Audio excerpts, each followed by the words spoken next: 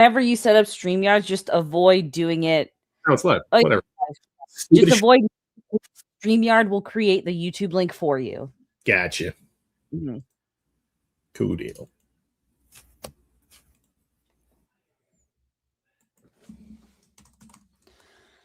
All right. I guess I'm learning the word foid for the first time, which is a mixture of female and humanoid, and apparently replaced the word thought. I'm learning the word foid. And I can hear myself, and someone else is in the studio chat right now. Cool. It's me, motherfucker. Sup, bitch? So, biatch. Yeah, you guys are getting uninspired in this fucking primal form right now, bro. 2:15 a.m. Just woke up, smoked a cig. We chilling. Do you have like a breakdown of what it is exactly you didn't like about Obsession, or what was so bad about Obsession, or are we winging it here? At the moment, we're just winging it because fuck it, why not? Okay, all right. No, do it live. Fuck it. Indeed, we have survived the tech issues. We are presently live, so fuck it. Let's go. Okay. Hey, we're just waiting on Kyle whenever the fuck he gets back in here. Coming to mock us, right? Damn. Sexy motherfucker. Dude, for real, man. When I saw this picture, I was like, "Damn, is this nigga real?" And then I was like, "No way, this dude is real." Then I saw his video, and I was like, "Fuck, this dude is actually real." It's like, yeah. Yeah. Somehow this motherfucker designed himself in a lab. Dude, for real, I was like, damn, people like this actually do YouTube, like, and then ain't no way, bro. Right? I love how dudes fawn more over dudes than chicks do. I'm like, yeah, he's a good-looking guy, and then I'm just past. I'm done. Dude, nah, man. Like, I compliment guys way more than I compliment women, especially if they're good-looking. I'm like, damn, bro, you look good. And people look at them, and be like, yeah, but like, thanks, man. Be like, damn, bro. Actually, that's fair. That's fair. No, I guess if a girl does it, then it comes off as really fucking thirsty and desperate. So yeah, it comes off as flirty, man. That's the thing. Yeah, like I hear like people go off about Nick. It's like, oh my god, Nick, you're so sexy. I'm like, yeah, he's a handsome man. Okay.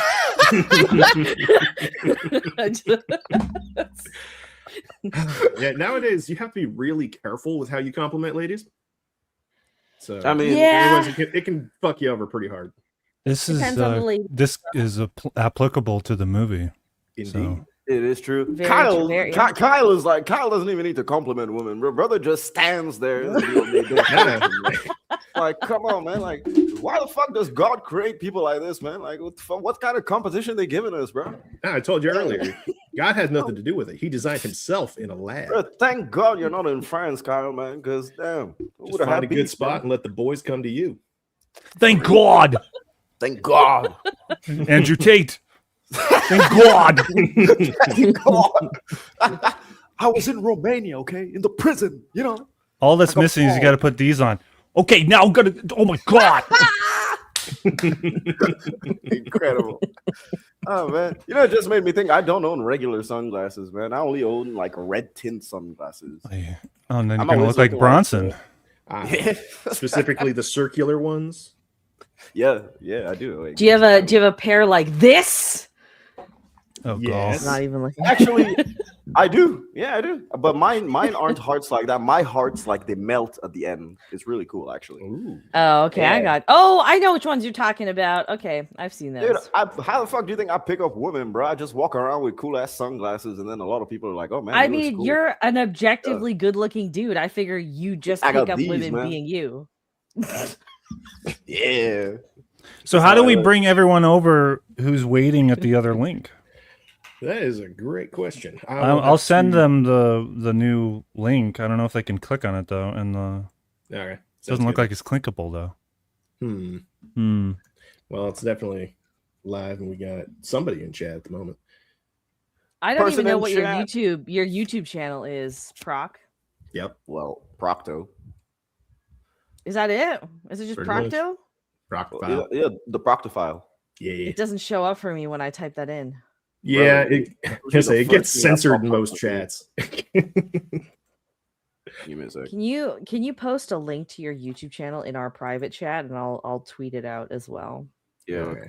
Here, use the private chat. Yep, this is the link. There you go. Thank you. You're welcome. Very, very welcome. I told whoever's in the other chat that the new link is on your channel. So.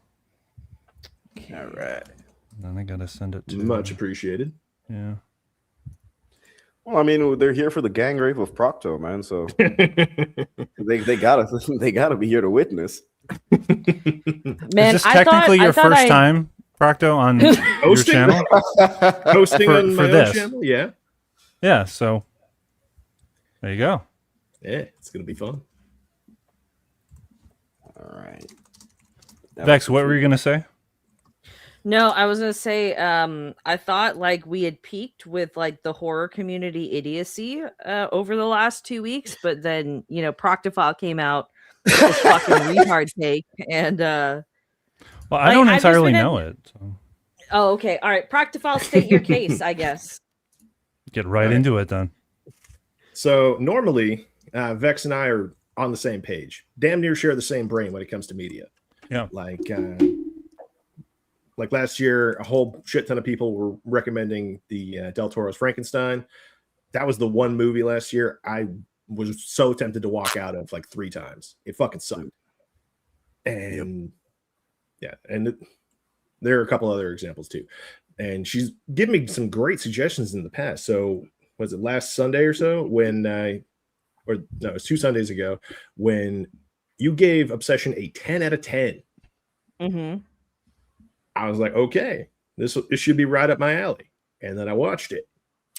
And I was like, this is one of the dumbest fucking movies I've ever seen. I don't know what this bitch was smoking.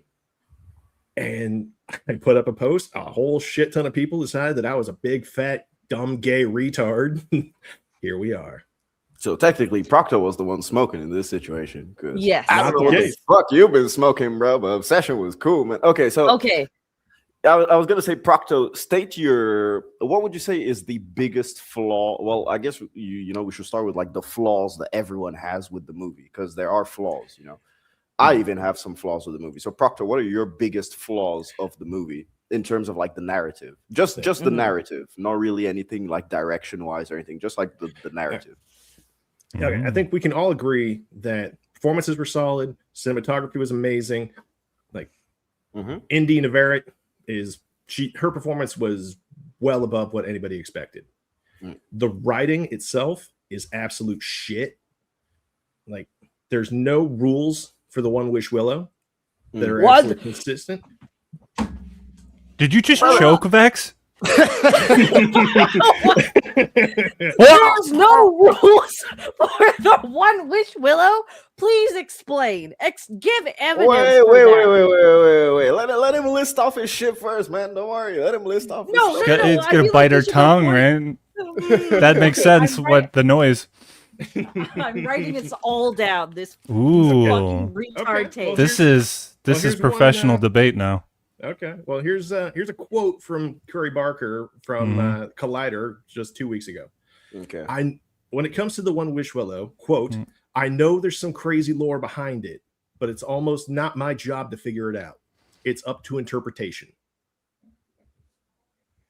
Okay. I don't know how that supports your take, but okay.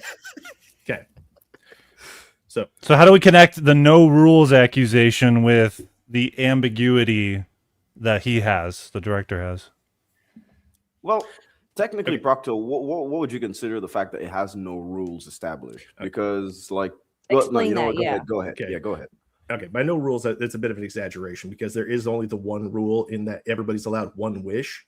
But okay, but like when we're talking about like what inspired this particular movie, like Curry Barker had like some rough ideas, and then apparently he saw an episode of The Simpsons with the monkey's paw and decided to use that as an excuse to bridge the gap between all of those different ideas.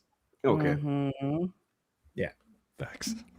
Okay, hold on. I'm still not Procto, that was a understanding. fucking nothing burger answer. Right. That was a nothing burger.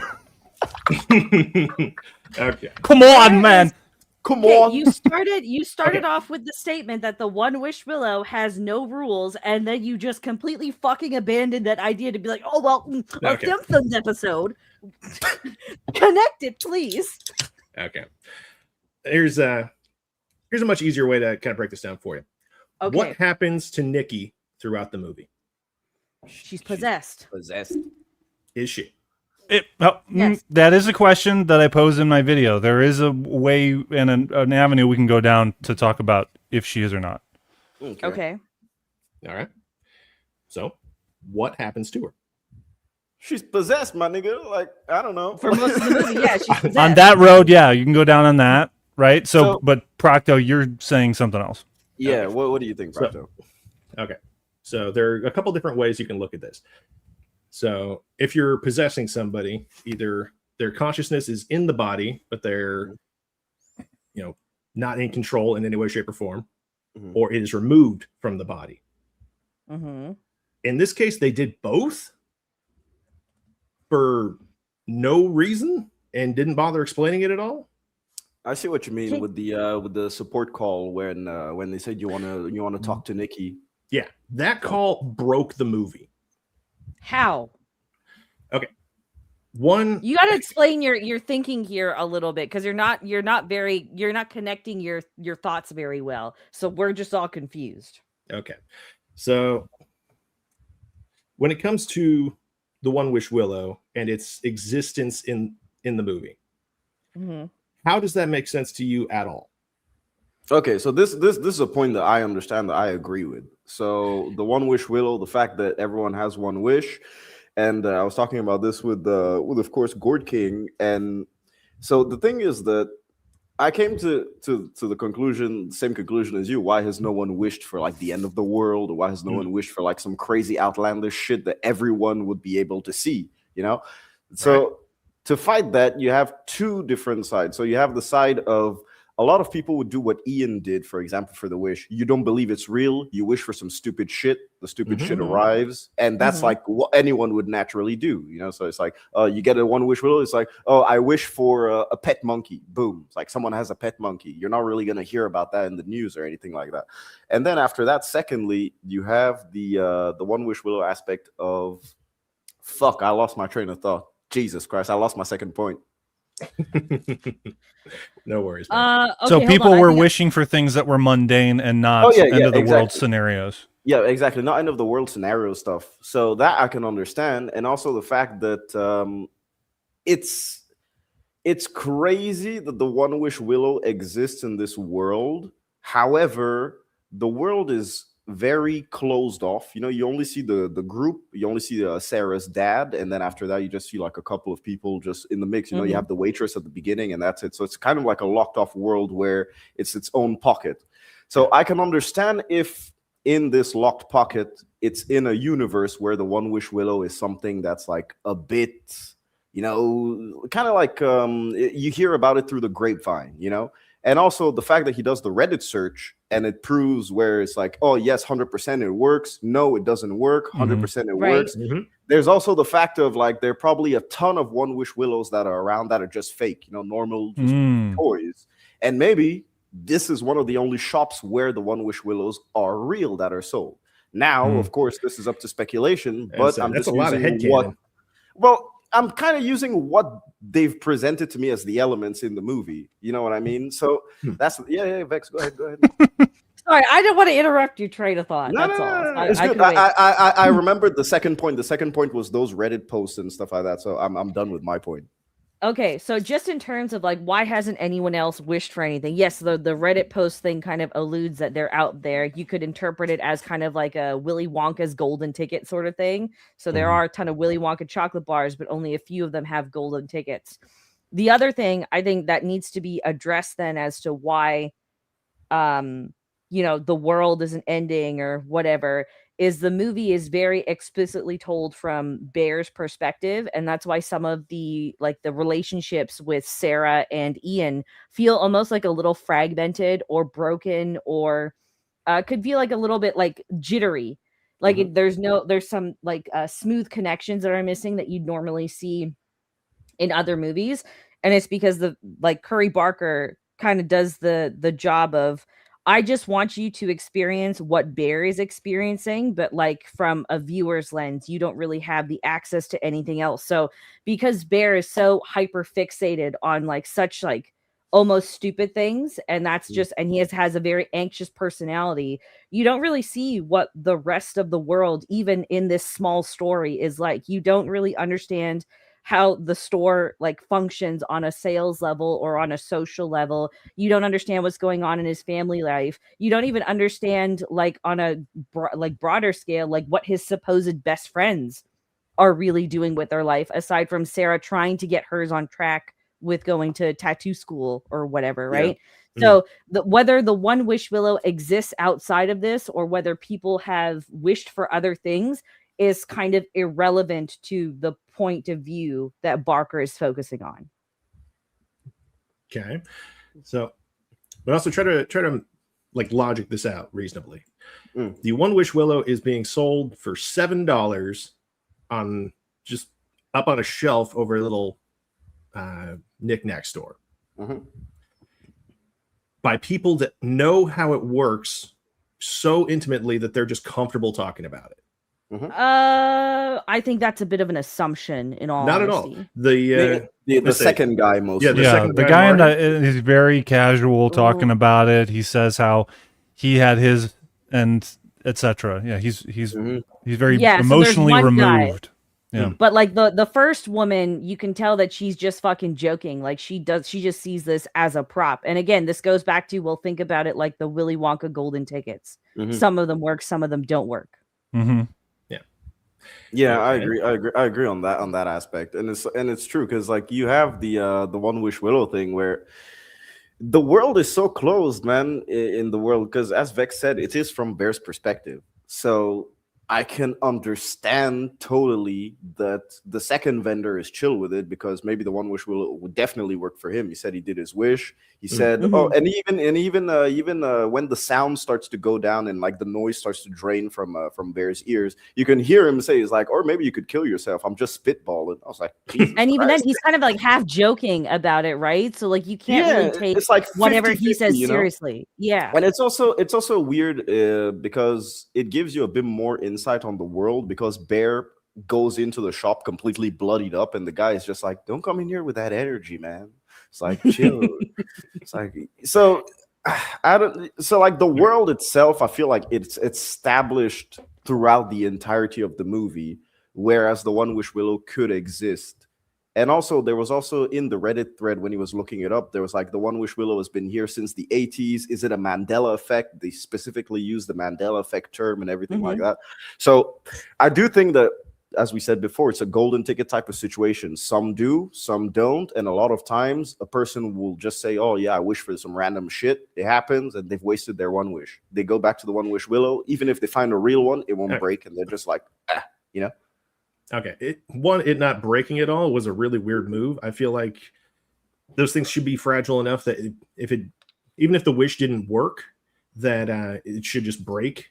There's no reason that he shouldn't be able to snap it. That's just dumb. It's part of the magic of it.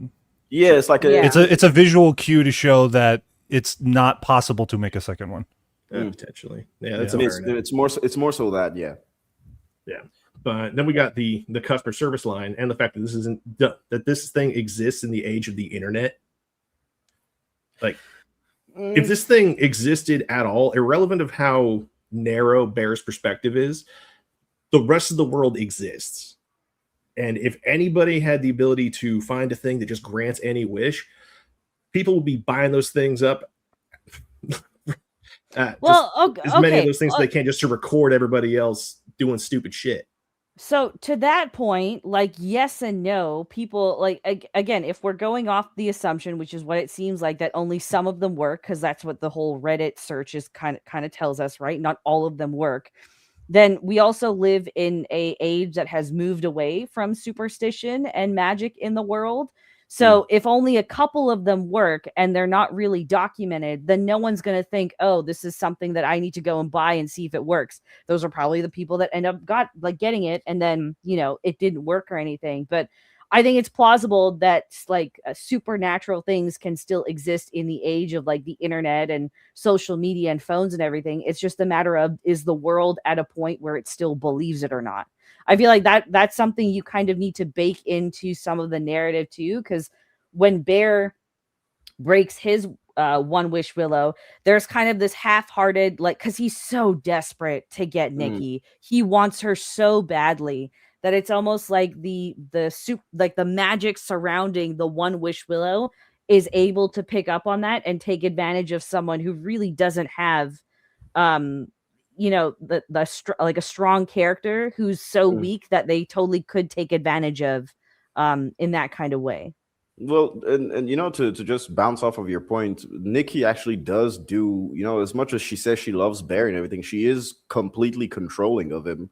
And I feel like the entity, well, on the second watch that I was doing this afternoon, I felt as if the entity was feeding off of Bear's fear of it, instead of mostly the love that Bear is supposed to give Nikki, that's why it would scare him at night. Like, if you're an entity trying to be Nikki and trying to actually give Bear what he wants, you're not gonna fucking watch him in the middle of the night from the corner in the darkness. Like, brother, no, hell no. That was retarded too, because like, because his wish is that she would love him more than anybody else in the entire world. Now, if any of you guys think about who you love the most, maybe your husband or another family member, how do you treat them? Because if any of y'all are staying up in the middle of the night screaming at them, then I'm not the retard here. It depends on the definition of love. Go ahead, Vex. Oh, actually, to play off, it depends on how you define love, and this is kind of where a key piece of dialogue from the car scene earlier in the movie plays in. Bear doesn't understand what love is. Nikki does. So whatever Bear's perception of love is what is kind of reflected onto the entity or whatever is possessing Nikki. Now, when you say Nikki understands love, you mean the real Nikki.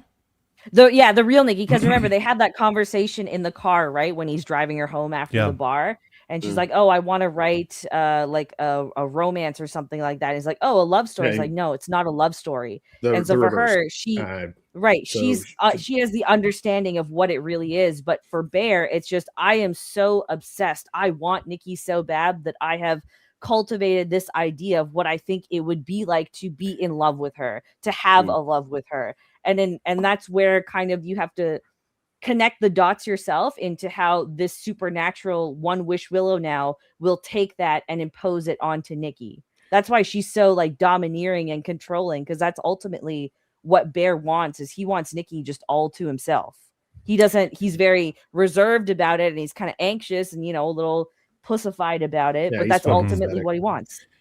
Well, the wordage that he uses in the wish, I wish Nikki would love me more than anyone else in the world, there you go. is not possible in terms of a healthy relationship. For example, if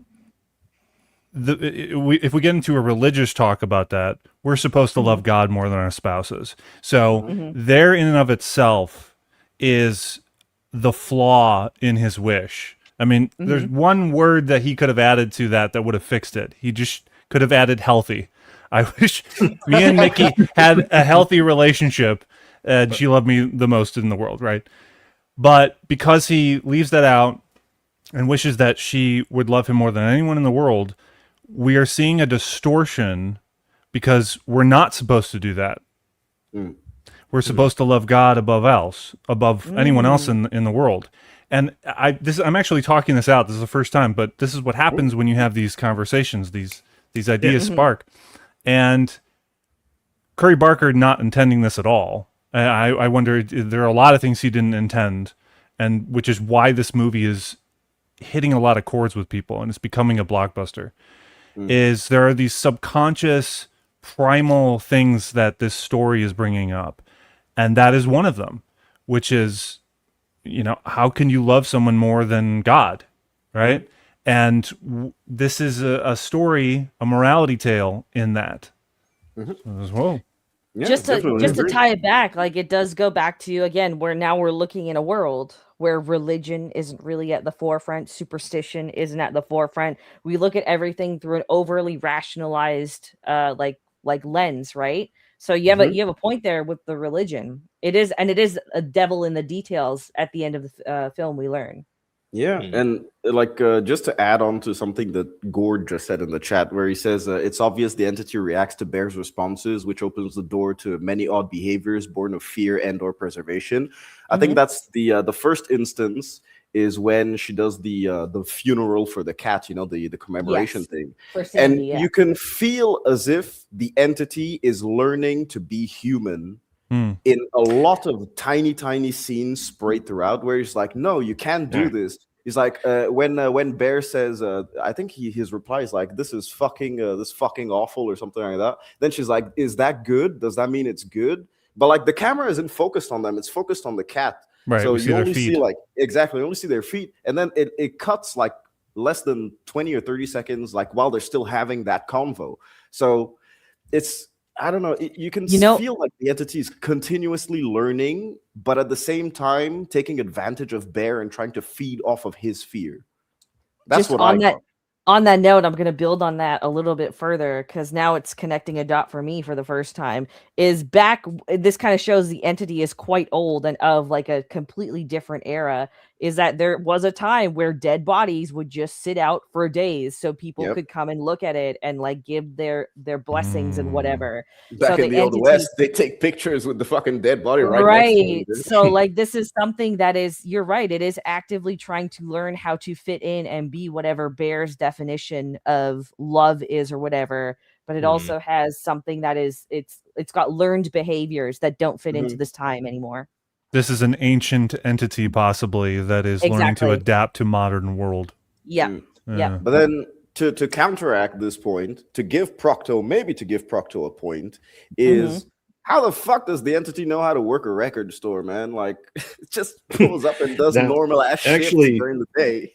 It actually ties into a question that I was going to bring up, which was like, so at the end of the movie, the possessed Nikki basically finds the gun that's hidden in the record store.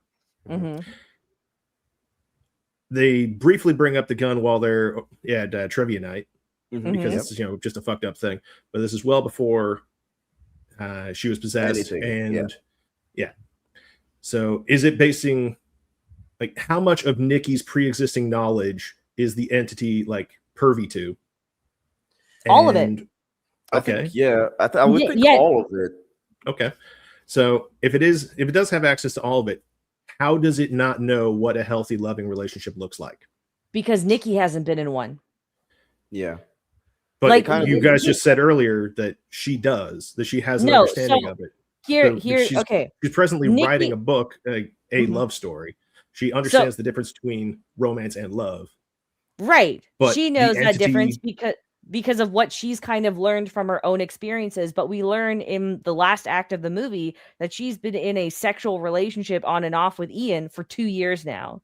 So at her age, so they're probably like 20 at best, like, because they're talking about high school still, right? At the most, so that's generous, right? So they already have this teenage version of what romance and love is. I think Nikki has a little bit more better understanding, or at least a more female understanding of it compared to whatever Bear is thinking.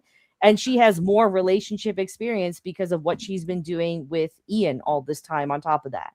And since and also, just as we said before, it's also the reflection of Bear's version of what love is that's pushed onto the entity as well. That's why the entire conversation at the end, where it's like, I want you to be Nikki. It's like, I can't be Nikki. It's like she's the entity literally shouting at him, like, I can't be her. Like, I am what I am. You have to accept me the way I am. I may try and conform, but at the same time, the entity is clearly feeding off of Bear's, loneliness and all that stuff. So there's that mix of everything, which I think, I still think it works. I still think it works. But it is true that, like, the fact that the entity literally just has to pull a fucking 9 to 5 every day, man, I would be pissed if I was 1,000 years old pushing a 9 to 5 at a record store, bro. In that regard, though, because at the beginning, like the very beginning of the film, the real Nikki says, well, I put in my 2 weeks notice. And then we kind of have a jump cut. So we know that she goes into work the next day after Bear has made the wish. But then we have a jump cut of them together, like playing the guitar and watching movies and cooking and shit like that. So she's maybe only worked like a couple days at that store realistically. I think 2 days. Yeah. Well, yeah, one day. I think that day and then the day when she was off and she fucking taped the door.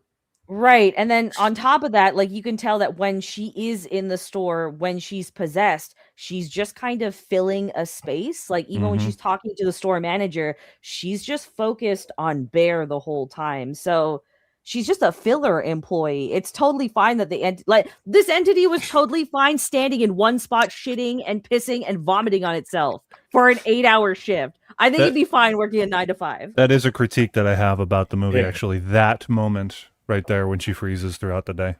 You know what? I have my own interpretation of that, if I may. I'd like to hear it. Yeah. Okay, so because the entity has just taken over Nikki at this point, right? They're still very new in this whole possession/relationship thing. It's still getting a handle of how to control the real Nikki and subdue the real Nikki. And that's why there's only one moment the real Nikki actually comes out, as when she begs Bear to kill her, like months into this relationship sort of deal. So I feel like her just standing in one place is the entity exerting its dominance. But it can't fully control just the bodily functions that a human body would go through. Wait, do you think that only the real Nikki comes out once during the night? There's sporadic yells and everything, but I'm saying for a long period of time where it's her, it's not flashes of her. There's only one instance. Okay, yeah. Now there are a lot of assumptions being thrown at the plot here. Basically, how? Yes. No, there aren't. Yes, there are. So technically, some of them could be assumptions, but some of them are just deductions from what the plot has given us. There's there's some nuance here, but if you're basically just projecting the idea that this thing is thousands of years old or whatever, you're saying this thing it has been aware of humans but doesn't know how their bodies work. Well, no, and also what we're saying. Okay, sorry, finish your thought. And also, have you guys ever stood in place for X number of hours? Yes. I haven't been fucking possessed either. Dude, I used to do choir, man. We'd literally stand for 6, 7, 8 hours on end, literally just in one spot like this under the fucking sun. It was horrendous, dude. You ever shit yourself and throw up? Yes. Not standing still, but diarrhea can hit, man. Diarrhea. Why did she throw up though? That was one of my questions. So she urinates and soils herself. Why vomiting? I think the vomiting was, again, it's because we only see Bear's perspective, and I like that we don't get so much reveal of the entity because that's what adds to the creep factor, right? But I really do think it was the entity trying to assert its dominance early on in the possession, and that's how it managed to get Nikki so fucking unhinged for the remainder of the film after that. As we know, in nature, the alpha will walk up in front of all the other chimps in the herd and just shit itself violently. Well, no, when you get for some people, when they get super anxious or anything, they do get nauseous, right? There's just that so my idea because we lose more of Nikki as the film goes on, it's that she's fighting kind of so desperately internally that it just kind of in that moment manifests itself as just a filthy human, because we don't see her in that state of filth ever again after that. Which again, any inconsistency like that is something that kind of raises a red flag. How is that an inconsistency though? It's done because once you never see it again. And then Nikki gets more fucking crazy for the rest of the movie. Yeah, there is a progression of control that Vex is talking about. It is ambiguous. That's one thing we can agree on, because the movie does not clarify that. Yes. So it's fair for you, Vex, to say that, but it's not clarified. And I think it's pretty obvious though if you just infer it. I mean, yeah. Well, to bounce back on what you said, to just like to support your argument, Vex. There's when they have the scene of the party, which is like the same night when Bear gets back home, Right. and then once Nikki snaps back, like the actual Nikki snaps, and she's like, "Yo, what the fuck is going on?" What does the entity do? Fucking chugs the bottle directly. It's like this time, it's like, "Yeah, you're fucking mine, bitch." Like done. Before, the entity wasn't violent towards Nikki herself, but now it's just become ultra violent towards Nikki it's because teaching it a lesson. Yeah, it's basically in the party scene. Yeah, in the party scene. Yeah. Well, that was funny because I thought that the real Nikki was doing that to herself. Same. She was smiling the whole time, though. Nah, to me, it was the real Nikki. The real Nikki snapped. She fell back. She was like, "What the fuck is going on?" Right. Possessed Nikki took over, smashed the bottle to smash Nikki. So basically, like, stop, fuck off, like go back. I thought it was in reverse because it connects to the scene later on when she asks Bear to kill her. So she's self-destructive already. It would make sense that she would try and kill herself, and that's when the entity comes in. So if I may, couldn't see that. If I may, like pose like an opposite to that. So Nikki snaps back to her real self during the party. The entity notices this after struggling to gain control of her for basically that whole day. That's why she stood in place. So the punishment is, if you don't obey me, I am going to hurt you. And that's where the bottle hat comes in. Now, the next time we see the real Nikki ever pop up for the rest of the film is when the entity is asleep. Yeah. Because the real Nikki knows that is a safe time for her. That is the only moment where she can truly express herself. Because she won't get harmed by the entity afterwards. Right. The entity can't do anything to her if it's asleep, and she knows it is. Yeah. So why would anything based in magic ever have to sleep? Well, because you still have to try and mimic a human, Right. That's the thing. To me, it's mostly to try to bridge this gap. Yeah, because the body still gets tired, so it's the body that needs to rest. Right. Okay. I mean, to me, it would either be trying to bridge this gap here between go ahead. The entity possessing Nikki needs to sleep, but Nikki herself is still awake, even though she's in a cupboard over in customer service somewhere. Well, I mean, to me, that would just be the subconscious, man. It's like she's probably like the way that I see it. So this is like my personal interpretation is that you have Curry Barker on the fucking service line. It's like, yeah, man, yeah, of course, yeah, you try. We can't cancel your wish, dude. But I wanted to fucking cancel the wish. It was just a suggestion, bro. It's like, do you want to speak to Nikki? Then he presses like some intercom or some shit like that. That'll probably just connect him to, the some supernatural, phone call connection. To me, it was thinking like maybe it's like an intercom or some shit like that, But then again, Procto, this one would go to you because technically that is me speculating 100%. Yeah. This is nothing confirmed. This is just me speculating. But what it's not that far-fetched because a supernatural situation like that wouldn't be hard to achieve. Especially if they have a hotline. I wouldn't have thought of that if they didn't have a hotline. If they have a hotline, then they probably have proper service and shit. Like maybe they have the entities in a cage. Whenever someone snaps the one wish wheel, you have the receptionist. Like boom, all right, this entity. Dude, I just thought some shit like that. I thought the support line was literally just like a fucking demon playing a joke, man. Like I didn't take it seriously at all. Because that's the type of shit a demon would do, right? It would be a trickster. It would play jokes on you and shit like that. It wouldn't actually be honest with you. It wouldn't give you any answers to anything. That's true. Again, now we're projecting our headcanon onto the movie. No, that's not our headcanon. That's just how demons in a lot of folklore. No, that's just how demons in a lot of folklore. We don't have any actual concrete information aside from there is a customer service line and Nikki. Okay, Proctifile, I'm noticing something here. Okay, and it's that you clearly need to be like one of those fucking retards. Spoon fed everything. You say retard, and then your voice just goes. That's great. YouTube is already censoring people this way by making it seem as if it's a connection issue. Anyway, try it again. Take two. Sorry. Okay.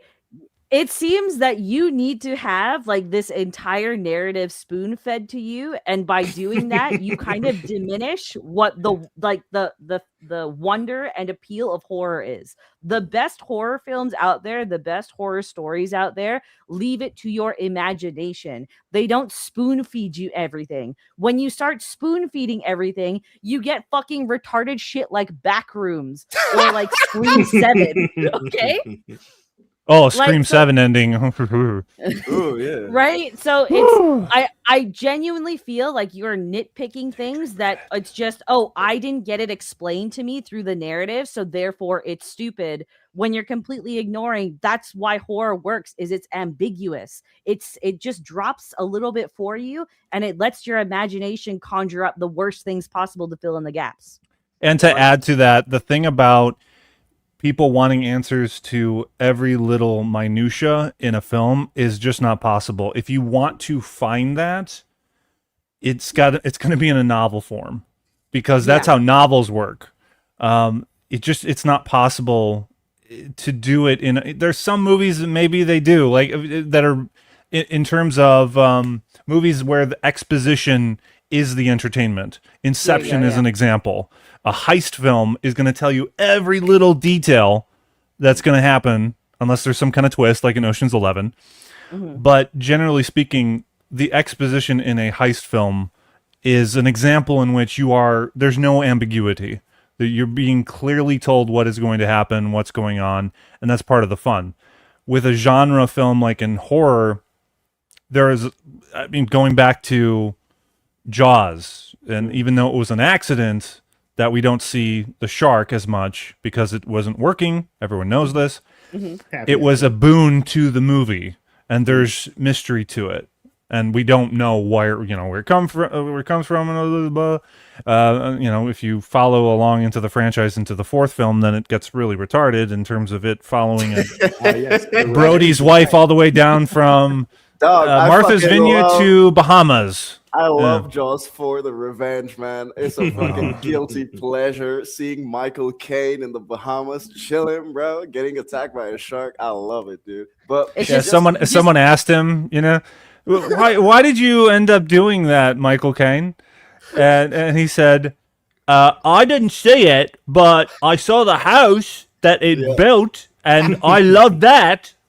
That was a shoddy impression, but go with it. Just to to add on to that again, like Alien, the first Alien film, even Aliens, right? That works so well because we don't have like the whole history of the engineers, which is what undoes why Alien was so effective with Prometheus and then Alien Covenant, right? So like you have to just let the drips like feed your imagination for it to work. And go ahead. Just to compliment what you're saying is that like Proctor, the thing is that like the movie is still feeding us information that we can work with to interpret. That's the thing. It's not as if we're pulling it out of our ass or anything like that. There are a ton of movies where a lot of people will pull it out of their ass. But like here, for example, most of the examples that we've given, except the one that I told you was like my personal interpretation and all that stuff, like most of them are based on the information that we've been given throughout the movie that we can interpret in terms of the world of the movie that we've been presented.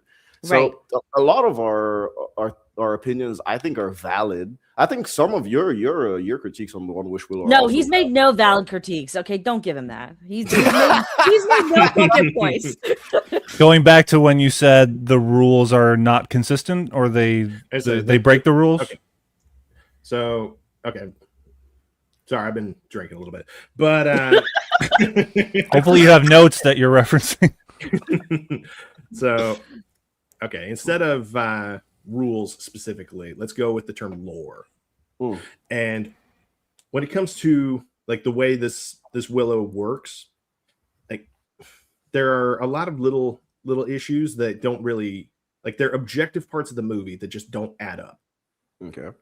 Like, all right, so we have Wish 2 from Ian, where he says that he wants $1 billion and just falls out of the fucking sky. So imagine you have that level of control over the world around you. Okay, let me pose an answer to that. Okay, Okay. Because Bear is so fucking desperate to undo the wish that he's made because it's made his life a living hell and he's too much of a fucking pussy to deal with it himself, i.e. off himself, right? Yeah. He decides, I'm going to take this one wish, Willow, that I can't break because I've made my one wish, hence the name. I'm going to take it to my best friend and in hopes that he will help me. The entity, the magic around this, it's feeding off of Bear's insecurities, off of his terror. And it knows, oh, you know what? Maybe I'll just make this work. And I will make this because I know this guy's going to wish for something really fucking basic that's not going to help his friend at all. I'm going to make his wish come true. And I'm going to truly trap Bear completely. Well, it's complemented by what the guy on the customer service line says. It's like, it seems like you have a moral obligation to her to do the right thing, which is basically telling Bear, you gotta fucking off yourself, dude. Like, and he can't do that. And he can't, even till the very end. He literally cannot. He still tries to puke out what he took at the very, very end. The last thing of redemption they could have had, didn't even do it. So it's like, it's crazy. Yeah, but like, no. It complements the customer service line aspect. Right. No, and like the other thing to like consider, because we are kind of working with something that's clearly demonic in some way or another, is what is the one thing that all demons want no matter what? Your soul. Your soul. And when he says in the customer service line, well, you should probably do the right thing and kill yourself. Mm-hmm. Yeah. What does he get then? Yeah, that demon gets a soul. Exactly. Because, hey, you know, going back to what Kyle said about religion, if you kill yourself, where are you going? There you go. So, yeah. It's no, but then hold on. There is self-sacrifice versus suicide. That motherfucker was not going to self-sacrifice for shit. That dude was. Well, the thing is that if but here's the thing. If his character was different, if his characterization was more selfless, or at least he had a character arc that formed into that, and he had a redemption, then that's an example of he had a chance to showcase self-sacrifice that Christ demonstrated for us. But he doesn't do that. He out of exhaustion, essentially, where he just can't handle it anymore. He goes into the bathroom and he's just desperate. You know, it's operating from a place of depression and sadness and all the bad things that people end up offing themselves about. But then he stops himself after taking the pills. Well, first he was initially going to do it with a gun, but doesn't do it then. And I like that scene in terms of the subtlety there with demonstrating that without dialogue, that it's all, he's going to try one thing and then he's moving to another thing. And it's just, he's trying all the things that he can think of. And it happens all really quickly, kind of, in order to get to the climax of the movie and the final moment, that he does try to throw up those pills because a lot of shit is happening at that moment. He's going to try to kill himself. Then he does, but then he tries to stop it. But then he changes, and then the wish that Nikki made for him to fall in love with her worked. Then he comes out, right? There are some people that I've heard don't exactly know what is going on because I think it happens so quickly. Some people have thought, I've heard reviews where they say, what happened? Or they thought something else in terms of why he was behaving that way, and then someone had to clarify that, well, because Nikki made a wish. You see the shot of the one wish Willow broken. So that's what happened. There are some people, because I think it happened so quickly. You know? I agree. But I don't think anyone on here is confused as to what happened. No. Well, right. I think it's because there was like a jump cut of when Bear enters the house, he sees Sarah's body laying on the that was fucked up, man. When I was watching that moment in the theater, I thought, did they really have to do that in that way where she's splayed out naked? You know, it's pure jealousy from Nikki because she knew that Sarah liked Bear. No, Bear should have gone for fucking Sarah at this point. Like, come on, bro. Agreed. I thought that they had disposed of the body, and then I wondered why, she was still there in the house. Why she kept her there. This was like this goes back to like the old world idea, because there are creatures in folklore and whatnot that you'd have to consume the blood or the skin or the flesh of other beings in order to like absorb their power or whatever. So because she also had like the tattoos after that, she had the dress on, even her hair was styled like Sarah's. So tattoos drawn. But and I've heard, to bounce off of that really quickly, I've heard someone say that, oh yeah, she scalped Nikki. She's wearing her hair. Wait, what? What? I heard someone say her hair that. was still there.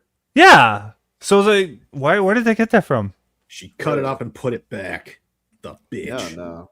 But like, I mean, that would have been fucked up. It would have been attributed to like Leatherface and Texas Chainsaw Massacre, but that I don't. It would have been too fucked up for the movie. That's the thing. It would have been too. At that point, I would have been like, yeah, nah. Well, I mean, it was already there. I mean, seeing her naked like that on the armchair. But like the thing is that like the reason why she did it is because she knows that Sarah likes Bear, and since Bear went to see her at fucking 3 a.m. in the car, it's like she was probably like, oh, okay, so this is who he wants me to be. Instead of being Nikki, I should be this version of Nikki, which is basically feeding off of who Sarah is, But that just leads to extra questions. Like, one, how the fuck did Nikki find them? Two, they were parked right outside his house. No, they're at the park. No, yeah, they're at the park. Oh, well, then I don't think it would be that weird, because the entity literally is stalking Bear. And on top of that, there is that now magical connection because he made the One Wish Willow. Again, that's just... Nah, you see, Vex, I'm with Proctor on this one, man. Yeah, that is interpretation. It's not a bad interpretation, but it is an interpretation. And also, why'd she grab a brick on the way there? To smash her head in, She knew what she was going to do. She was there. Yeah. Well... They didn't know what the fuck she was walking into. If you're just going from point A to person B, like, there's probably a brick nearby that she saw from a distance, and then she do you find looked a brick for a on the side brick. of the fucking road, dude? Well, it's in a park. Actually, depends where you are. Well, bricks actually. So bricks are, some walkways are made out of bricks. I don't know what towns, but they do that. My hometown had entire township was the walkways around the stores and all that stuff. They had the entire walkways were made out of bricks.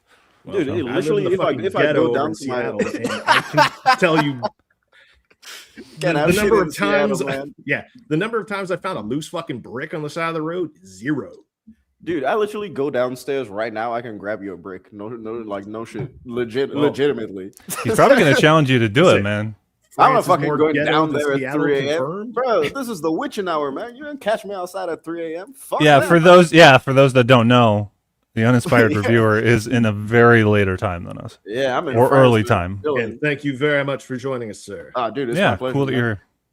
But dude, it's weird because like I'm incredibly superstitious because I've seen a lot of shit in Africa growing up, man. Some crazy shit that you won't even believe. And so me, 3 a.m., I'm either in the club, at a woman's house, or in my own domicile. All right, I am not stepping foot outside at 3 a.m. to 4 a.m. because Black Cap is going strong. Oh, dude, I'm telling you, bro, some crazy shit. But like to go back on your point, yeah, I do agree. It's weird that she found where they were.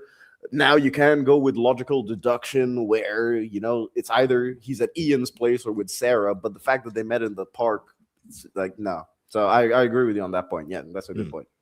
Yeah, I mean, he could have taken a phone call with her.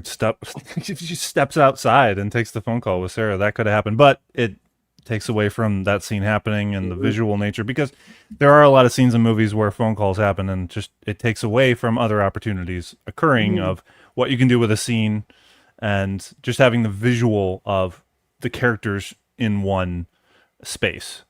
More filmmakers want to get away from the phone call shit because it's not a cinematic thing, really. It really is. Oh, I just realized, okay, Nikki would have known where Bear is because, work with me here, okay? She was, quote unquote, asleep in bed, but we've seen earlier in the film that she's not usually always fully asleep in bed. If she knows he's moving, she will wake up and whatever.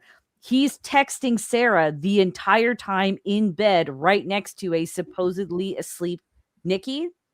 And if the entity has access to Nikki's memories, well, of course, she's going to know where the fucking park is.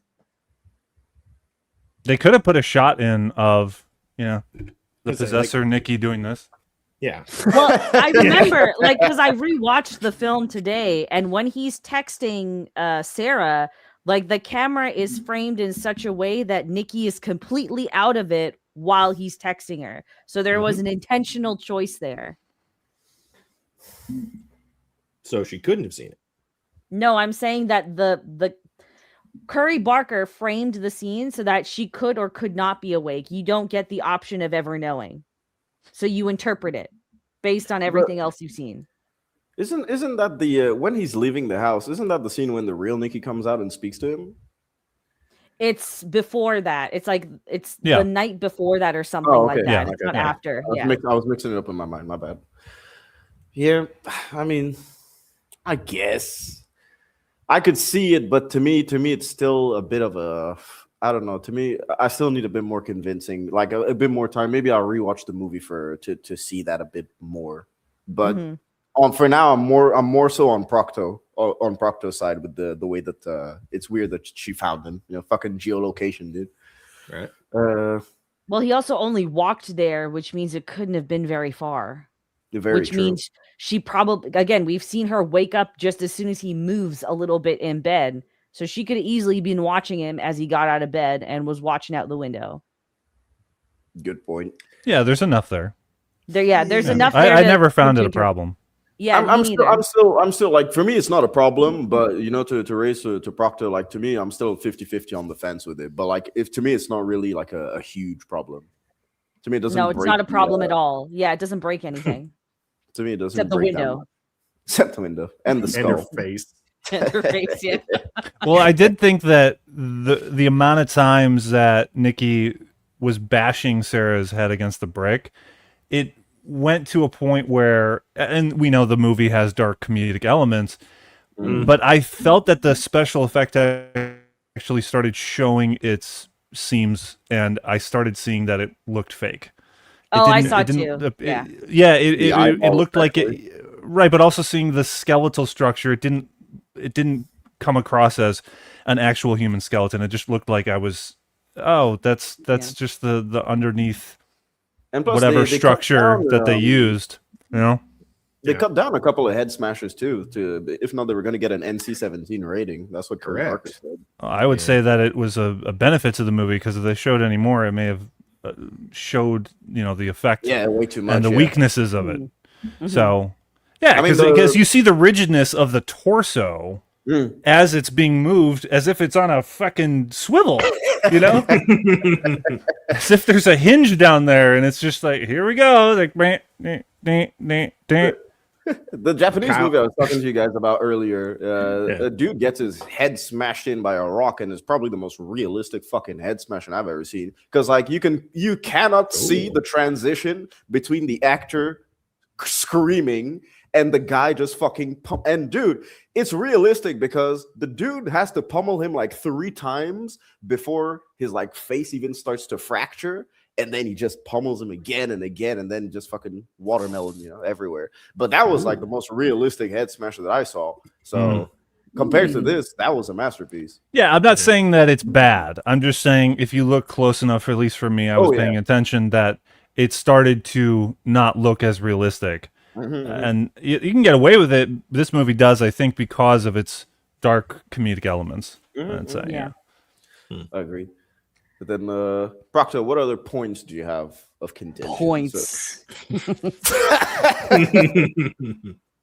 So you had the one with Willow, with Willow inconsistency. So again, just comparing the 2 wishes here.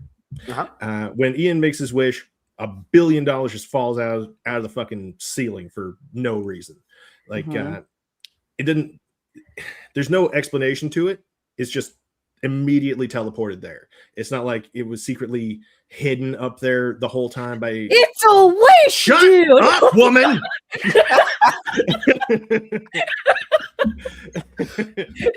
But it's not like it was hidden up there the whole time in the attic. No, I don't think what I pictured at least was that it was coming out of a portal, essentially. It was just that it was just appearing in the space above them and coming down.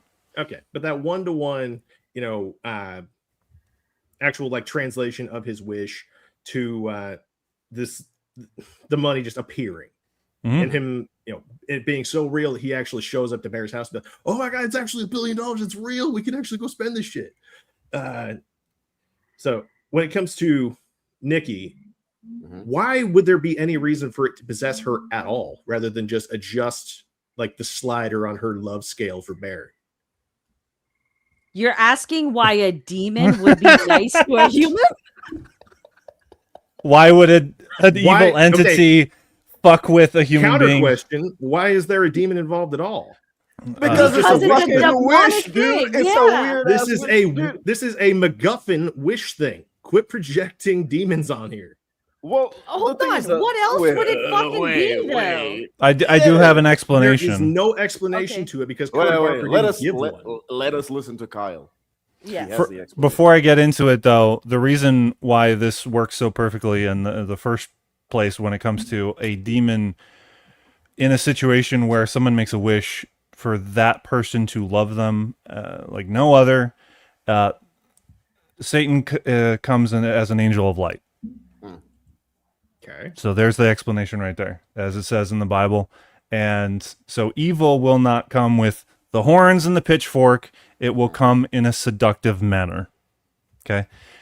Now, the other explanation as to why or how that this could be something entirely different is less interesting, but still somewhat plausible. But if you look deeper as we are, it's probably just going to go, it's going to fall away and not hold up at all, which is, I said it in my video, there's an explanation as to that it's not an entity, it's a fracturing of her mind, and that it is essentially a multiple personality syndrome situation going on. That it is still her, but it's another side of her that's just divided. And that would have made more sense, like if the wish had somehow like affected her neurons and how they're connected.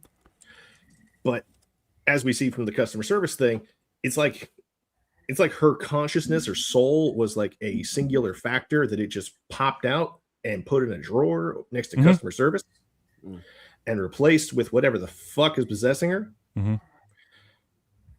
And that just leads me to the questions like, how can she ever regain control? She was never supposed to. Yeah, exactly. Then how could she ever? She's never supposed to. That's the thing. You're never supposed to. The wish is permanent until one or the other dies. Exactly. Are we talking? But Proctor, are you talking about in the end, or when she sporadically throughout she comes sporadically throughout through those little slivers? Yeah. Okay, because like if this is just like a permanent, swap of consciousness, there's, I don't know how souls work, but well, you got one, so. Do we now? You and I can debate that later. I think we are right now. Might be a more productive use of our time. But no, I'm liking this. Okay. But like that was one of the things that really confused me about the movie is how could she ever regain control if this thing is so like powerful that it could just like pull out her. Cat, let me just pose a question to you. Okay, have you ever watched a possession film at all in your life?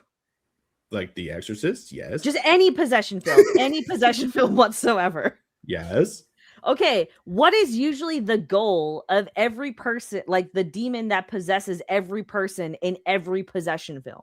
Well, in this case, it would have already gotten that goal. Not in this case. Shut up! Just in general.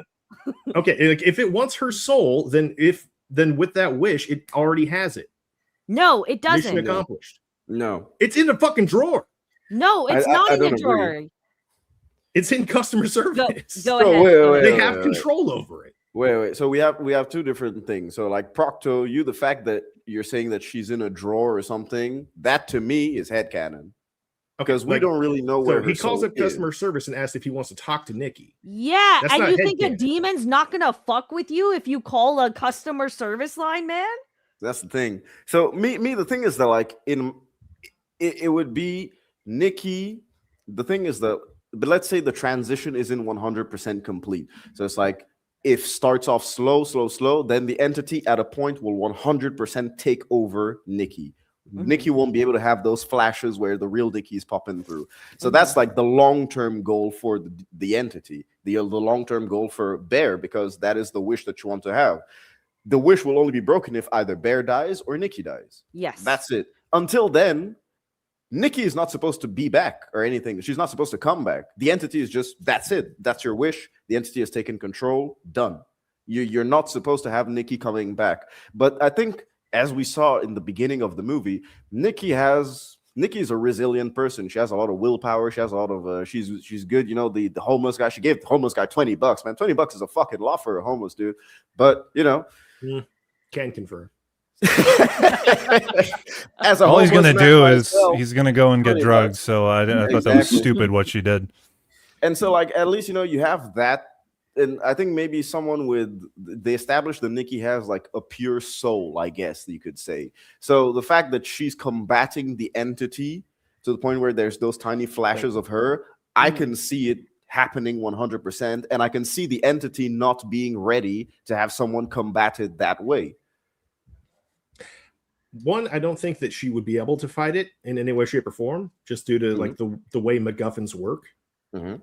And also, you're telling me that if I give a homeless guy $20, that'll make me more powerful? No, I think it's well, that's it. You got to look at it in the context of all the other characters we see. So like Sarah, Bear, and Ian, they're not really good people when it comes down to it. I remember that from your stream. What makes you think that Sarah and Ian are bad? Okay, so for Ian, first of all, opening scene of the movie in the diner, he's been sleeping with the girl he knows his best friend has a fucking ride or die crush on for years. 7 years. Yeah, this is an easy one. Vex, go on. Yeah, that's an easy one. And he tries to continuously talk him down from ever going after her for the entire thing, even going so far as, hey, you know that nickname she fucking hated in high school? Call her that, okay? So there's how Ian is a bad person. For Sarah, she tries to now take the affections of a taken man while he's in a relationship. That fundamentally is a giant red flag for a girl.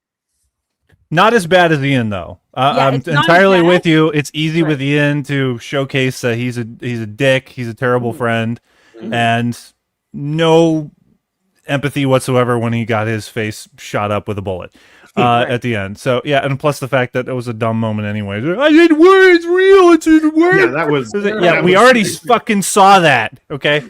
Right. All right. Anyway, yeah, with Sarah, none of these serial numbers match. It's amazing. Yeah, he looked it up to confirm all that. Right. I checked the serial numbers; they're real, untraceable. So with Sarah, it wasn't fake. Yeah. So with Sarah, it's not as bad. I mean, she's being passive about that stuff with, leading Bear on and trying to, not really seduce him. It's just, she's implying shit. Yeah. She's trying to manipulate. No, Yeah. she is trying to manipulate him to a certain extent. Like she's aware that he's got this huge crush on Nikki, but she plays the same game that Bear was playing, where she's too nervous to admit her feelings or ever confront it, and now it's too late. And even though she knows that Bear is, finally with the girl that he wants to be, despite all this weird shit, she's still texting a taken dude to meet at a park at 3 a.m. That is fucking red flag coerced behavior. him too, because she was like, "If you don't come to the park, I'm coming to the house." I'm like, brother, right? Fuck you coming to my So place at she's 3 not a.m. a saint either. She's definitely better than Ian, but she's not all that. However, after all of the dysfunctional bad things that have happened, it's not a terrible thing that she would try and, see if Bear can get out of that. Mostly as a friend. I mean, if you approach it in a way of like, are you sure you want to be with someone who is this way? Start with that, and then you see what can happen. Yeah, that would make sense, and maybe that's what she was thinking of. But yes, it comes off as she's sheepish and kind of the female counterpart to the pussy nature that Baron was or is. Yeah. It's a constant for him. If only she took out that, the nose ring. I mean, she'd be a lot more attractive. Agreed.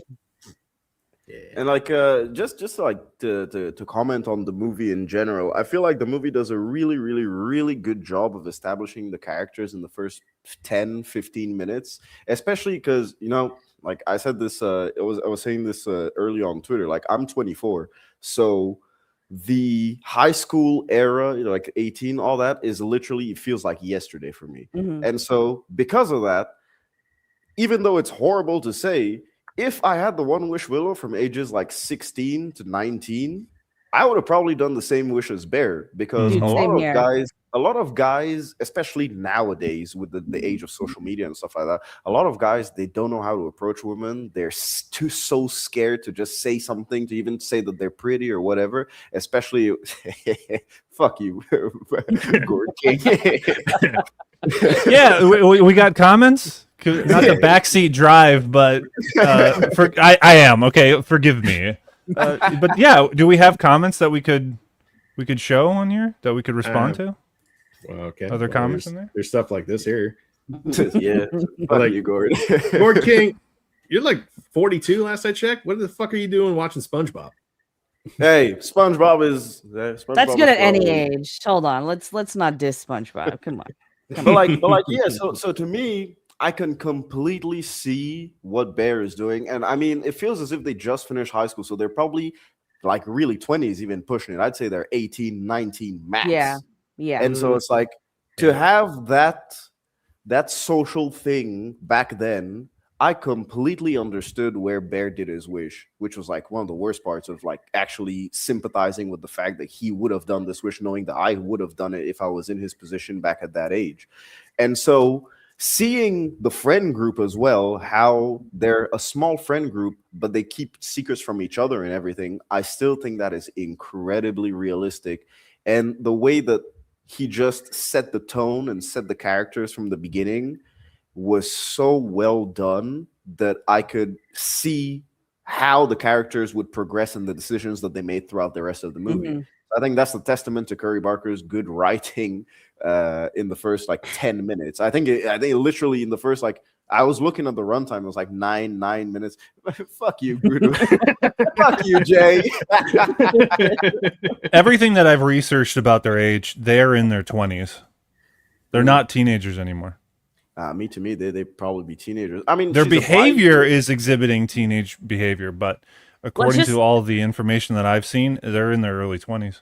No, like I was thinking like 20 max, simply because of how often they reference high school again. And like it's that weird transition period, because I remember between high school and university, how many people I knew that were in that exact same position where they didn't know if they wanted to go to school, they didn't get into school, so they were stuck working dead-end jobs they got in high school sort of deal. They were just running through the motions, like in just careless relationships with people they already, like they weren't really moving forward. So like that's I feel like 20 is generous, but I'm gonna have to agree with uninspired. It just feels like they're closer to high school. She's applying to universities, man, and they're talking about. Yeah, she says, that's what I get for being trash in high school. It's like you're applying to university, so usually you're either doing that right after the year, or maybe you take a gap year, which is why I'd say 20 max, but 19 would probably be like what I would imagine.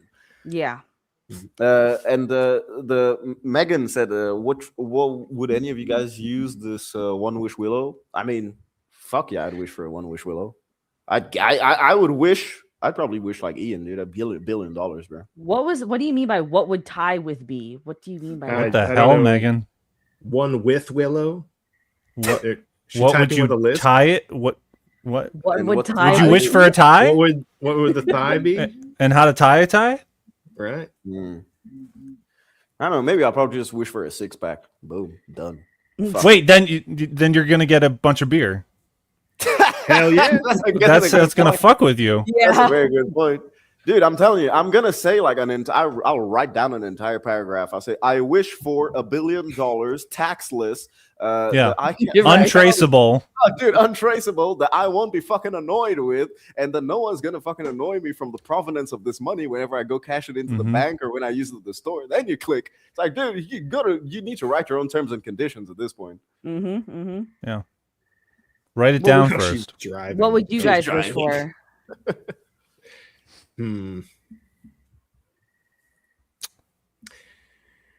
I don't know. I mean, I mean, it's either like $1 billion or time travel. Well, I wouldn't fuck with time travel, man. I was gonna say something, but I know that would be. You're good, Megan. It would be fucked with, essentially. Okay, what is it? I've lost loved ones. There's there you know where that goes from there. But that's when, and this also could be an idea for like an Obsession sequel. What if somebody wished for a loved one to come back? You know. There's a Tales from the Dark Side, the movie. I think it's there's a section because it's an anthology. There's a section where there's this woman, her husband just died. They've done all the funeral processions. He's in the coffin, so you know they've put all the fluids inside to preserve and all that shit. And she wishes him to come back to life with a monkey's paw. And the dude literally comes back to life in the state that he's in. So he's literally going to be in constant pain. And he cannot die because he's filled with all the embalming fluid and shit. Like that was a nasty fucking case, dude. And that's how that anthology ended. I was like, fuck, horrible.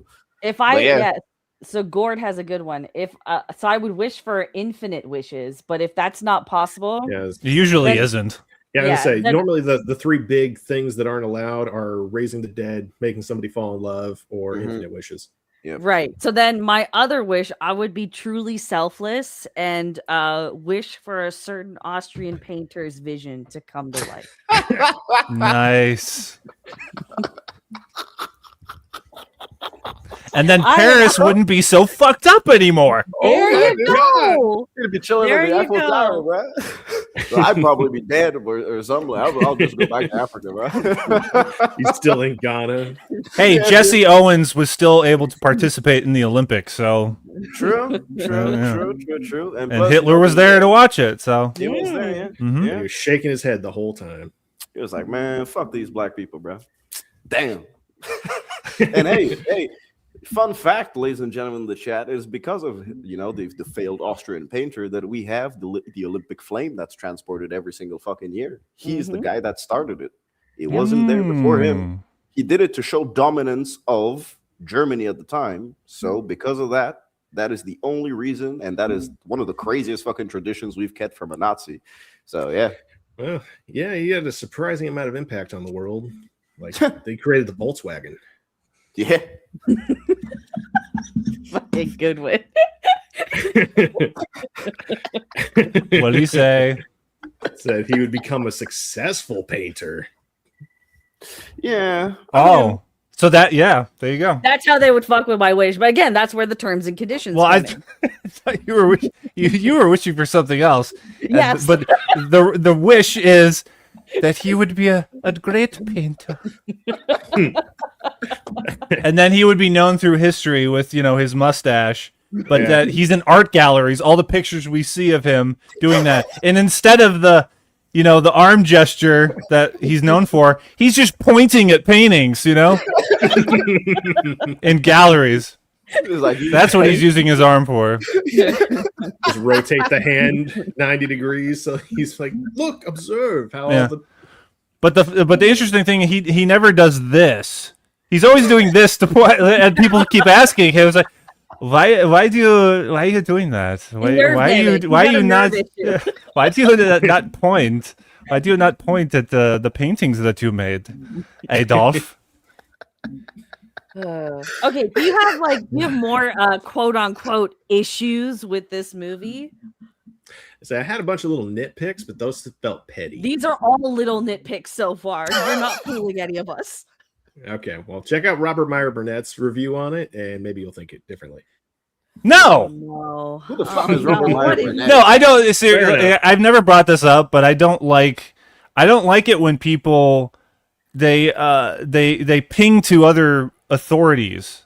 Like they when people say, "Well, Critical Drinker said this," it's just I am never gonna fucking say, "Hey, well, guess what? Critical Drinker said the exact same thing that I did." So what? So what? You'll never see me on a live stream or in one of my videos say, "Well, also, this guy also said the same thing, and that's what makes my opinion valid." You know what, Kyle? Critical Drinker and Robert Meyer Burnett, he's just a guy, just like you, dude. Your opinion is just as valid as his. Vice Straight I versa. think we can flip this on its head. So from now on, I'm going to be like, you know what, guys? If you want more, just go to Chris Stuckman. There you go. Oh, I gotta say though, look, I don't want to say this, but I try to be a fair guy. go for it. And we can get into that even further in terms of like his movie came out last year. He's a YouTuber, and it just. But now we have these other YouTubers that are just shooting up into the stratosphere. I have to be fair. I did watch Stuckman's review of this movie of Obsession, and I thought, Yeah. that's decent review. That actually felt like a real review for once in a while. Yeah. Even though it took him like a week to make it. Yeah. Yeah, and it was only 5 minutes, Yeah. because every other fucking review he's doing these days, 4 minutes of it is advertising a Gambling. trashy, Like a solid, casino like a gambling app. Yeah. Mm-hmm. Oh. And I'll never forget when EFAP was covering Shelby Oaks, and they played like Stuckman's old reviews, and then he had the review of Ghostbusters Afterlife. And at the beginning of the review, he's like, "So a portion of this review is sponsored by Ghostbusters Afterlife." You're like, "What the fuck, bro?" Dude was sponsored by the movie that he's reviewing, brother. Like at that point, hell no. It's like, no, I don't know, dude. But I mean, we do have to give credit to the number one dude that did this shit, David F. Sandberg, with Lights Out back in 2014. He was one of the first dudes to actually make it from YouTuber to actual studio production. And hey, he was like, he did it in 2014. Then the next one were the brothers from Talk to Me. I forget their name. The two guys from Talk to Me. Then after that, you had Markiplier pop up, and then of course Stuckman tried his shit. Dude fucking failed.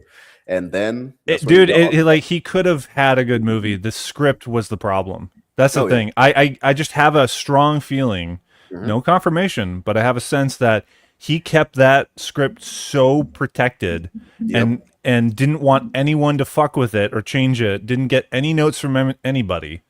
And he just made the script that he was inspired by all these other movies and filmmakers, and it was just it had those callbacks to movies that he loved, like Signs, which is Vex, you hate it, but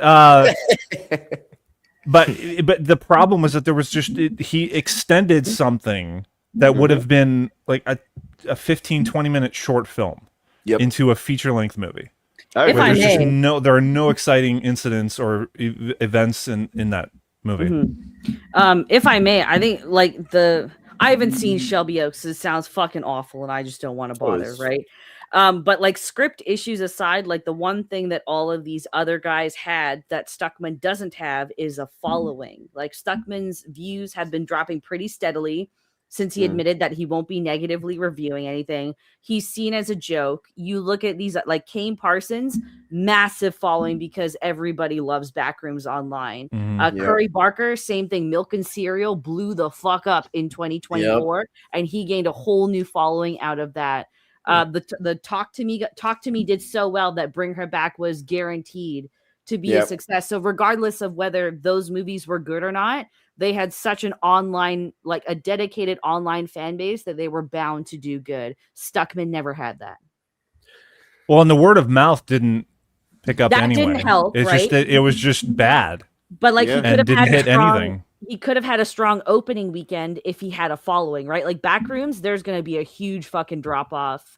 Massive drop off, dude. Right? Because everyone was going in expecting the fucking games, and it wasn't the games; it was the web series, which is still huge, right? Iron Lung is a better example for Markiplier. Yeah, there you go. Yeah. Because like his following was there like first weekend. A lot of people were actually just waiting to see if the movie was actually good. So a lot of the people who actually went to see his movie first weekend were his fans. His fans, and that dude has a lot of fans. 51 million self-published. He brought home. Yeah.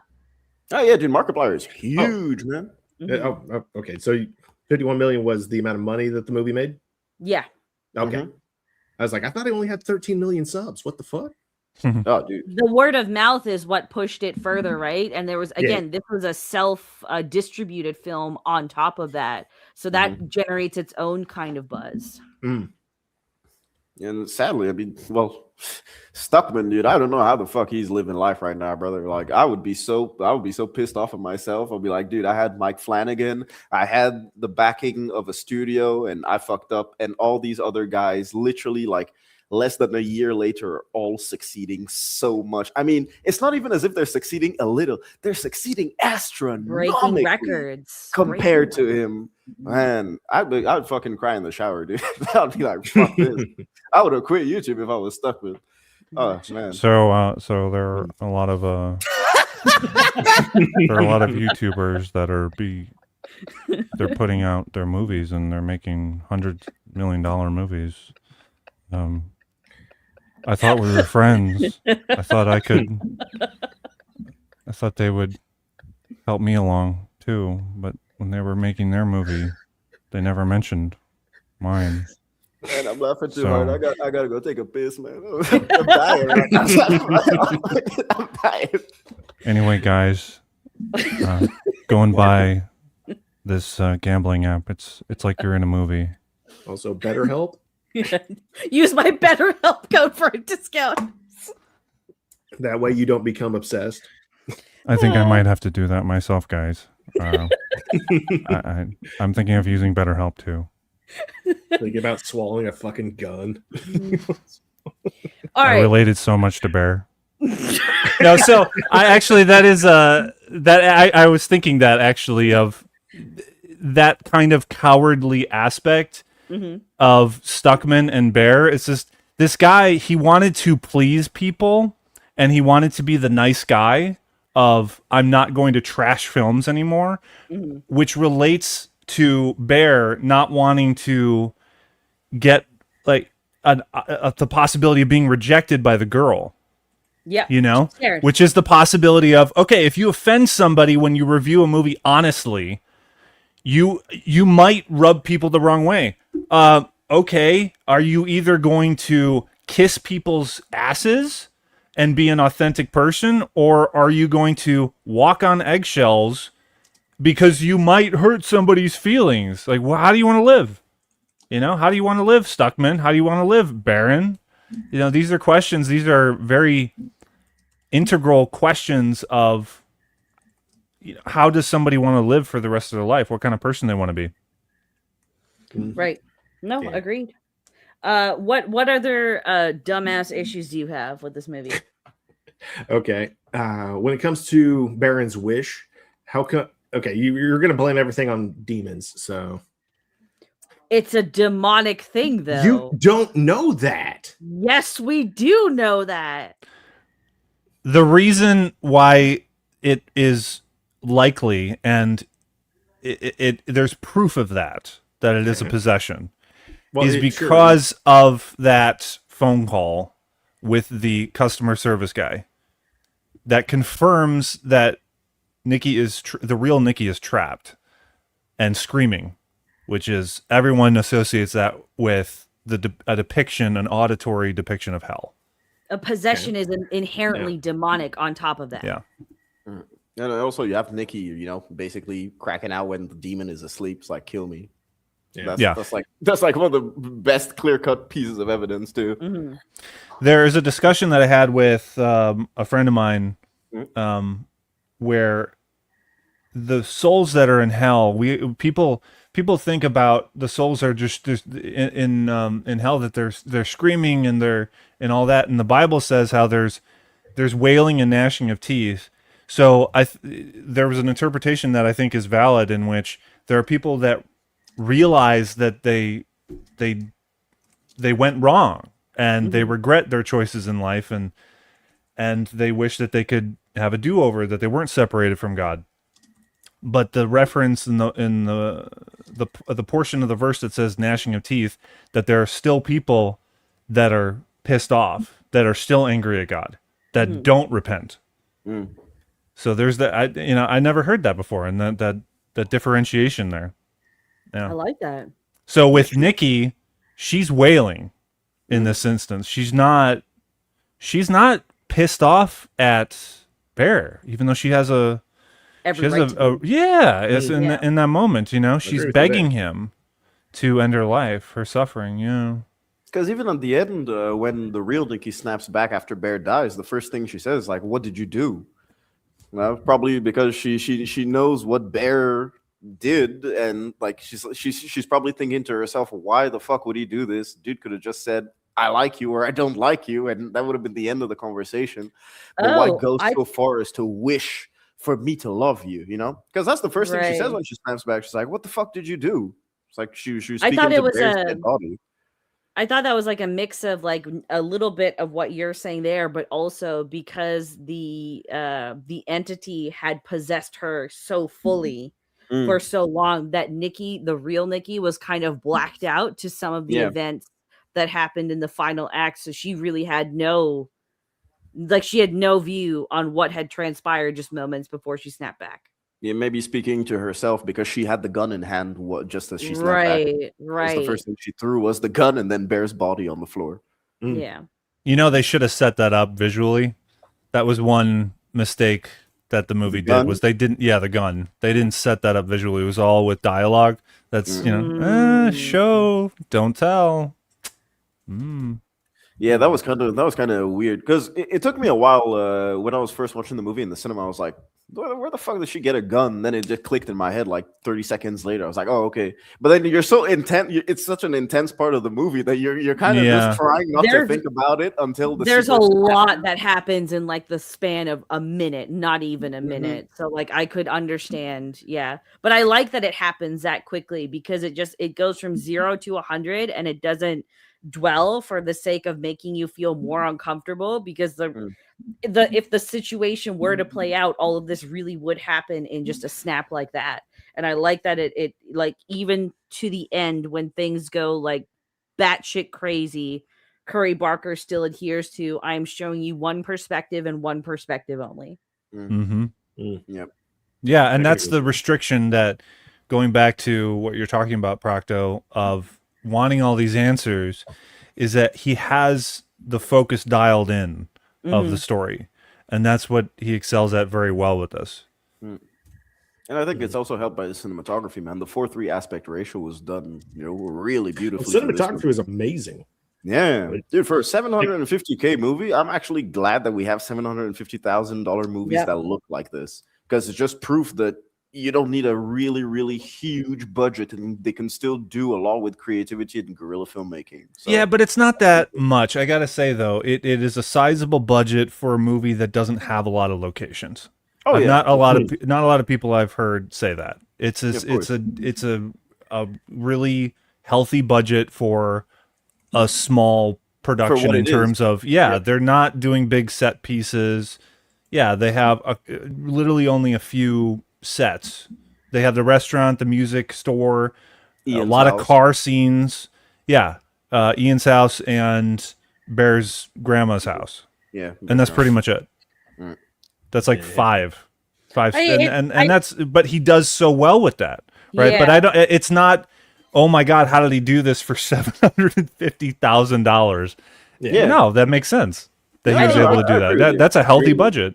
I agree with you. I think it's more that just like we see so many films that are like simple in scale in the same way that have like a $50 million budget. So it's just after hearing that so long, you're right. Yeah. And I think people are responding in that way of these other films that just waste the fuck out of $100 million. Right. Yeah. Like Joker 2 was $200 million.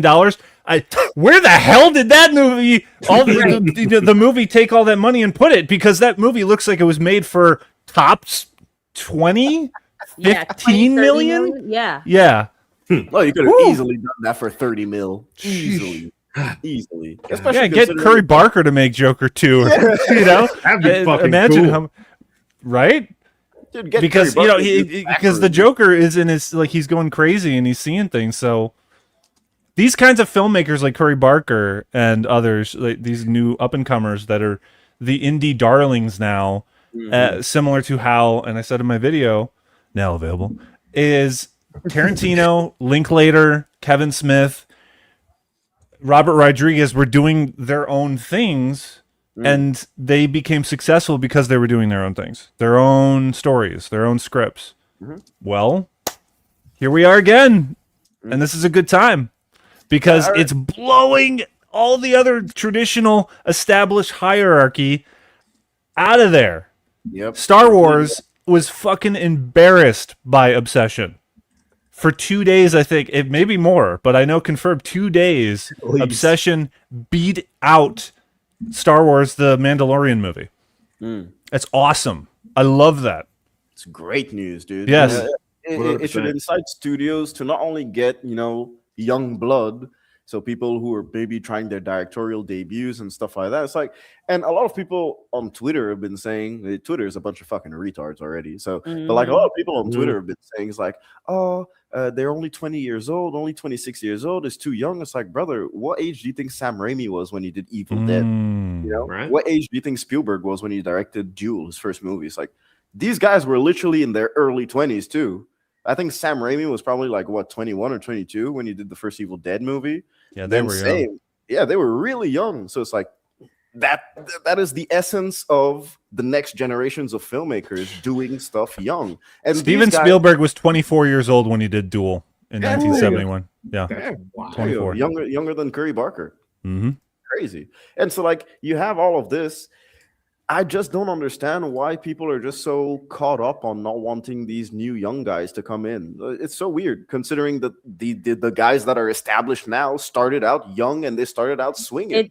You see this across every industry. It's because the money comes first now. At least before it was like, okay, we need to innovate to keep the money coming in. But now it's like, oh, if I know this works, I can just keep doing this and it doesn't matter. I'll still make money. But now we're in a time where we've had 10 years of that and it isn't making money. You see that like it's the same problem in gaming. It's the same problem in literature. It's the same problem in music even, right? To a certain extent.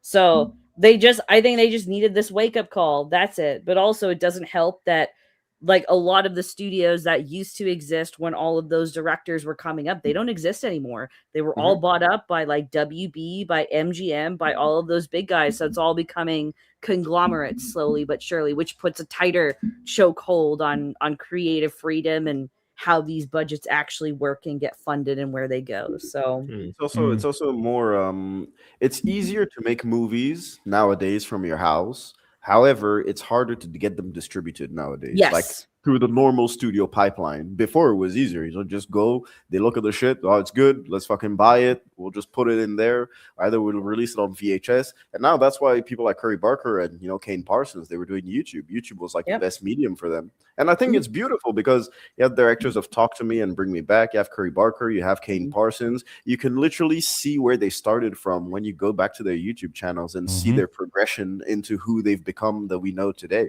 which I think is beautiful. And I think sadly that's something that that we couldn't see before with Raimi and stuff like that, but it's nice to see now. And who knows, maybe in 10 15 years revisiting their original works that they used to do on YouTube, it would be really fantastic. You could see what Sam Raimi was doing, but Bruce Campbell and Sam Raimi and company, they were doing the exact same shit. They were making short films that no one has ever seen, but they were doing the exact same thing that Curry Barker and others of his ilk are doing that you can see on their channels. That was their education, and that was their film school. Exactly. I mean, Kane Parsons has been doing stuff on YouTube since I think he was like 14 or 15. So no wonder at the age of 20 he's ready to direct a big budget thing. He understands. Like, since he does everything by himself, he understands pacing. He understands all the stuff that a director should understand. So that's just, it comes down to the talent. Age doesn't define talent. So nope, it really doesn't. And Niat, hi Niat in the chat, and you do make a good point about the studio stuff. I do hope that Curry Barker and co, and even Kane Parsons, I do hope that they manage to sign a deal as to maybe if the movie makes more than 20 mil, they get a certain percentage for the cast and crew or something like that. And I think that if they did have that deal, the studio would have taken it, because I'm sure the studio in their mind, they would have been like, no way in hell this is going to make more than, let's say, 50 million, So maybe they gave like an outlandish price in the contract and they finally made it. So well, I wonder about their contract, because I saw these posts that were talking about how the movie was going to be released on digital June 2nd.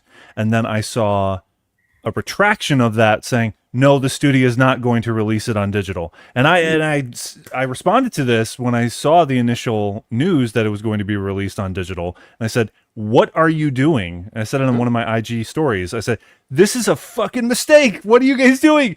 It's being successful in the theaters. Leave it there and watch it grow." And doing it prematurely is a terrible idea. So many films for the past few years have been doing this prematurely, and they do it out of fear of, well, our box office is slumped. What else are we going to do? Let's keep the momentum going. Yeah. Fall Guy did this, and I thought that was the best movie of that year. Fall Guy was. Sure. Yeah. Well, I mean, like but people like to be reductive in terms of that movie and say, "Oh, it's fun." Yeah, it's fun. Well, no, it was the best. It was the best fucking time in the movie theater that year for me. That is enough reason to consider it a great movie and the best movie of the year because it was the best time in the movie theater for me. But by the time I actually wanted to go watch the Fall Guy in theaters, it had come out on digital, so I was kind of pissed. Yeah. So it was like, I saw it in the theater, dude, and it was awesome. You're lucky, it was a great time. Because in France, sometimes we get stuff released a bit later. Me, for example, Backrooms only comes out on the 17th over here. And for example, something like Colony. Only on the 17th of June, I get Backrooms over here in the cinema. And then, for example, Colony, that is supposed to come out in August for Canada and the US, it released last week for me. So I've already seen Colony. That's fucking weird. The staggered release kind of fucks with everything, especially because, I like when the big blockbusters come out, it's great because they usually all get the same distribution, which means that I can watch it at home on a bootleg copy on a Thursday morning instead of having to wait to go to the theater. But no, I'm glad that I agree with you, Kyle, that the last couple of years, Project Hail Mary is a good example. They extended the theatrical for that, and they're it still hasn't come out on digital as far as I know. I think that's coming out in July. Oh, wow. Okay. Yeah. So they extended the run for that, but things like Oppenheimer should have had a longer run. Barbie, as much as I didn't like Barbie, I think it deserved a longer run. Just let the movies breathe. I thought I don't know if you guys remember when it took 6 to 12 months for a DVD to come out. Yes, right? Dude. Holy shit. That annoyed the fuck out of me, man. I didn't mind it though, because I liked having that in between because it pushed you to actually want to go to the cinema, because otherwise it's like, oh fuck, now I gotta wait a year just to get it, because it wasn't so easy to get bootlegs and everything, right? But anticipation. I'm happy Backrooms is getting an extended thing, but I'm also fucking pissed because I was banking on that digital release for my video to come out, and now I have to use a bootleg. So sad face. But apparently Project Hail Mary's digital release was last month on the 12th. Oh, really? That's from a March release though, so that's still pretty long. When you think about, I mean, it's weird because back before COVID, I think one of the movies that has the best legs, so after the week by week gradually going up, I think it's still The Greatest Showman. I think it still holds the record for the best legs. If you go on the numbers on that site and you type The Greatest Showman, you have the graph of the expected, and The Greatest Showman week by week it was going crazy, and that was because of word of mouth. And instead of staying in the cinema like what they would have done 45-day window, that movie stayed in the cinema for months and months, and it literally dominated the entire holiday season. So that was the movie that people went to watch. I actually went to watch that movie on a whim because I used to go I used to go every 2 weeks to the cinema. I'd go on a Saturday morning, 10 a.m. I'd take the pamphlet because, back in Ghana, we still had the pamphlets and stuff like that with the movies, with the show times. Yeah. I'd take my pencil, write down which show time, which movie, what time, how I can get lunch and shit like that. I'd be at the cinema from 9:30 a.m. till literally sometimes 11:30 p.m. midnight. Legit. I'd watch everything at the cinema. Everything. Dude, that's a true movie lover. Right. Dude, I love this. My mom used to completely she always used to tell me, "Are you going to your second home?" Whenever I would leave the house, because to me the second home was the cinema, dude. I was always there. I even managed to work at the cinema. I did projection. I was an usher. Nice. I also sold popcorn tickets and stuff like that. Projection is actually really fucking boring, honestly. In the digital age, it's really boring. You just press play.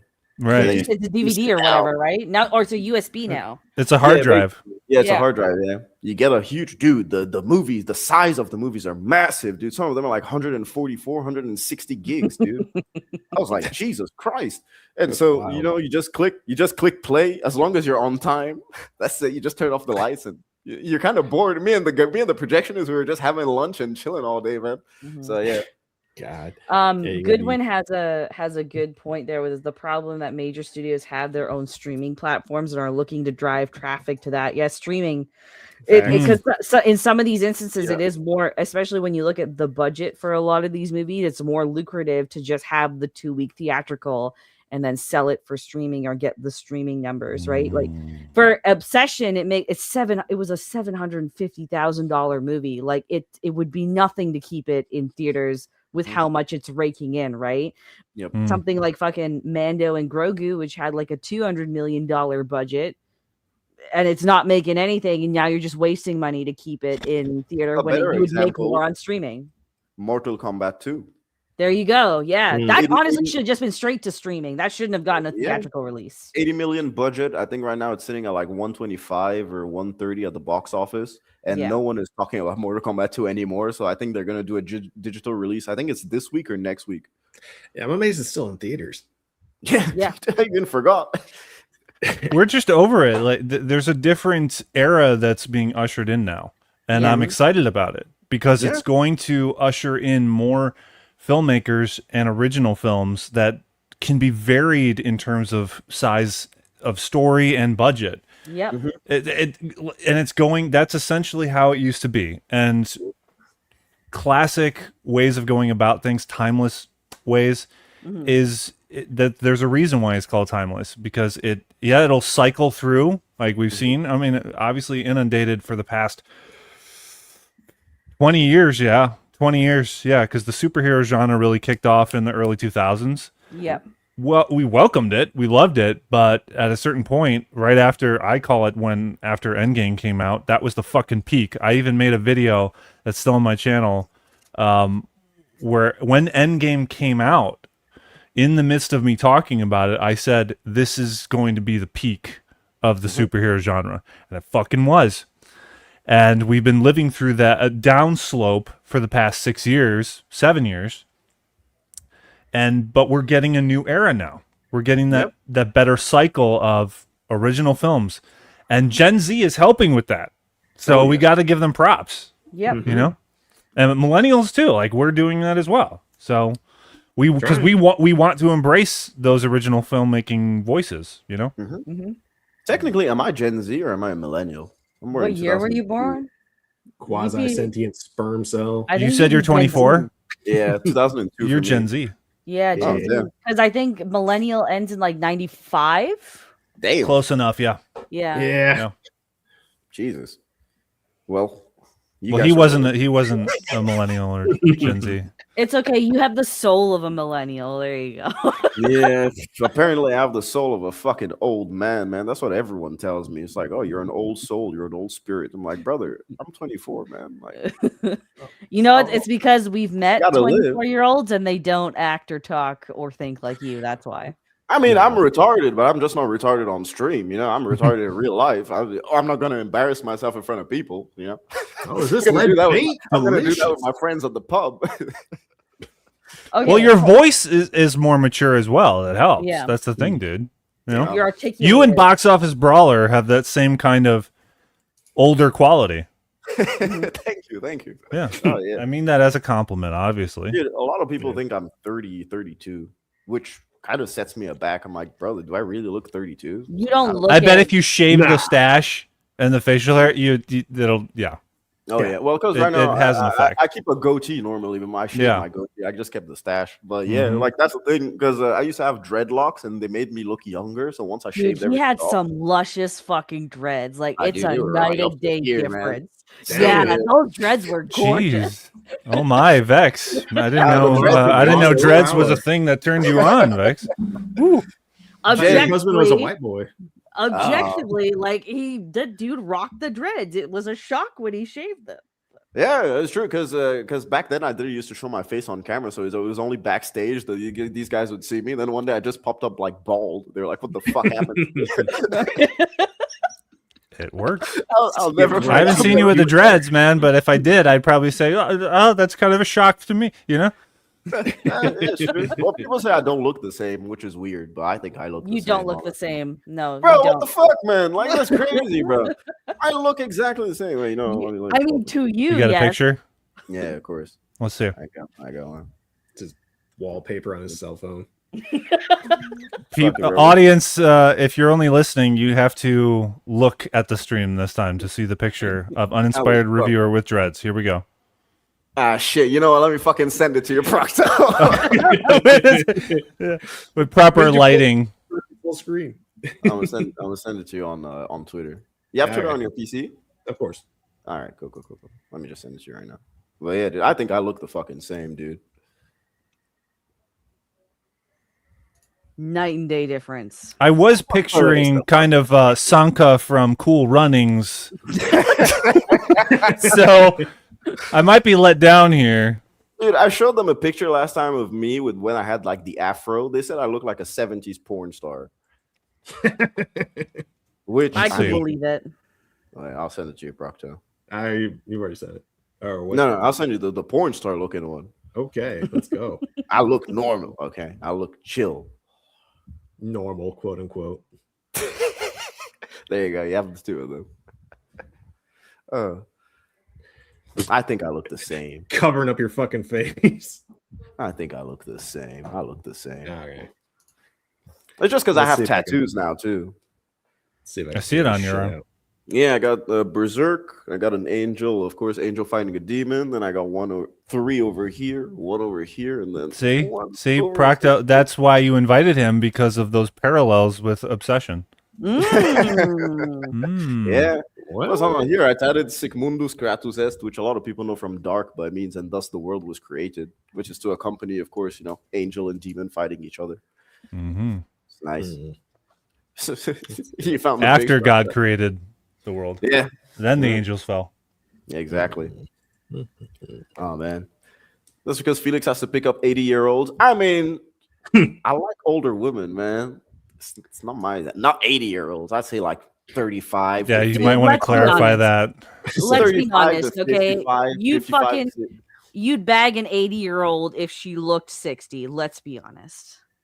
I won't lie, man. Yeah, fuck it. Yeah, I'll do it. There you go. I'd do it. Definitely did. Why was that even a scenario? I don't know. Oh, Procto, hi. trying to figure it out. He's boomering. Dude, just share your screen. Do you know how to share screen? Well, I can see the thing, but also okay, here we go. Dude. I feel like I look the same. So this is the Rasta version of me, still traumatized by the core. This is the bald version of me, still traumatized by the core, and traumatized by Titanic too. Yep. Okay. Can you imagine? I still have not rewatched Titanic since I was a kid because of that. It's crazy. Which part? Just the sinking or Jack dying? No, the sinking. Specifically, that one dude who, when he's falling down, hits the propeller. That's the best part of the movie. Well, it's when he. It's Vex's favorite part. She has it on a loop. There you go. Right. There we go. Okay, here we go. That's what I look like with with the Rasta. You can make it full screen on the in the window, right? Yeah, you can click it. Yeah. Well, zoom. Control plus. There you go. That's what I look like. Okay. So you got it pulled back. If you had let it go, you'd look more Sanka. Right? No, you do look the same when you have it pulled back, really. It's just it's an additional thing. Yeah. Look the same. Yeah. That's my mom. Shout out You to know mom. what it is this is before you went on your gym arc too, so you've lost a little bit of the cheeks. That is true. Yeah. Yeah. Well, on camera, it's weird because just as I was entering stream, I was like, "Damn, my cheeks look fat as fuck on camera, bro." I look like a chub no. compared to the fucking chiseled god beneath me, bro. Like, come on, bro. Yeah, I probably need to change the temperature of my lighting because it looks like I'm cooking in an oven right now. And there you go. That's the porn star look. Oh well. What the fuck? Didn't load. Oh, I remember this photo. Oh, yeah, dog. I look normal. I look chill. No, you look like a 70s porn star. That doesn't look like you. Yeah, that looks like you look a lot older. that is Put your it- grandpa. Yeah. I'm being diplomatic. Yeah, dude. Fucking smoking a blunt, ready to tell you some street wisdoms. Ready to go pimp some hoes. All right, no, but on a real question, okay, because we got derailed. I want to know what more of your obsession issues are if everyone else is on board with that question. Of course. Well, if you have any more issues with obsession. Do you have any notes, Procto? Well, no, most everything I just kind of do off the top of my head. But yeah, that was clearly a mistake. Yeah. Yeah. You had a week to prepare. Else, fair enough. But everything else I would consider to be actual nitpicks. Like, why the fuck is Baron wearing his grandmother's clothes? Is he? It is. Oh. When does he wear his grandmother's clothes? He does wear a weird sweater, doesn't he? Every time he wears a weird sweater, and it's not out in public. It's always private. Those are just normal sweaters. Those are not normal. I thought they were lit, dude.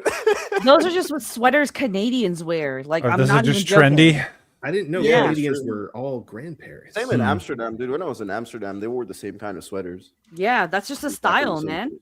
Yeah. They're just hipster ironic. Yeah. But it is convenient that that's also his grandma's house. So you might have a point, Procto.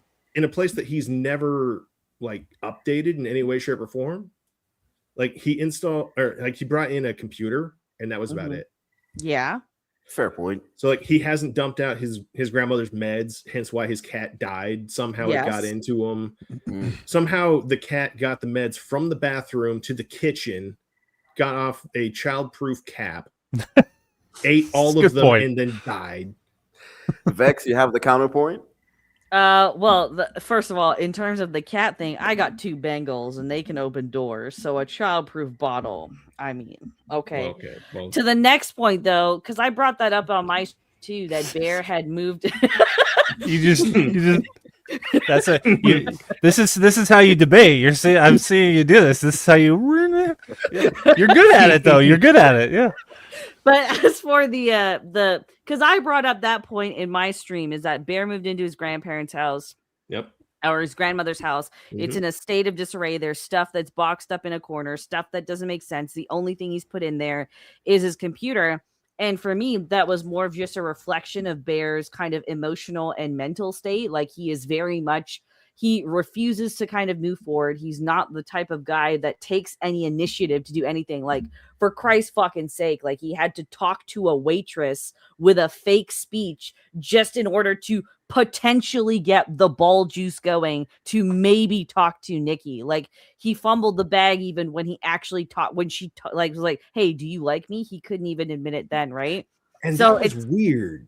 Like I would say he should be nervous to talk to that waitress too, to be that vulnerable. Like, and also, like, what kind of grown adult turns to another adult and asks, "Do you like me?"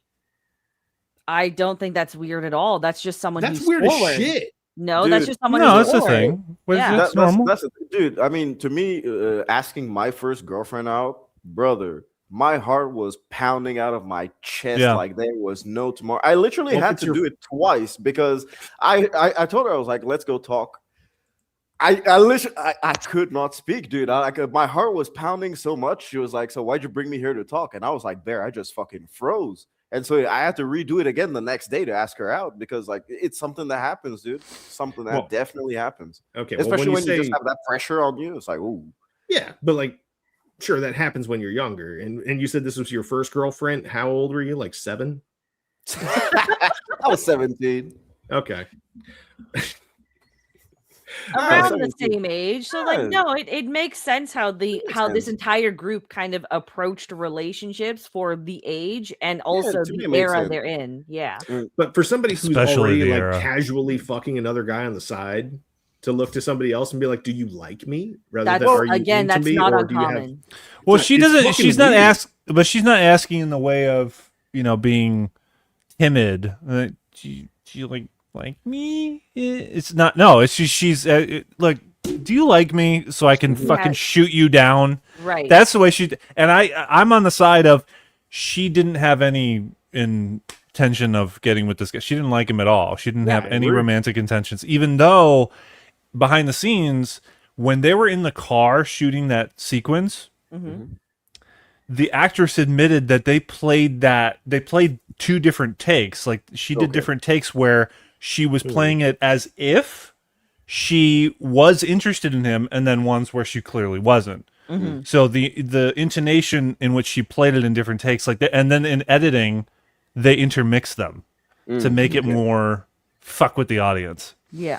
But at the point where she says, "Do you like me?" It's that type of thing. No, I don't think there are too many indications that show that she's not interested. Especially like look, Evo, I said it in my video, is a woman will help along a guy, not be over the top or anything, but will help along a guy if she really likes him, you know. Also, there's go ahead. No, go ahead. Oh no, I was just saying quickly. There's also point blank. Sarah says, "I just talked to Nikki last week, and she said she's not into you. She sees you as a brother." Yeah, friend zone. Yep. Yeah. And it's also like what Niat says, where Nikki's in stupid and she could sense that something was off about Bear. It's like, yeah, she knew that he didn't have the courage and asked him so that he could get over it.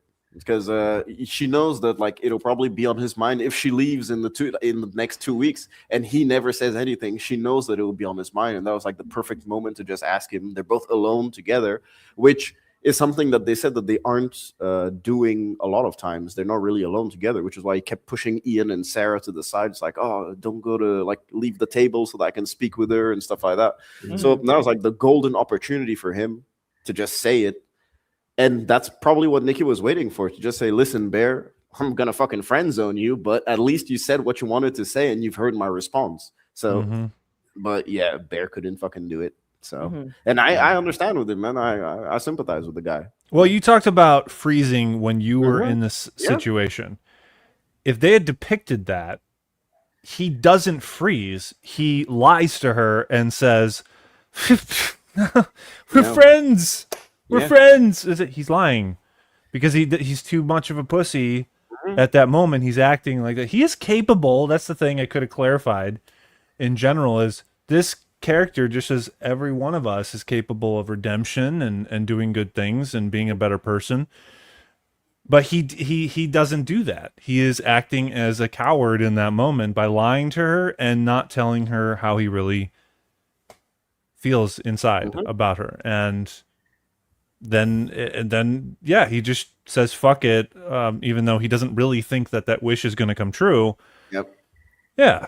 It's literally a Hail Mary. It's his Hail Mary. That was it. And then he just his Hail Mary was calling her Freaky Nikki, which is a fucking mistake. Let's talk about that for a second, because was that supposed to elicit like a charm?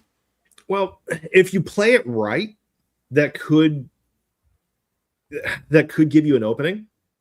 I mean, if you're already in the bedroom and you're like, show me Freaky Nikki, is like, all right, that would be a move. Fork, you know? Exactly. But like, in this situation, it's like, brother, no. Yeah. He doesn't have the finesse to pull it off. And it's because Ian planted that idea in his mind. He thought he could make it work, but he didn't know how to make it work. Yeah. Okay. Yeah. Ian probably makes it work. That's probably how Ian bagged Nikki, man. Right. Yeah. Because he's super chill. Okay. Yeah. Like, yeah. He was trying to call on to the bad Nikki side.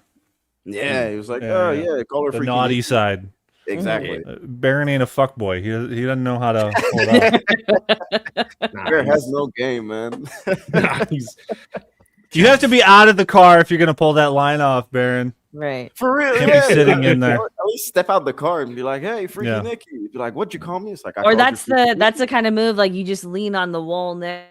Right. Yeah, there is so much when it comes to seduction with body language. It's not just with voice. You have to incorporate your entire body when you're relating to a woman or vice versa, you know? Which is why it's totally... Oh, go ahead. Go ahead. Oh, no, I was just going to say it made total sense why Nikki was hooking up with Ian. Even though Ian's not a great person, he had that swab to him. Like, he had a certain level of confidence to him. And for a young, he had that chill confidence in himself. He had that level of self-acceptance. Right. Yeah. He's just like me for real, man. No joke, dude. Like up to 3 years ago, I didn't really have any confidence to approach women. Once I started hitting the gym and everything, I had the confidence to approach women and everything for like a year straight. I would approach anyone, like just compliment you in the street. Not that I'm looking for anything. Just like, yeah, man, you look good today. You look good, man, this and that. And now I don't even I have zero game now because like I lost all of it because people just approach me in the street. Thank God for that. But like, hey, it's crazy, dude. Like I'll just be standing in the street. Some girl will walk next to me. It's like, you're cute. All right, cool. How are we doing this? Yeah. The confidence, though, it's because you exude that, women will pick up on it. Otherwise, normally they won't. Yeah, it's more of like a bearing thing. Like if you're just fully relaxed and actually chill, that makes you more approachable. They used to call me Mr. Zen back in high school. Can you imagine that? Because like you could literally to already just to get me to raise my voice at you to be angry. Oh man, you need to like really, really, really push my buttons for a long while, regardless of my state. Like whether I'm really groggy because I was tired, I didn't sleep well. Like no, I'm really, really chill like that. And so when I snap, dude, I don't even remember the last time I got angry. To be honest with you, probably I was gonna say like I haven't found any of your buttons yet. Probably like a decade ago was the last time I got actually angry at something. So I'm just relaxing. Nice. No, honestly, it's chilling, bro. Like every time I want to get angry, I'm like, stop, think about it for 2 seconds. Is it worth getting angry over? Nah. All right, fuck it. Let's continue life. Done. Nice. Yep. Yeah, I like it. That's how I'm living. So But Bear, you can tell that the dude just did not have the confidence to pull it off right until the very end with the triumphant music coming through with him swallowing the pills and nope. Dude, you needed to be his Ian. You would have been encouraging in the opening scene. You would have said, "Hey, man, it's better than nothing. Yes, fuck it. If you have to, write this shit down and recite it in front of her." You know. Dude, I would have been bagging Nikki if I was him, but I would have been telling him that I was bagging Nikki. So there you go. Yeah. You know, I would have been cool with it. I would have been like, "Hey, listen, all right." How tall are you? I'm you want it in American or in normal? Free to be in American, feet. So in feet. In the real way. 6'3". Dude. Nicely done. Nicely done. You would have an issue in terms of height discrepancy with Nikki because she is only 5 foot.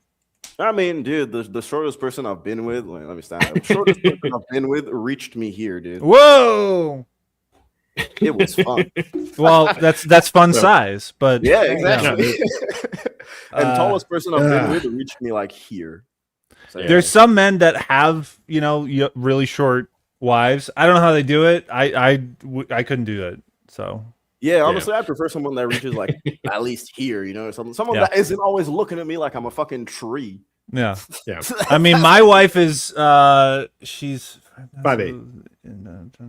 She's only like 4 or 5 inches shorter than me, and even then, it's like this feels shorter, so much shorter. I legit wish I were. So to picture like the Nikki, like 5 foot, that's insane. She'd be if you were love making or in a situation where I was kissing her, one I would have to like whoa, I'm out of frame, in love making sesh. Her head is like wouldn't even fit. I'd have to stand up. She'd be like all the way down to my navel. Where she belongs. It would be like the sex scene in The Room.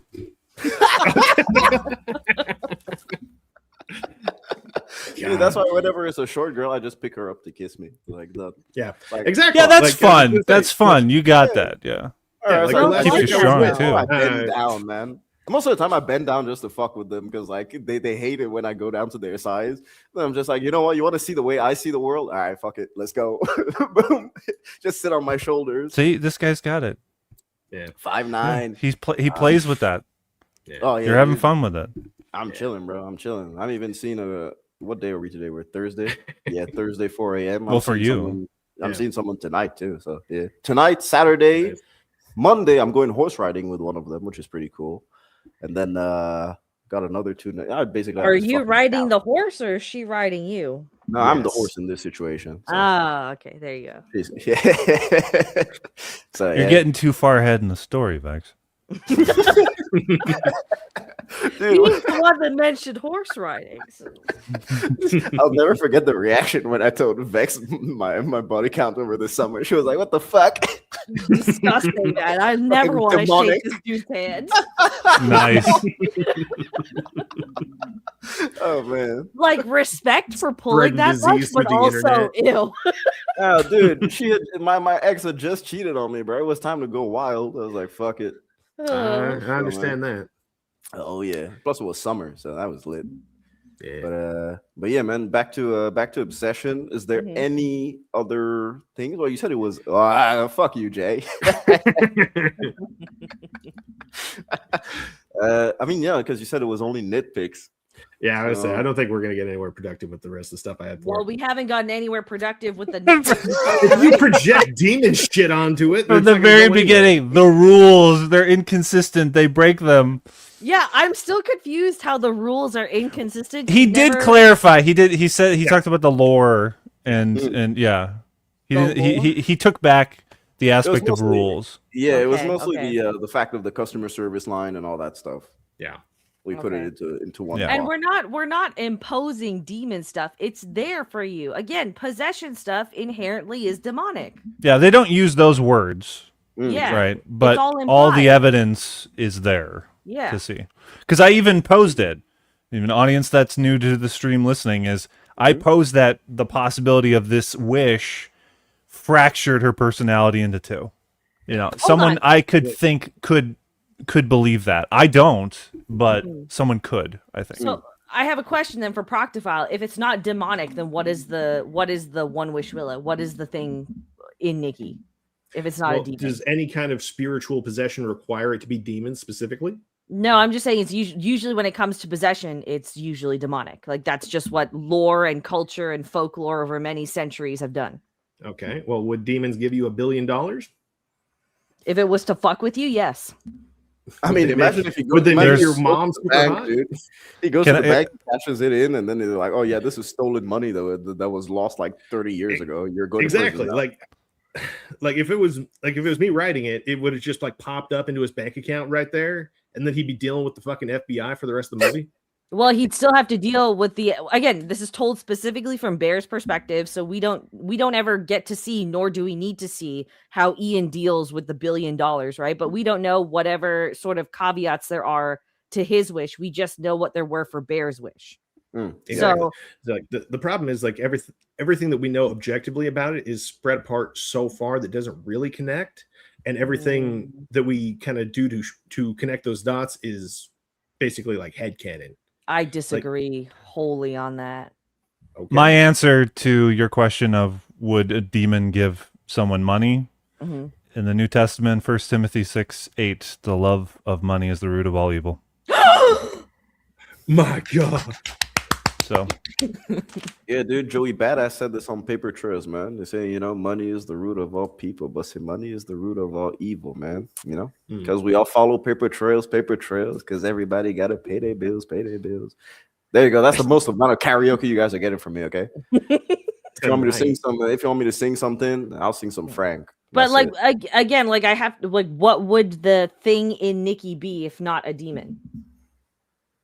Well, again, there are other kind of spiritual things that exist that could potentially fill that role, but we don't know about it. And if everything Willow related is normally like spirits or like Native American based or something like that, but they can still be malevolent inherently. Well, I mean, yeah, a lot of spirits are malevolent. Again, or good ones here. Is it definitely spiritual? We don't know. It's fucking magic. You still are not answering the question. What could it be? Procto, just say she became multiple personality. Just go with that. There's an option. What is the third option from that? Do you have a third option? Well, I don't. But also, was it multiple personality isn't an option when, as I said earlier, her fucking spirit's in a drawer over a customer service being like, you want to talk to Nikki? It just doesn't make any sense. I mean, that then also implies heavily it's demonic, because what else could just take a soul and trap it like that? Fair point. Well, now because she's not speaking on the phone from her body, is she? No, she's Like, not. would a spirit be If it able to is talk, her. period? Pardon? Would a spirit be able to talk at all? We don't know. But we again, do know. It's just screaming into the phone. Again, you're working strictly off the assumption that Nikki's like soul or being or whatever has been taken and it is trapped somewhere, and that somewhere is some like terrifying, like painful, hellish landscape. Which, again, if we just go back to, 2 + 2 = fucking 4, it's likely something demonic then. In that case, is customer service hell? But then the other thing you're also making the assumption that that is 100% Nikki, and it's not something else spiritual or malevolent that is fucking with Bear. Well, again, now we're just kind of circling back to the ambiguity of the whole thing, which is the beauty of it because of the elements given to you in the movie. Right, Yes, that's what makes horror so effective. Ambiguity. And this is what makes the movie effective in terms of its creepiness and scariness. Ultimately. You know, the only really big jump scare in the film is her crashing through the window to kill Sarah. Everything else is atmospheric and behavior and shadows, things we don't see clearly. Her crying in the corner, saying, "I think you don't love me as much as I love you." That's just really disturbing. You know, it's disturbing and it's creepy. Her movements when she's, I'd have to watch the scene again, but she's like going here and there, and the obsession. The footage might be in reverse. You know, that stuff actually gave me chills in the theater, and it's very rare for a movie to do that. Yep. So because it did, I'm automatically going to associate that with the implication that she's possessed, because that kind of stuff is just that's unworldly. When she was in the shadows too, you could see her face distort. It actually took me a while in the theater. Like, I actually had to sit up in the theater and be like, is her face actually distorting, or is that just me? Because I was baked when I was watching the movie at the theater, dude. So I was like, what the fuck is going on? And so it was like, that's when you see, they had the makeup on, just very light, simple theatrical makeup. If you see it in stark lighting, it looks goofy, but because it's in the shadows, it's effective. Yeah, really effective. So, and that really is brilliant. It really is. We got to hand it to that simple kind of stuff is demonstrable to Hollywood that you don't need a fucking CGI budget to pull that shot off. You don't need a third act Conjuring, everything floating in the fucking house, everything spinning, blood is pouring everywhere. No. Right. Yeah. So I'm curious then, if it's nothing that is demonic or malevolent, how do you explain the 2 weird walking moments that Nikki has? I figured that was just retarded choice. Nikki's partially retarded. That's your explanation then. As far as the writing goes, because at that point in their discussion, they are kind of working towards a mutually agreeable solution, and then she just springs up and walks backwards into the shadows for no fucking reason. I can just picture Vex. Your facial expression is just. Vex is really like, really, nigga? It's really? Literally this right now. That's good. I'm a little bit confused, because we're giving you based on what the movie has implicitly taught us, right? And presented with us and dropped through dialogue, we've been able to at least piece together something that makes sense for us, that makes the world make sense. But you have issues with all of those, but can't present an alternative. So I'm really curious. I don't think there's an alternative to present. No, but I'm wondering how you yourself now are piecing this movie together, if you you're just refuting everything that we present to you, that the movie is presented to you. Did you understand the movie? Did you watch the movie? My brain can't understand how you're braining right now. Okay. So the way what's a proper way to describe this? The way I understand the movie is everything that everybody likes about it is very superficial. Everybody loves the cinematography, everybody loves the performances. I agree with that completely. But when it comes to the writing, I don't think that, like, if this was a car that was built out of individual parts that Curry Barker just liked and tried to bridge the gap between all the different parts with a MacGuffin, I don't feel like there's anything actually connecting them, or like these parts actually fit. Now I understand your point of view a bit better. I disagree, but I understand your point of view a bit better. But I disagree. That's why I'm trying to understand, right? Like I see what you mean, but I disagree. Right. Yeah, like I understand your perspective a little bit better, but I'm still struggling to understand, how does it not make sense? Because I do feel that Curry Barker has done enough justice for you as the viewer to just be able to be, okay, that's why this happened. That's why this happened. This is how these two things connect. I'm at a loss at how you can say the entire film feels disconnected when there's plenty there that connects it.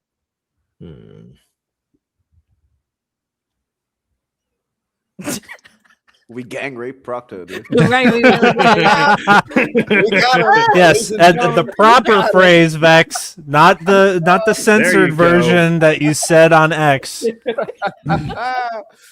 We got him. What the hell does that even mean? Gang graped? What? You're gonna throw like grapes at somebody?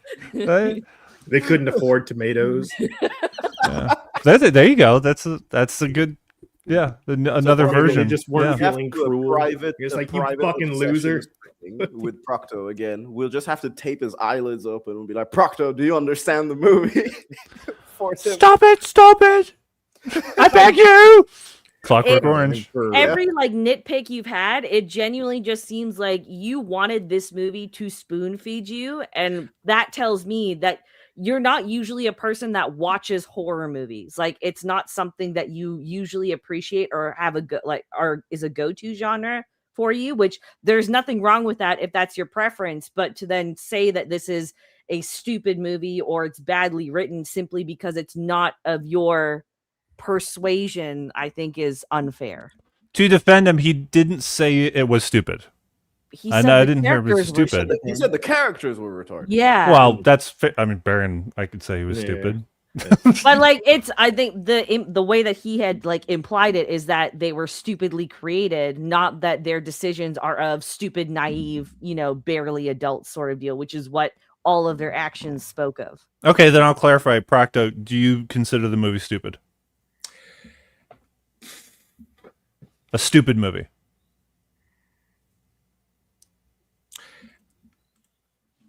I would consider. Okay.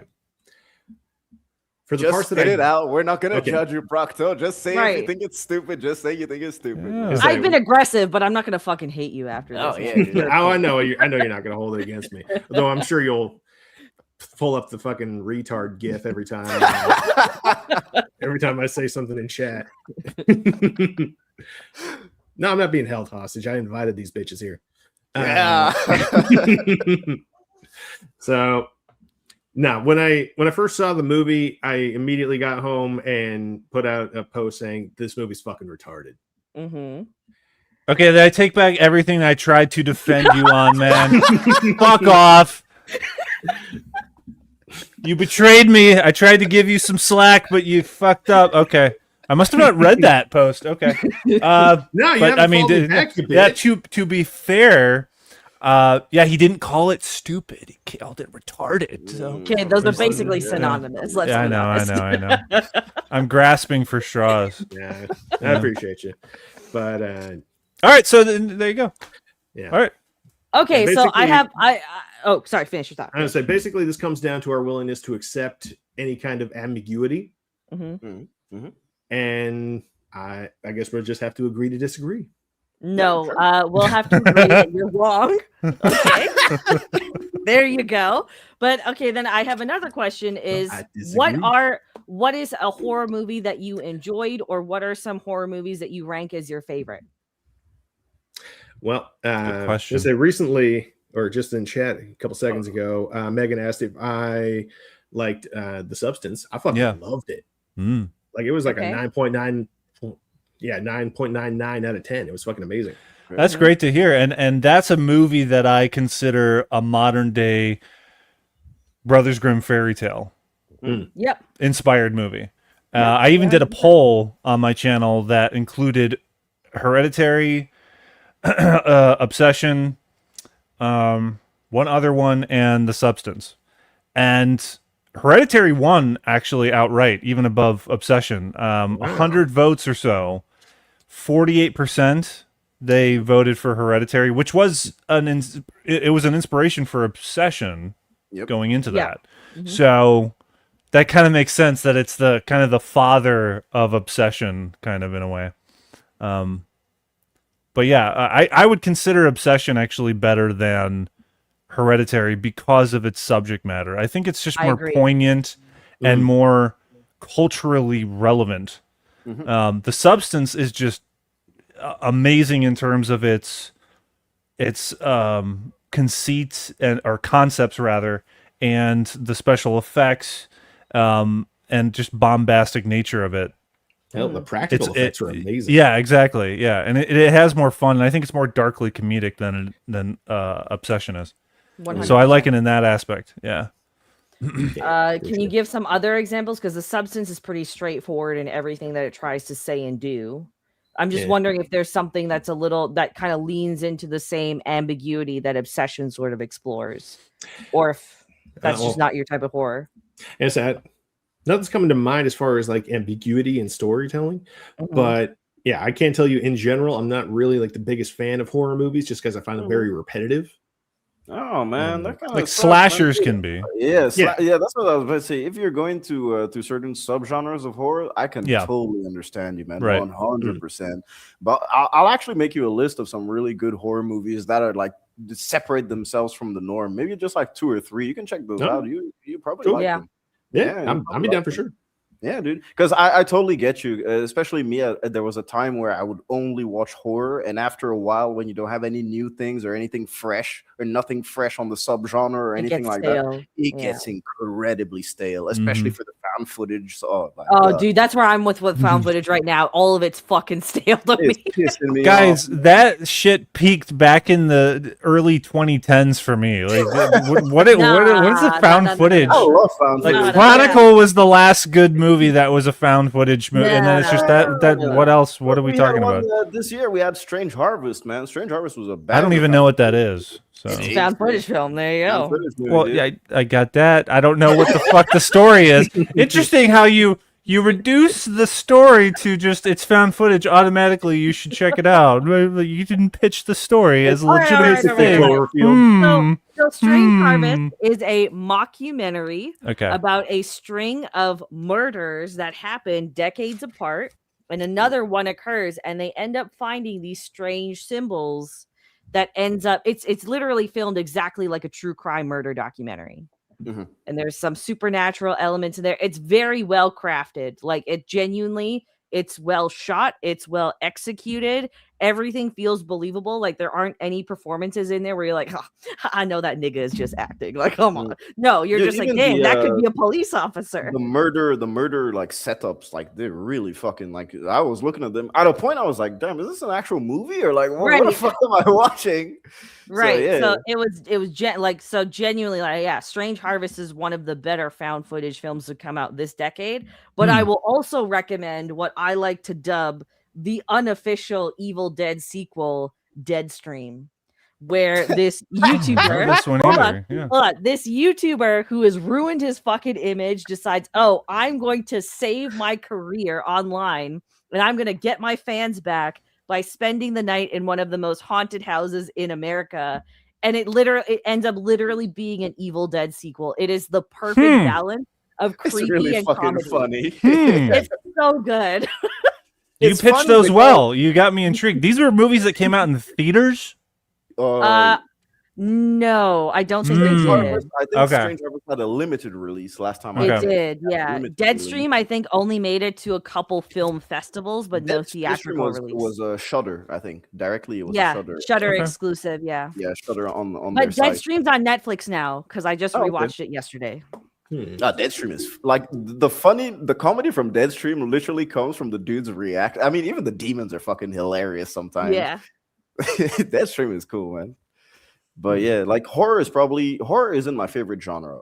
My favorite genre is romantic comedies, dude. I love romantic. I'm a sucker, dude. I'm a hopeless romantic. I love romantic comedies, man. Favorite romantic comedy, About Time. I love it. Dude, I've said this before. You shouldn't be shocked, dude. I'm a hopeless romantic. I knew you liked Rachel McAdams. I didn't know you liked rom-coms like that. What the? Oh, dude, no, rom-coms are like my number one genre. Like number one. Nothing to me beats a nice classic rom-com. Titanic is a rom-com though, and you said it scared you. No, it's not. Who It's the a fuck rom-com, dude. What fucking comedic elements do we have in Titanic to make a rom-com? Okay. The propeller hit was definitely funny. Let me set the Was scene, definitely okay? romantic. So Rose DeWitt Baker, right? 17 years old, in her fucking prime. She's engaged. She is not 17. She's Prime. actually, No. the character is 17. The character is 17. They're. Even when I saw it as a 7-year-old, like the idea, if someone told me, yeah, that was a 17-year-old, bullshit. Hell That, no. just like that. That is a woman on screen. Yes. So she's 17. She's engaged to this super rich, kind Right. of like handsome Billy Zane motherfucker. Billy He Zane, gives- man. Yeah, he gives. He's her the everything, Phantom. right? Yeah, it's the Phantom, bro. How could He you gives her not? Everything. Hey, he But- was one of Biff's dudes in Back to the Future, bro. Come Yeah. on. Because, And then he Wait, disappeared. isn't he the mummy? Yeah. because her mother didn't fucking backhand her enough, right? She ends up falling for this poor artist with fucking chlamydia. Okay, then her romance ends up bringing down a fucking ship. That's a romantic comedy right there, man. She kills a bunch of people by the end. I mean, they would have seen, the Watchtower would have seen the same thing at the same pace in the same way Oh, had they no, not no, been my looking friend. down.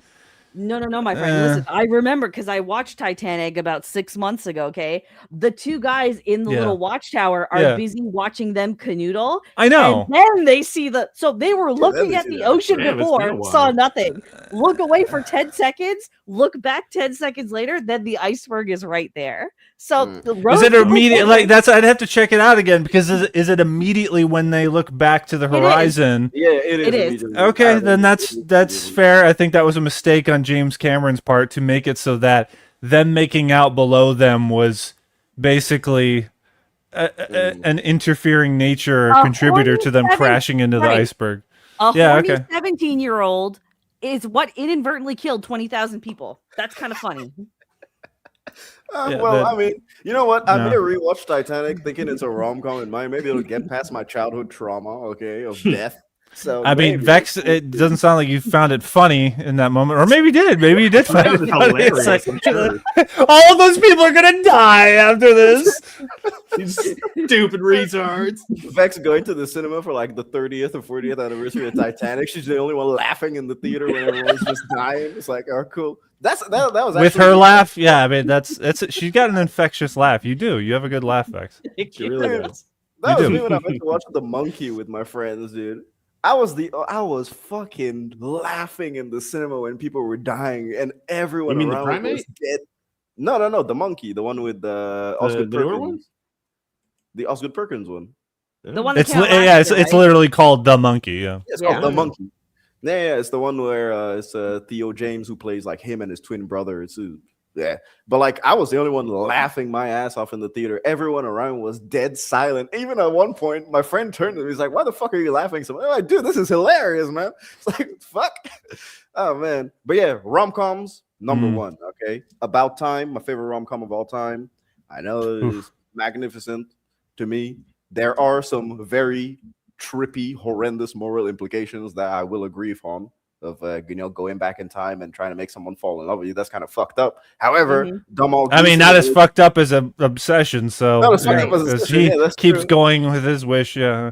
and not as fucked up Yeah. as Wonder Woman raping a dude. That's true. So, yeah. Don't forget. Yeah, that. yeah. The most underrated raping in cinema. That's a No, hell actually, of a you way to reminded me, describe it, man. guys. You were, dude. You reminded me. Underrated raping? What? Yeah, Well, yeah. underconsidered. Yeah, It is like the people don't underrated- consider that What were you as gonna much. say, Kyle? You get what I mean. Yeah, I get what so you mean. yeah, they got Nothing it. like an A+ rape scene.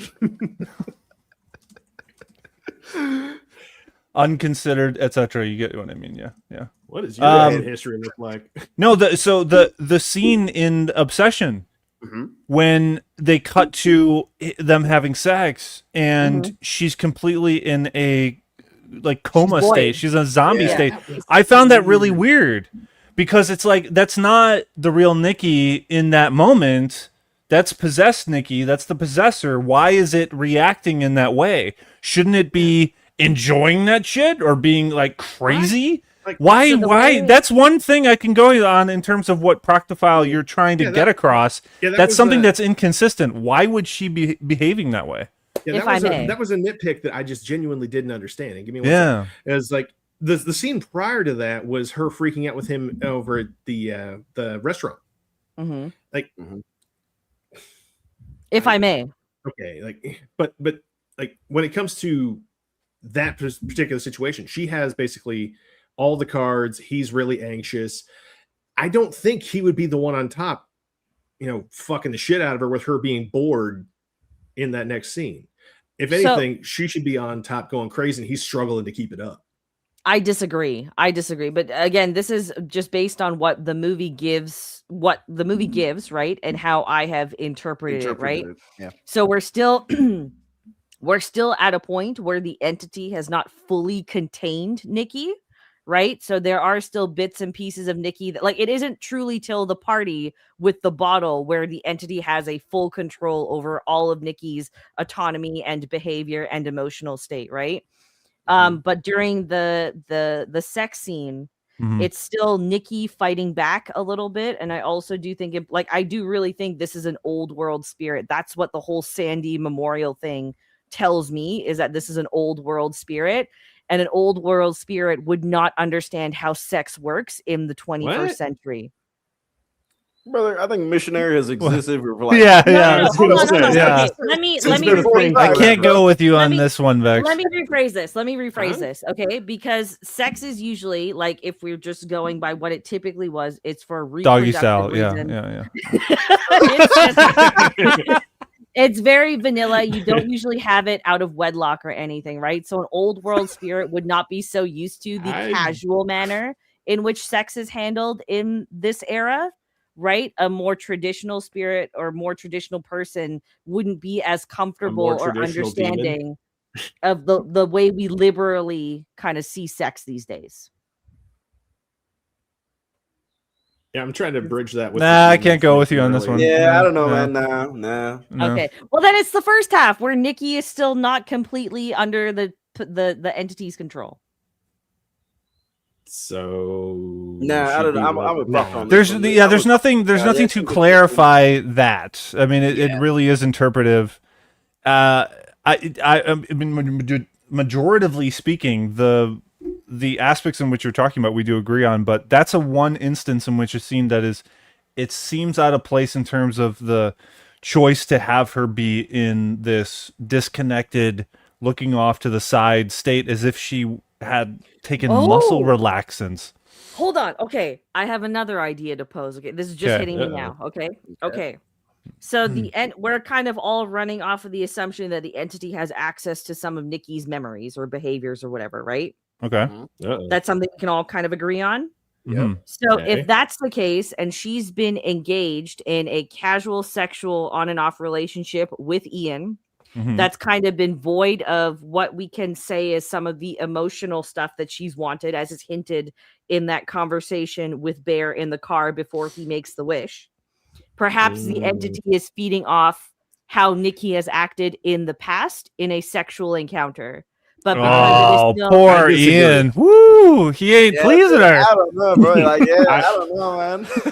I'm gonna disagree full stop. I don't think that she would continue any kind of relationship with him like that over the course of 2 years. Yeah. If she didn't like it was unless he had a big dick, you know. Hold on. It was on and off. It was on and off. These are all people that kind of have this refusal to move forward.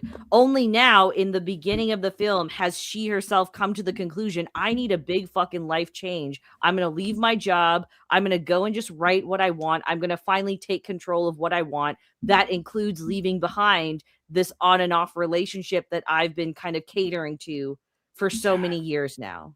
Speaking of the writing, like that story that she came up with and shared with the party, that wasn't her. Weird. That was so that wasn't her. Weird. It was great. What are you talking about? It was awesome, but it wasn't her. It was freaky, man. Yeah. The part that I love from that scene is Ian's face when Nikki just starts laughing after the guy switches seats with Bear and comes to next to Nikki. Then Nikki just keeps laughing, and then Ian just looks at Bear like, "Motherfucker, I told you not to bring this bitch." Like you can just tell from the look, man. I was like, yeah. All right, Proctor, I'll give you the sex scene one. Okay, I will give you. Okay. Yeah, I'm giving prop to the sex scene. That's for sure. Yeah, definitely. I'll give you that one. Because right after the best scene, she when Bear rolls over on the bed, she's like, "Oh, that was great." And I'm like, I don't know, Bear. Like, I don't know. Like, don't you look at your woman when you're? Well, I mean, it would go back to his selfishness. So yeah. That would tie into the selfishness. So yeah. Well, I answered my own fucking question. I mean, has Bear ever had a long-term relationship before? They don't get into this. I wonder about that. I don't think he has. That's the thing. Yeah, given his behavior, it doesn't seem to me that he really has anything serious. I'll take it that sure he's like kissed a chick, maybe when he was in high school, maybe middle school, but it's been a while, and I think at this point he's put so much stock into Nikki that it's made him even more fearful. He's put like there's so much expectation there because maybe this is a girl that he's felt the strongest feelings for in his life. That's what's adding to the fear. You know, there's a little bit of empathy there, you know, but because of his choices later on of not trying to do all that he can, I mean, the storyline of this movie could have gone to the place of Bear and trying to, you know, he goes to the store and, you know, he asks questions there, and then he tries to go somewhere else and trying all these different things to go up the ladder to see if he can modify this wish or save Nikki, and that just doesn't happen, really. Yeah, the phone call with the customer service, but that, and correct me if I'm wrong, did the trailer showcase that he wanted to cancel it, but in the movie he said he wanted to modify it? So he says both. In the trailer, that could just be misleading. Yeah, but in the trailer he says I want to cancel it. They say you can't. In the movie he says I want to alter the wish. Then the guy says you can't alter the wish. Then he says, well, can I cancel the wish? And then that's when the guy says no, you can't cancel the wish. Then Bear's like, oh, why the fuck did you ask me if why did you suggest it then? He's like, I don't know, man. I was just trying to see what you were demanding. That was it. It's like, yeah. Okay. But no, he does ask good. He tries different ways to go about it, but the first thing he goes to is, can I just modify this? Still, can I defy her free will? Can I violate it? Ooh, God. Okay. Niat's brought up a good point about the Hansel and Gretel thing, and he mentioned this in his video as well. Yeah, the story tells about the brother and sister sleeping together is tied to Ian and Sarah claiming she saw Bear as a brother. Then that's another instance that tells me that it's an old world spirit, because why would you go to a Hansel and Gretel tale? Like, again, it's the witch, demonic kind of evil entity possessing people, taking children over. So, and also the connection that I've been fucking saying since The Substance came out. These filmmakers are making Brothers Grimm inspired modern day fairy tales. Oh yeah, and it's great. They're doing great because they're tapping into these primal themes. Yeah, awesome. Yeah, dude. I love it. I was even watching a movie before I went to sleep. I think it was called. Wait, let me look it up. So it's right here on my desktop. It's a Spanish movie. It was called Gaua. I don't know how to fucking pronounce it. Gaua. And it's basically just a bunch of stories back in like the 1800s, and it's really like just old Spanish folklore. And it's a movie that just came out, so it's like it's really nice to see folklore not only put in modern renditions, as in like in the 21st century, but also folklore being retold back in the 1800s with what Robert Eggers does in particular. You know, he basically tackles folklore in the time where folklore was relevant.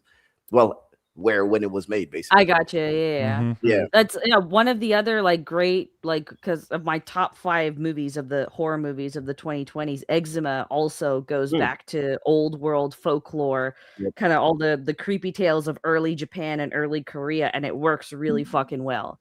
really fucking well. So I like that we're leaning away from the explicitly modern and we're going back at like The Ugly Stepsister. If no one has seen The Ugly Stepsister, you should go watch that. Yeah, that is also Cinderella story, grim fairy tale with a dark. If you like the Substance Proctophile, you love The Ugly Stepsister.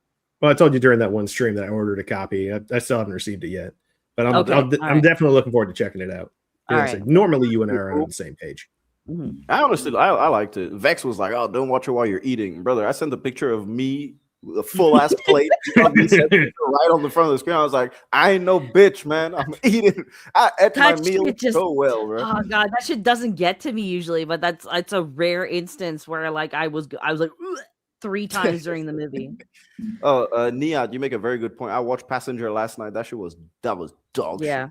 I watched it last week too. Don't even bother. It's not fucking worth your time. Dude, Andre Overdahl, what are you doing, man? You gave us Troll Hunter, and then you didn't make movies for years. Then you gave us The Last Voyage of the Demeter, which was boring. And then now you're giving us Passenger. Like, bro, you gave us Troll Hunter, man. Like, give us some good shit. He's sold out, man. He's sold out. He's just a fucking, corporate pawn now. It's fucking annoying, bro.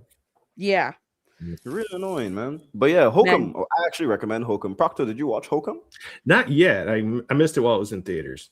Honestly, I'll very, very, very simple folklore story. Incredibly simple, but I just really enjoyed the execution. I can't even put my finger on why I enjoyed it so much. Because the story is incredibly simple, really. Yeah, I saw a couple of the stills for it, like with the weird, like deer-headed person with the fake eyes, kind of peering in curtains, and it looked stupid as shit.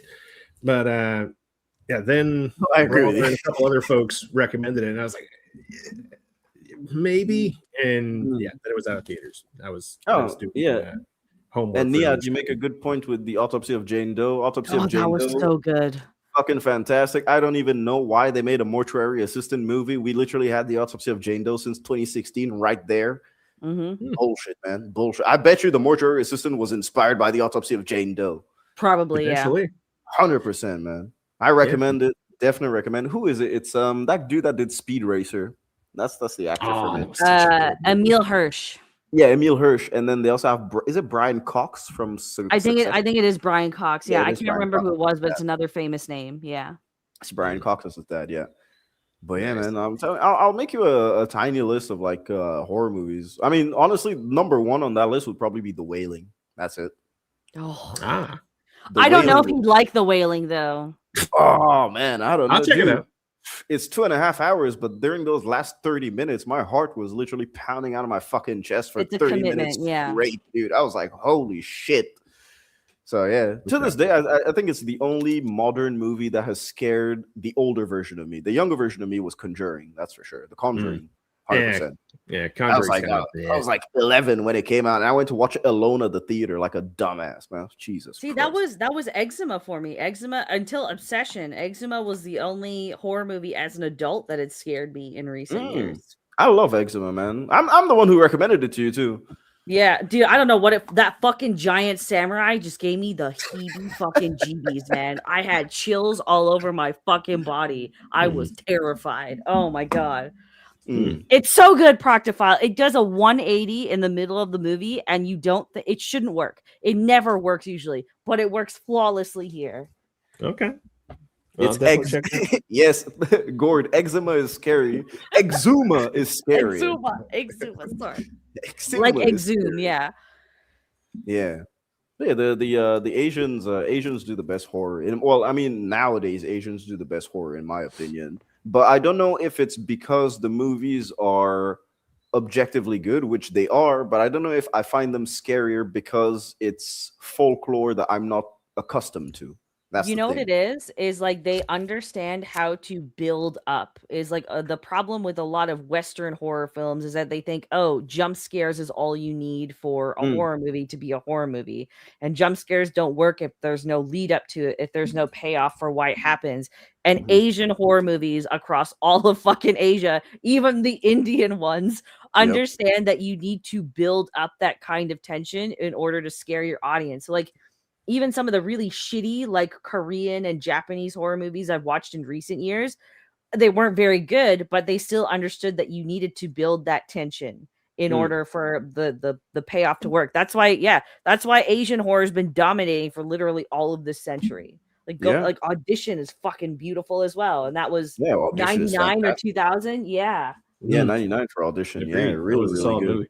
And then even the found footage movie though we love, Noroi. Noroi. Oh god, one of the best found footage movies, man. It's a Japanese movie. Yeah, like 2005 as well. Yeah. Bex is a huge fan of found footage. Oh, dude, I think the only person who's watched as much found footage as me is Vex, legitimately. Because so I was saying rom-coms are my number one genre, but they're not the number one genre that I watch. The number one genre that I watch and consume is horror, 100%. If you look at my catalogs, because I catalog everything that I watch, 90% of it is horror. And the reason why is because I think that horror is the pinnacle of filmmaking, especially if you want to learn how to write or if you want to learn how to, be a director. I think horror is the number one genre. Wait. Did I miss something? No, you didn't. Is that that's a non sequitur you just put in there? I can't believe you made a foot fetish joke, but you didn't make a fucking a necrophile joke, which would have been far more applicable. But all right, Goodman. All right. Well, the necrophilia jokes are reserved for me, so Oh, fair. So, that's okay. Fair. There you go. The geriatrics, yes. But as I was saying, horror is number one if you want to learn how to be a director and a writer, because every single element of what makes horror. Got another one. I love you, Jay. Because every element of what makes a movie good needs to be working 150%. I got that one. Yeah. That's really good. I like that one. Gordon. And so horror is when horror is done right, horror is not the number one genre in a horror movie. Drama is the number one genre in a horror movie. Horror is always a secondary element. Even though it's a horror film, it is the secondary element. The number one thing you need to have is the drama, and you need to have an already strained relationship. And then when you add that horror element in, it basically completely destroys that relationship, or it mends it because they have to go through that struggle together. And so that's why I think horror is so beautiful, because horror needs to have everything going for it, from the script to the visuals to the pacing. Everything needs to be dialed up to 11 to have a very good horror movie to actually land perfectly. And to me, I think that if you want to learn cinema, I think horror is the best genre to look at. There's so many shitty horror movies because people don't understand that horror is literally one of the hardest genres to master. That's the thing. It's easy because it's cheap to make horror. But that's the problem. Because it's cheap to make, we have so many shitty horror movies and not enough good ones, because to make an actual good horror movie is probably one of the hardest genres to tackle. And a lot of people just tackle horror on their first movie, and sometimes they do it well, like Curry Barker Obsession. But then other times, just like Chris Stuckman. So, but for me, horror is the number one genre to watch if you want to learn filmmaking or script writing. I think very good horror is unbeatable. Horror and westerns, those are numbers one, for me. But horror at the top. Nice. 100%. Well said. Yeah, I agree. So would you give Obsession 9 out of 10? 10 out of 10? I'd give Obsession I give it a very, very solid 9. However, it can shift. It can shift to either an 8 or it can shift to a 9.5, but it won't be a 10. It could have been a 10 for me. I would put it at a 9 right now. And it loses that aspect because of the aforementioned semi-trivial critiques of that could be looked past. They're not glaring issues with the sex scene, her freezing in the middle of the day for the entire day like a robot. I don't think that holds up. Ian getting shot he just comes across like an idiot. And it's real, the money's real. It's just what? No, we already knew that. Why are you running over? No, it's just do it a different way. He could still run over there, but not say that line. He could have been like, "What's fucking going on, man?" The thing that happened. It all makes sense with Nikki. I need to check Nikki. We got to do something. Right. Use my money to take her to a facility. Yeah, get her better help. Hey, this is Chris Stuckman. Let's get her better help. Let's get Nikki better help. You gotta go on rate and steak before better help, just in case. Crazy. I gave this movie a 10 out of 10 because it does what it wants to do and it does it flawlessly, in my opinion. Like I try to rate everything within the genre it's in and like the I guess the quality it's in. So like I'm gonna rate rom-coms completely differently from horror, but it's like Curry Barker has a specific thing he wants to say in this movie. I think he says it. The performances were great. All the technical aspects came together. I could see the vision clearly from start to finish, and it got better with the second and third watches. It's also an extra cherry on top that this movie made me jump in the theater twice, and that has never happened before. Which parts? So it was when she got Sarah got her head bashed in. And then it was the bedroom scene, the first bedroom scene where Nikki walks weirdly across it caught me so off guard the way that she walked that I jumped in my seat. Yeah, that was the one that made me get chills. Yeah. The scene with the car, her breaking in and with the brick, I saw that coming a mile away. I knew it was coming, but I didn't know when it was coming. So like I kept waiting and waiting. I was like, oh, maybe I was wrong. And then it was when I thought that it happened, and that's what made me jump, right? But it's like all of the shock factor stuff, it's not there just because it's a checkbox in horror. It's there because there's an actual payoff every time there's a jump scare, and I really like that Barker understood that about the genre. And I fucking hated Milk and Cereal. I thought it was a dog shit. I thought Milk and Cereal was trash too. There you go. Yeah. Yes, Curry Barker is the best Indian horror filmmaker of all time. Of course, number one. I can't wait to see what his brother Tandoori Barker does now. Yes, Tandoori Barker. Yes, he goes with everything. Oh man, but I mean, what about you, Procto? What is your out of 10 rating?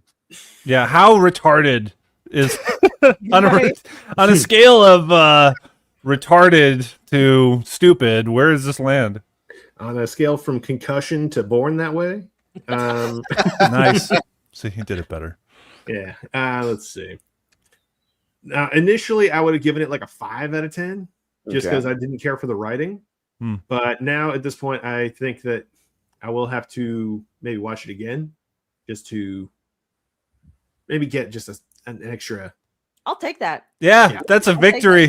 This whole discussion, it got him to consider watching it again. There you go. Exactly. Yeah. Reevaluate, maybe, Well, that's one thing I do take pride in. Whether or not, whatever disagreements that we do have, I am more than willing to actually, be open-minded enough to check something out again in this case.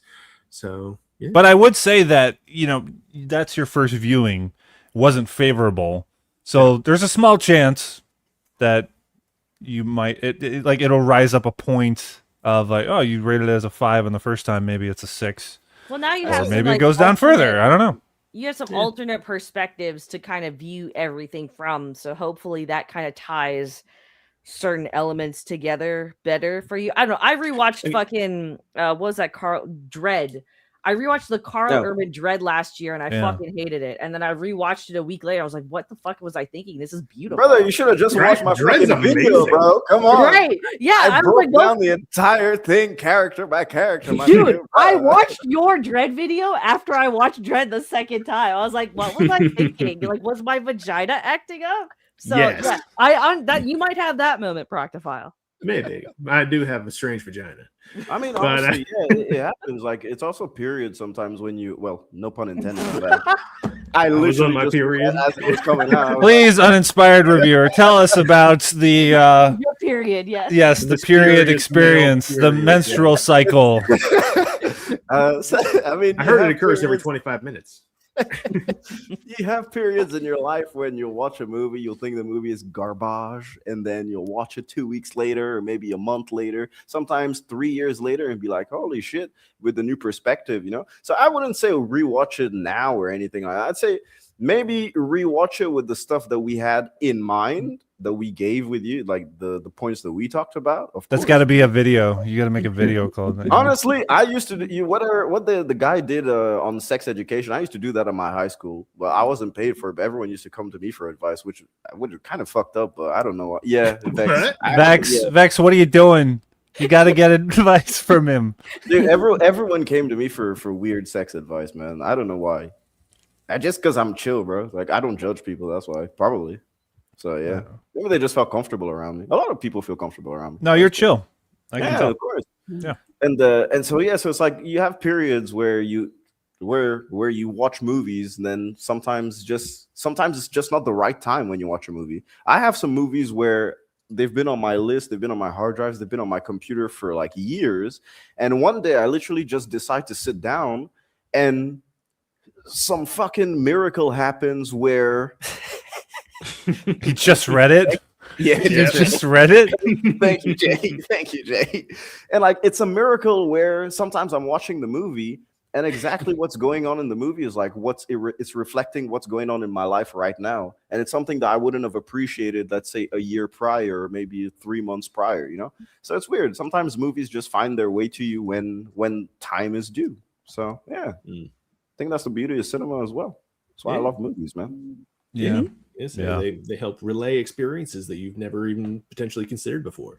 I think they're incredibly valuable. What's his name? Oh my God, how the fuck? Roger Ebert has said this best. He was saying this to Siskel, and he was like, the cinema is one of the only places where you completely forget who you are, where you are. You forget where your car is parked. For that one moment, you're just there living with these characters on the screen. You don't even realize that you're in a cinema hall. You forget about everything, and you just live in this story that is being told when it's a good movie. And yeah, I think that's the most powerful thing when it comes to a medium of like a medium in general. It's like, yeah, it's just something that can literally transport you to someone else's life just for a moment of yours. And it's beautiful, man. That's why I love movies, man. I must say, good on you for knowing who Siskel and Ebert are, considering that you're Gen Z. And I don't even think Brawler knows who they are. Really? Yeah, Brawler, if you're listening, you need to watch up on their reviews. Even though they didn't get everything right, they had bad takes at sometimes, but they really were the formation, the inspiration for what we're doing right now. Like the culture of movie talk on YouTube was inspired by what Siskel and Ebert did in Chicago. And they disagreed a lot too, which I think it was really, really interesting. You know, a lot of times they disagreed between each other, which I think is the beauty of the conversation that you can have about movies, which is why I hate fucking having conversations on Twitter, because people are just retarded. But you know, having conversations like this, where it's like, you can tell the nuance. Procto is willing to rewatch the movie. We also conceded on some stuff as well. So it's like, it's a productive discussion. This is a fun conversation. We weren't here to try and prove one side is right and one side was wrong, even though it's pretty obvious one side was right. I mean, I thought you were, but but you know, we're people that enjoy the craft and enjoy discussing the craft, and that's what it should come down to. Dude, Kyle, I love movies, man. Like my favorite section, because you know, like I'm 24, but dude, my favorite part of cinema is the cinema's golden age from 30s to the 50s and 60s. I absolutely adore everything, dude. I have like videos on 12 Angry Men, on The Thing from Another World. Like I love black and white cinema because I love black and white cinema because of how theatrical it used to be. I don't know why, but I love the theatrical element of cinema that it had back then.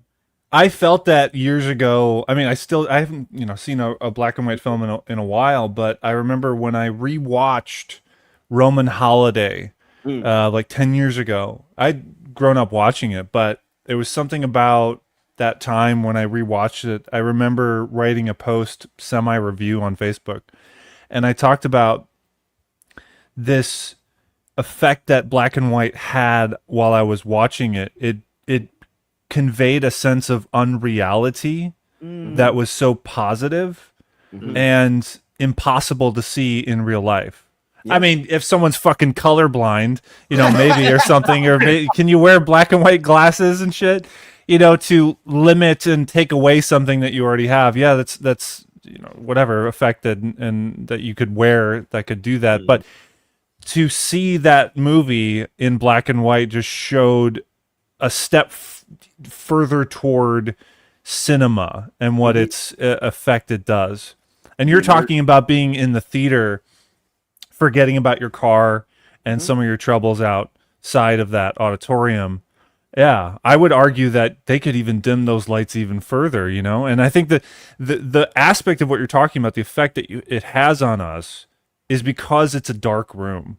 Because we're focusing on one screen, one point that we're looking towards. Because how often do we go outside into public, right, to another building that's dark? Yeah, to go straight. You don't for 2.5 hours, right? Yeah. We don't willingly go into rooms that are not our own that are dark. The movie theater is the only. Well, I mean, I was gonna say you're making a couple of bold. I mean, Proctophile might have something else to say about that. Yeah, made some mistakes in my time. There you go. Yeah. So that's how you ended up here, after all. Indeed. Well, Jay, that was one time. Okay, Jay, that was one time. I got lured into a sex dungeon. It wasn't my fault, but it was consensual. So that was yes. Okay. Sex dungeons aside. I'm sorry, hold on. You got lured into a sex dungeon, but it wasn't your fault, but it was consent. What kind of rape apologist statement was that? She was a pretty woman, man. She was like, "Oh, you want to do some stuff?" I was like, "Well, yeah. What do you think I'm here for, man?" So it's like, shit, this is a true story. Like, then she was like, "You want to go downstairs?" I was like, "What the fuck is downstairs? Am I about to get like raped or something?" Well, in hindsight, I mean, is that something you like? No. But like, yeah, so then we went downstairs and like she had everything. She had like the chains that attached to the ceiling and shit like that, like everything, dude. I was like, what the fuck? What'd you do?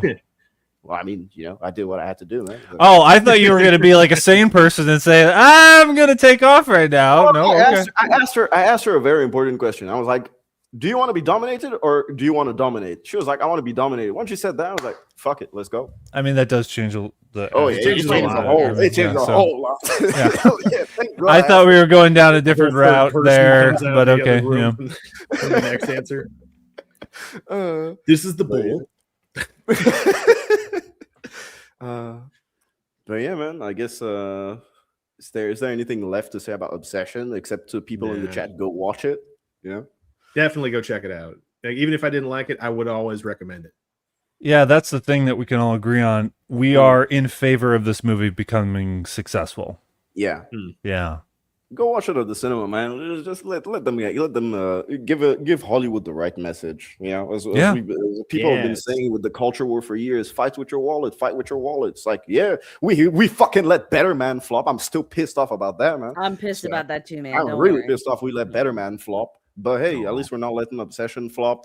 We're sending a bad message with Backrooms, though. But I mean, I mean, there's still a positive that you want new creators in the space. You do. I think that's worth sending the message for. So, and plus, they said that it's weird that when they did the Backrooms 2 announcement, they said that they were specifically searching for a screenwriter, which I think is like. It's really, really interesting to me that I feel like they knew they fucked up with the script. Yep. And I'm glad they recognize that if that's the case. Yep. So yeah, I was talking about this with the Golden Age Geek. I was like, I don't understand why Mark Duplass just doesn't write it with Kane. It's funny because like he said in an interview too that like no, I'm just starring it and I'm not helping with the writing or the direction. I was like, man, like when I saw that he was in this and I saw that he wasn't the writer, it's like, nigga, why didn't you help him write it? You could have made this movie an 8 out of 10. Mm-hmm. Yeah, Mark Duplass really should have just like rewrote the script or something. I really hope that he's the writer for the second one with Kane Parsons, so that at least they can do something together with the acing. God, I think that would be better, way better. Yeah, Duplass has got some talent. I mean, who's checked out Creep? Oh, love the Creep series. Love the movies, love the show. So good. Yeah. That's like because I was hoping they wouldn't announce an Obsession movie because Obsession would work much better in an anthology format like the Creep tapes. Go back to the found footage, just make it episodic of people disappearing into the back rooms like the web series did. But fuck, they decided to do another movie instead, which is it's not going to do well. It's not going to do well at the theater. Yeah, that's a good one. Mark didn't want to write it because he was feeling duplicitous. But yeah, man, I really hope that the like Hollywood gets the proper message. And they are. They really are. Yeah, it seems if they really are. Dude, after that, yeah, with Star Wars, I think the go-to move that they're gonna try is, hey, let's get Curry Barker in here for a meeting, and let's see if he can direct a Star Wars movie, and maybe some other thing that like a Marvel movie, maybe. Let's try that. Sean Levy say that with his backrooms comment. What a dumbass, man. Oh you guys heard what Sean Levy said about Star Wars and backrooms? Yeah. No.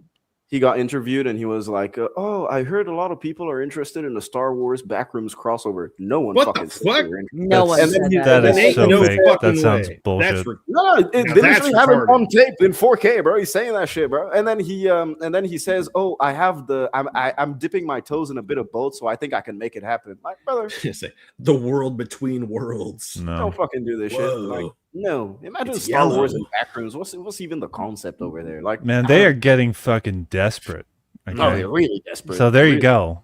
Yeah. Like, it's going down the tubes. I went on X recently when it was that last week when Obsession had beaten Grogu and Mandalorian. Yeah, it's probably the reverse, isn't it? Mandalorian. I don't fucking care. Dyslexia. That Star Wars movie. I tagged Disney in a comment that they are not going to see, but still I fucking said it. It's just, what are you not getting? Star Wars is dead. It's gone. It's done. Make great original stories again, like they used to. Uninspired, you talked about loving the movies from the 50s and the 60s. Like, do you remember the live action Disney movies that they used to make? Yeah. Magnificent. dude. 20,000 Leagues Under the Sea, Swiss Yep. Family Robinson, Old Yeller. Yep. Those kinds of movies. They used to Those are the really- movies I grew up on, dude. Those are the movies that made me fall in love with movies, in addition to, you know, the 90s films and Yeah, of Jurassic course, of Park. course. That Yeah. was my Star Wars, you know? But those, Disney was the foundation of my love for movies. Yeah.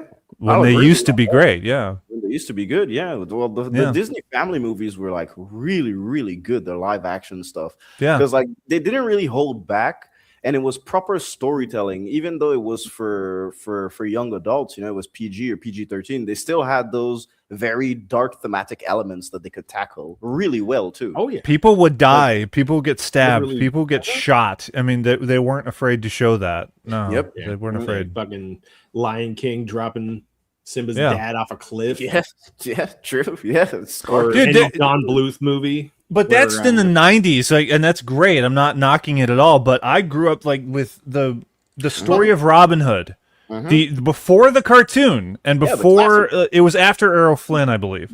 But they made their own version. Disney did, and it showcases fucking Sheriff of Nottingham.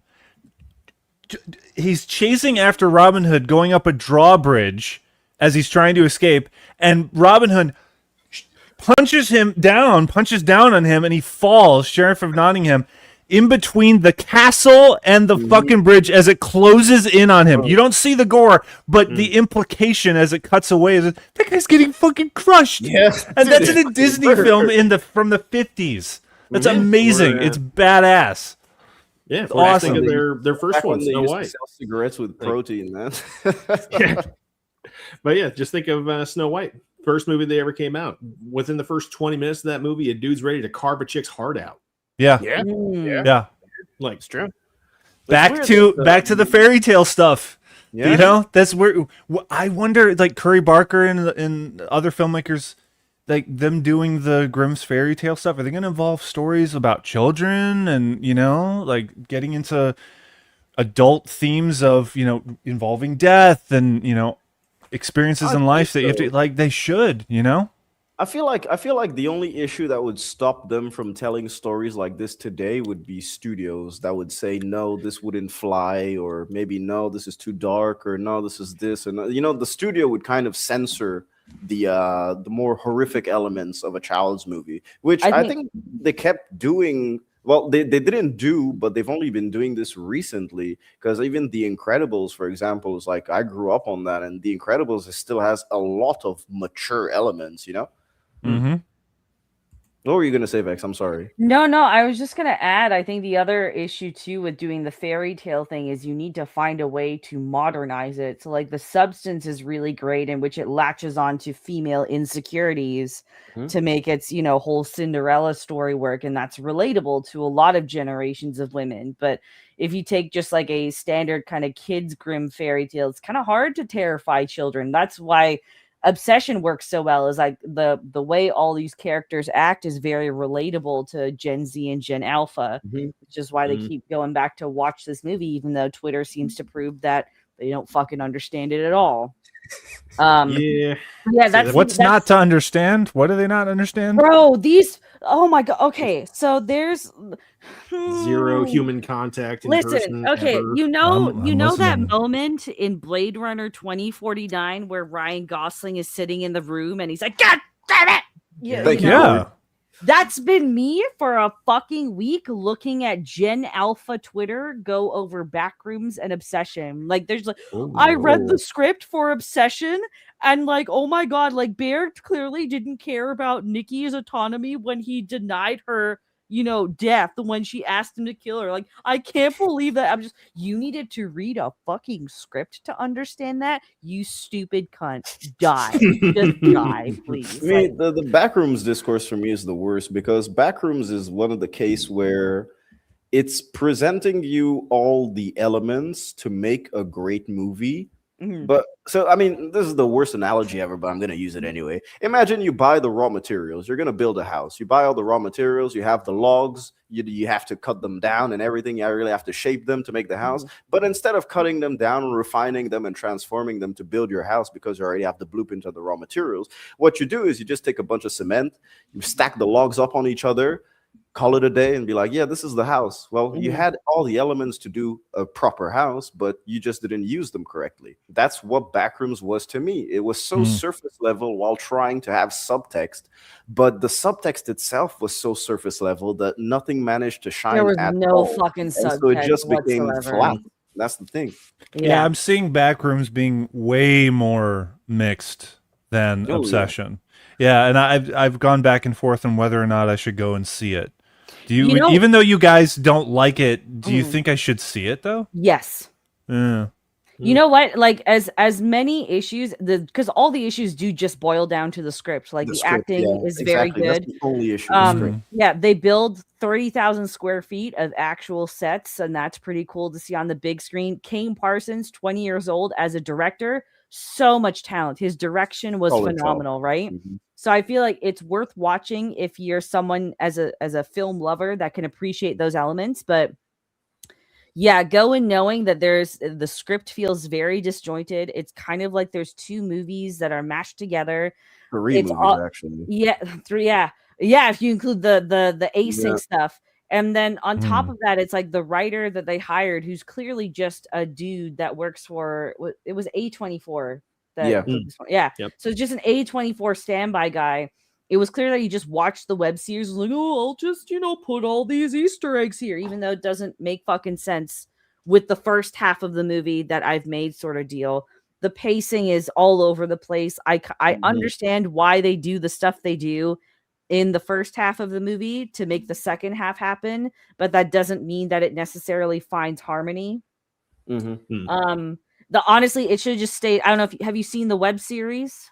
No, I don't know anything about the game or whatever the fuck web series. Right. I don't know anything, so I'd be going in completely blind. Like, quick backstory, it's like it was a photo that showed up on a 4chan thread in 2019, and someone just wrote something creepy about it, and that one picture they added it to the SCP catalog, basically. Yeah, it basically collaborative writing project in the world is the SCP catalog. It's basically secure, contain, protect. It's a bunch of an SCP is like a different entity, and the Backrooms is considered an SCP, which is an entity. Right. Go ahead, so, but the great thing about it is that there's no set Backrooms lore, because there's the games, there's the SPC, and then there's Kane Parsons web series. which debuted in like 2020 or 2021, something like that. And he has like 20 episodes online. They vary. Like some are 12 minutes long, some are like a minute and a half long. But it's all based on his web series and his lore. So I feel like going into this, because most of the target audience for this is like 12 to 18-year-olds, they were probably expecting the video game, more of that, but instead it was more of the web series. And even though that's still very popular, that's the biggest reason I think there's going to be a huge drop off second weekend.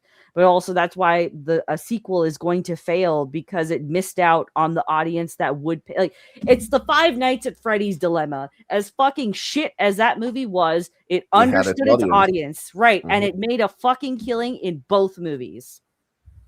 You can't have that here because you didn't understand the audience you needed going in. And it's like, it just doesn't make sense to me that your two main characters are, one, a fucking divorced, financially struggling black dude, and then B, architect. Yeah. Right, architect. And then right.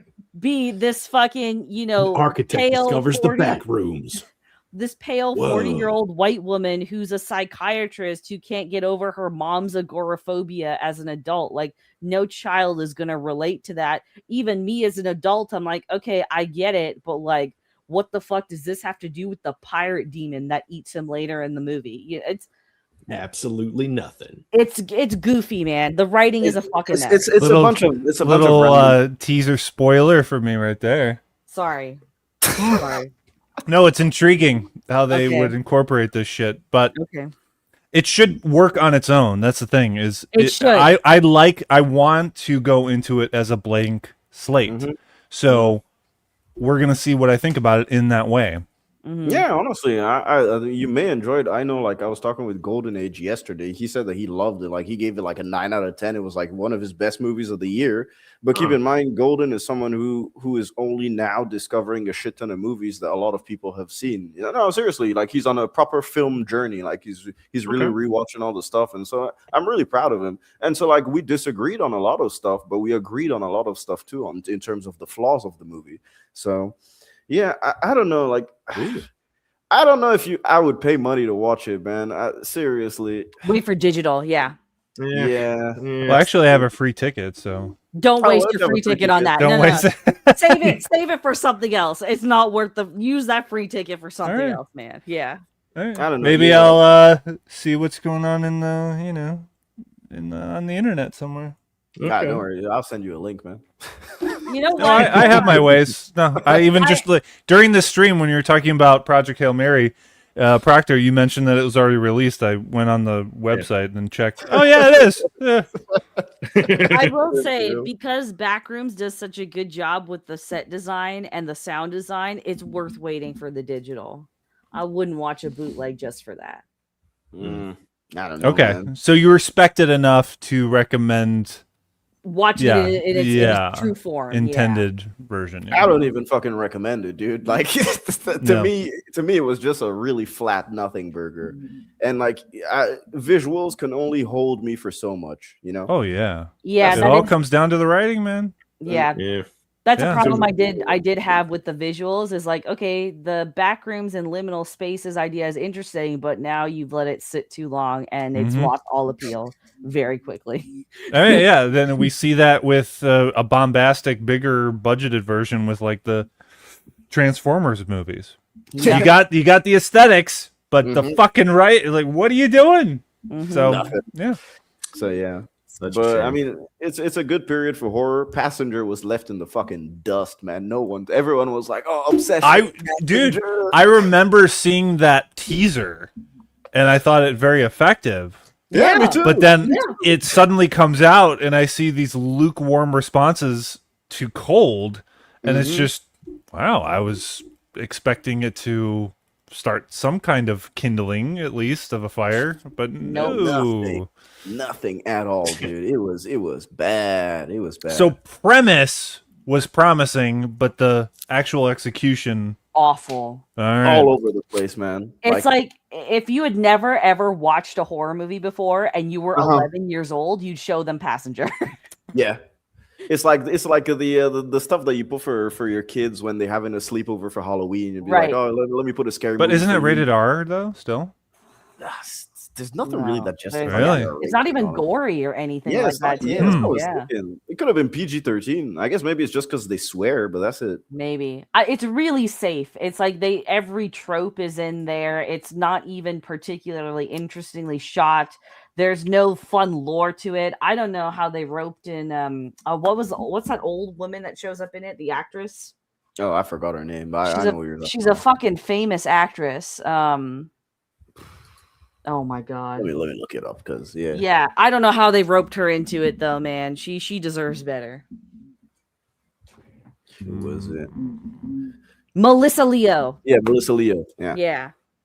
I mean, she had her time in the 2010s. I mean, she did, but Your like time she is didn't. done. She hasn't sunk so far as to star in shit like this. Well, the evidence is in the movie you're talking about. So yeah, it was so bad, man. Like, just nothing worked. Legitimately, the only good scare was the jump scare that you see in the trailer. That's it. Yeah, that was it.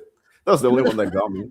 Fucking Melissa Leo. Oh, come on, Jay. Jeez, your age, Jay. Come on. Yeah, no, dude, she had her time. She was in Prisoners and The Fighter, and then she became just a background side supporting character. That's true. That's it. Did you guys just by any chance did you guys watch The Burrows yet? The Netflix TV show, the Netflix show with Alfred Molina? No. No. I would recommend the first 4 episodes and then just well, then I'm not going to watch it. Wait, what? You just recommended a show to not complete it? Right. What? What? That is the first time in my entire life somebody has recommended a show to not watch the entirety of. Well, it's because it's actually really well. The reason why I recommend it is because you have these veteran actors. You have Gil Pullman, you have Alfred Molina, you have like really, really good actors. But it's one of the first and rare times, especially today, where a lot of times you see young people on screen. It's one of the rare times where the banter between old people actually felt realistic. It felt like a proper.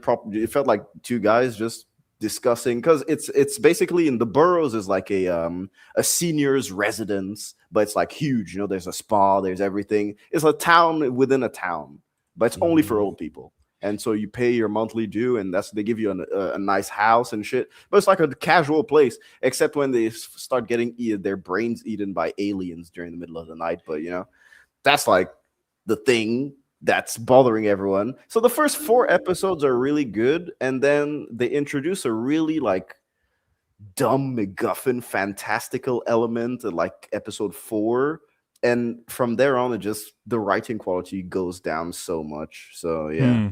I'm gonna be honest with you, Tur. I'm not gonna fucking invest time just to watch half of a show. Honestly, you can watch the first episode and enjoy it. That's pretty much it. Like, that's still a waste of my fucking time. Unless it's a closed episode that it's episodic, I couldn't go with you on that, man. It's not like X-Files, so yeah, true. Because you could literally, you could recommend an X-Files episode, and it'd be Right. Good point. You could watch Bad Blood, that vampire episode where it's just closed. You could just appreciate that episode on its own. So it's different with serialized television. Go watch X-Files. Go watch the episode with the guy that crawls through the vents. That's a good episode. That's exactly. That's another example. There's so many fucking great episodes of the X-Files that you just watch, and be done. Seriously, they're like short films. For the first time, I'm at like season 3 right now. I started last year. I need to watch the X-Files still. I've never seen an episode. I've never seen Vex. Vex, you're going to love it. You're going to love it. I'll get there. Maybe I'll start that this week. I've been looking for a show to grab my attention. Maybe the X-Files is it. I've only been watching X-Files, Supernatural. Those are the only 2 things, and Dexter. Those are the only 3 things I've been watching back to back whenever I get bored. So yeah. Some of them are forgettable, like passively, like, oh, that wasn't that good, but like some are just that's okay. Yeah, I'm really, fine with really that. good. Because the majority of them are episodic. And then you have sprinkled in the mythology of the alien lore and the history with Mulder and his family, his sister. But majority of those seasons are occupied by standalone episodes. Like Monster of the Week thing. Yes. Yeah. I love that. I love those. Really That's what I love Monster about of the Supernatural is it was Monster of the Week for so long. Yeah.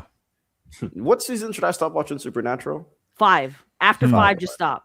Okay, cool. Wait, you kind of just did what he just did. No, hold on. Let me explain. Much larger scale. It's different with Supernatural. Me, it was a mid-season break. At least her is like there's a complete story, you know? Right. So like the series was only supposed to be 5 seasons, and those 5 seasons have a complete arc to them. After that, CW realized they had a fucking cash cow, and they went for 17 seasons. I clocked out at season 11 because it was just like, bro, you already blew your fucking load with the whole God versus devil arc in seasons 1 through 5. Why should I? Though, you know what? You're a straight man, so I'm sure you can appreciate this. Season 6 is kind of worth it for Soulless Sam. Okay.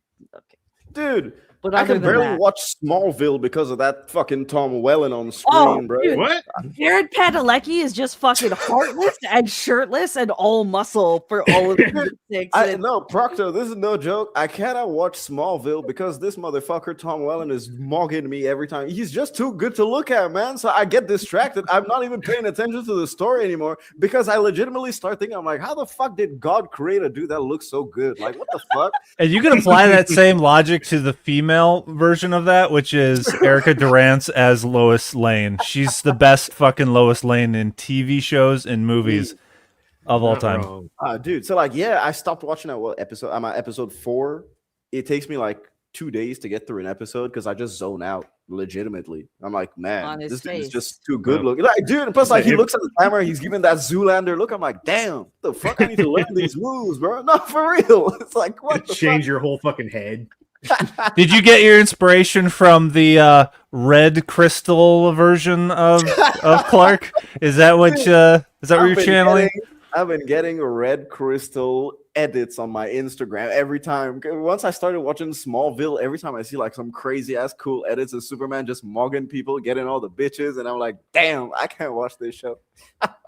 Imagine getting jealous of a fictional character. No. I'm jealous of Tom Welling. He's a real dude. Well, if it makes you feel better, he peaked at Smallville and hasn't been able to get a fucking job ever since. But he still looks. No, he worked with Brendan Fraser recently. Does he now? Doing what? Yeah. I don't remember the project, but I saw a fucking clip, and he was in a movie with him, apparently. It went on streaming, but yeah. Is it the World War II? Still got to work with him. It might be that one. Yeah, the World War II that's coming out. Yeah, maybe Pressure. He was not in Pressure. I saw that recently. Tom Welling wasn't in Pressure. He was in something like a couple years ago. Did you like something called The Winchester? What's that? Did you like Pressure? Pressure is one of those movies that most people are not going to like. I definitely appreciated how it really portrayed the sense of like stress behind every single decision that led up to D-Day. So you were satisfied with the movie? I liked it. Most people Okay. No, it's because those are the type of war movies that I like. We have a war movie that's coming out. Well, it came out this morning, actually. It's on the Second World War. Like, it's a huge, big budget French movie about the Second World War. They're actually releasing the first part. Well, today it's like 2.5 hours, and they're releasing part 2, the sequel, in like a month, exactly in a month, which is crazy. So yeah, but it looks good. So like, yeah, I've always been interested in movies like this, so I don't mind. So are you familiar with like the premise to Pressure? Yeah, dude. I'm familiar with the premise. I watched the trailer. I'm really interested in it. I just wanted to know if you liked it or not to see if maybe it would be worth the cinema admission. So yeah, the basic premise for Vex and Kyle, if you aren't familiar, is they're trying to predict the weather for D-Day. That's it. Or they could cloud seed. I'm sure they had it back then. They should have fucking done it. Like, what are all these conspiracy shit? Right. So yeah, basically it's like you can imagine, like, if I was writing the movie, it would be a disaster. And that right. And I would just go off on like tangent conspiracy shit and make an alternate version like Tarantino did with Inglourious Bastards, which, by the way, I consider Tarantino's best movie. So, oh, nice. Anyway, no, you recommend Pressure, so yeah. I would definitely check it out if you're a big movie buff. But check it out. Most people are. I'll check it out. It's I love history when it tells a story that it can be considered trivial in the grand scheme of things, but pivotal. So if that's that kind of movie, then that would interest me. Yeah. But yeah, like it puts things into the crazy perspective because like most people, like when you're watching the news or whatever, you'll hear about the weather or whatever, but like nobody really takes into consideration. Yeah. And when these guys are like, okay, if the wind is moving at X number of miles per hour, the waves are going to be 10 foot tall, and our boats aren't going to be able to drop people off. If they're 8 foot high or lower, we'll be able to do it. And just them trying to predict something as chaotic as the weather. Yeah. Again, like the level of strain these guys are on, be like, okay, we need a definitive answer. Like, but it's the fucking clouds. Well, yeah, exactly. Hence the name pressure. Yeah. There it is. So, do they ever broach the topic or conversation of, hey, if we set up really big fans and wind turbines, can we blow those clouds out of the way? No, but they're like constantly on the phone, be like, okay, we need every base within 2,000 miles of this area to tell us exactly what the weather is every hour on the hour. And yeah, it's just wild. I'll definitely check it out, man. Stuff like that interests me, and the trailer really piqued my interest when I saw it. It looked like something really interesting, so I was just waiting to see if any. And I knew that you had seen it, but I hadn't had the chance to send you a message and ask you about it. But yeah. I'll definitely check it out, probably this weekend. Yeah, and Brendan Fraser's really great in it. Brendan Fraser, I went there specifically to support him. I will honestly say he was probably the weakest part. Oh. How come? Apparently, his co-star was the best part. The guy that did Sherlock. Yes, was it? Yeah, Moriarty. He played Moriarty. Yeah, I forget his name. Andrew something. I think. Yeah, I forget his name. But okay, for somebody who's eventually going to play like he's playing a character who's eventually going to be a president. He's like a major general in the U.S. Army. He's playing Dwight D. Eisenhower. Yeah, I thought it was an odd casting to begin with. Yeah, and he's too friendly for it. Nice. I mean, that's like, so that's a compliment. It's kind of a compliment. It's like, you're too nice to play this, dude. So right. Yeah. And sure, like in the beginning of the movie, they establish his character pretty well. Where they're like, okay, they show his reaction to the result of it was like a war exercise that everybody was just supposed to be practicing for that killed an entire squadron of people. Jesus. Wait, so that's an incident that happens in the film? Yes. That's the opening. See, there you go. And that establishes him really well because, like, again, he's the one that has to make all these big decisions based off of everybody else's info. And he's got thousands of lives in his hands. And by the end of it, he's like, okay, if this doesn't go well, I want to take full responsibility. I see. I mean, as long as he can try and deliver something, as long as my suspension of disbelief is there, I don't mind. As long as it doesn't really like take me out of the movie, I'm like, hey, this is like some really bad acting. Well, no, it's just he's too soft for it. He doesn't have like that stiff upper lip general kind of. He's got a gentle face. He's not a Gary Oldman type.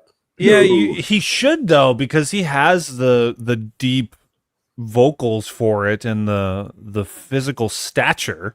Yeah, it speaks to the kind of gentleness that Brendan Fraser has that is just innate in him. Yeah, exactly. The likability. Yeah. So like, I highly recommend any movie like Rental Family with him. Right. Yeah. Absolutely amazing. This one, I'd struggle with it for a lot of people. Yeah. Okay. I'll still check it out. Right. Hey Vex, how excited are you to see him return as Rick O'Connell? Oh my god. Oh my god. Put that Oreo on. I have a picture for that. Hold on, there we go. There you go. Post Rick O'Connell. Dude, I didn't get it. What is that in the middle? It's a strawberry with cream coming out of it. The cream pie. Is that how people apply cream to their cut up strawberries? That's okay. I guess. I don't know. I'd apply more cream. This one too. This is butter. Well, that just looks like an ear. Actually, it's just like an Audi belly button. This is like a Rorschach test. Hold on. I got one more. It's like it has balls in it. Is that a pepper? Is that a bell pepper? That's a bell pepper. Right the Scream.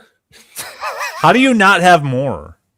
I just haven't. Oh wait, I have one more actually. Yeah. I have to find ones I like. That's all.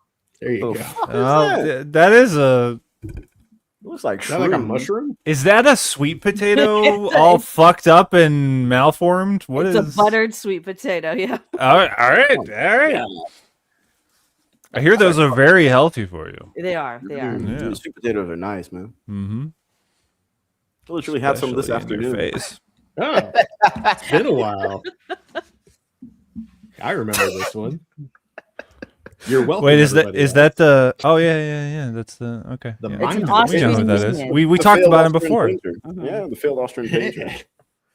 Oh, man. This was from the Primal Streams. Oh God, the head Ooh. stomp from American History X. Really?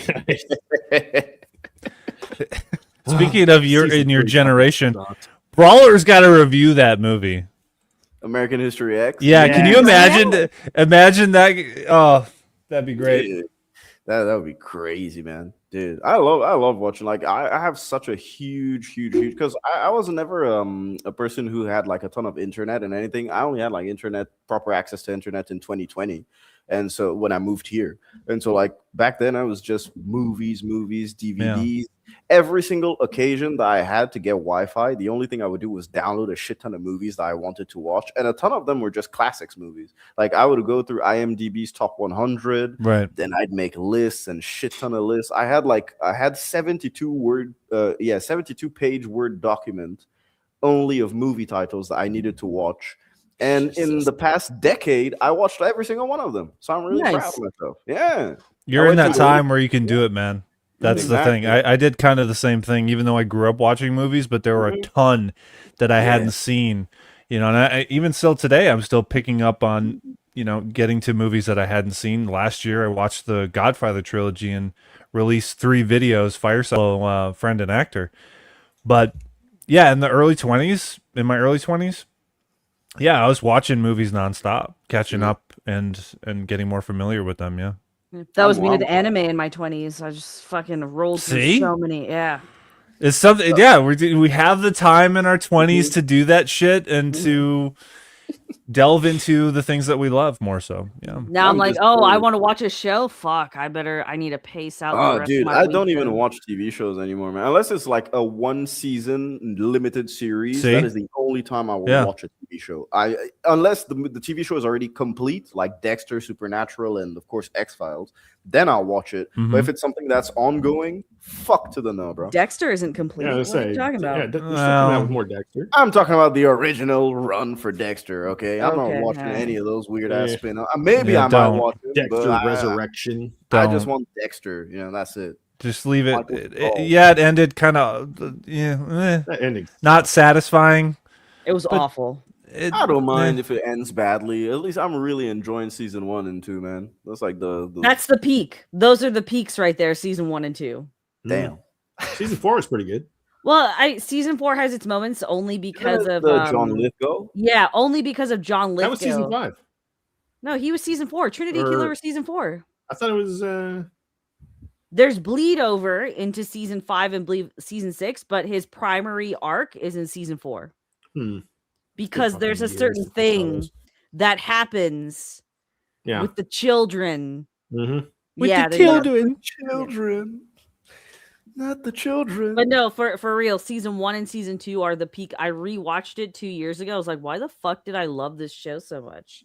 It's only got like 2 good seasons, and even that, it's a soap opera basically. So Yeah, well, back then it was network television. So Yep. Where fucking Dexter just refuses to have any character development. mm-hmm.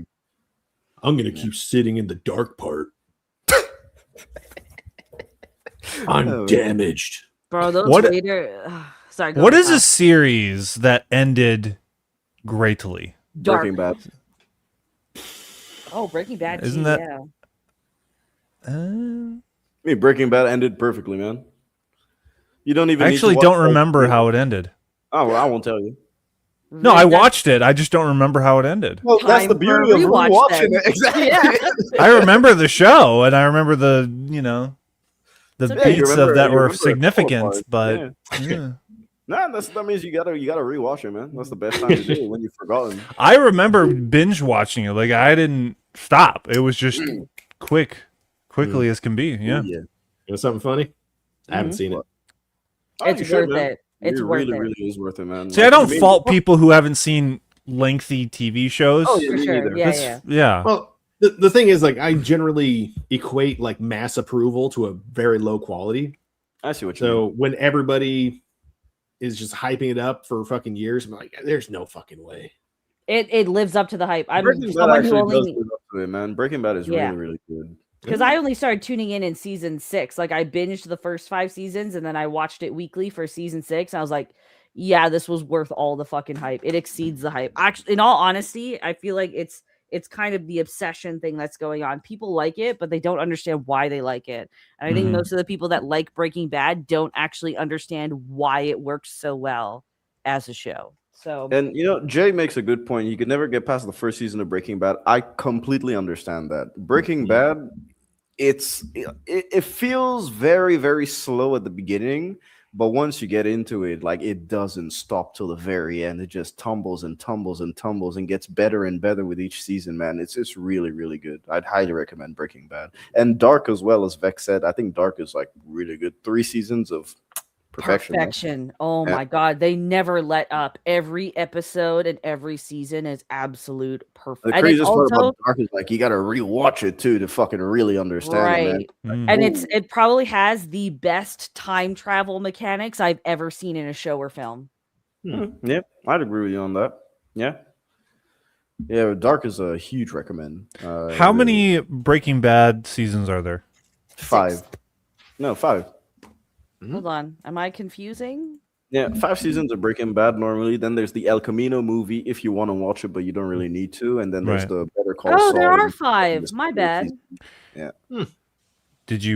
Were you breaking my bad? That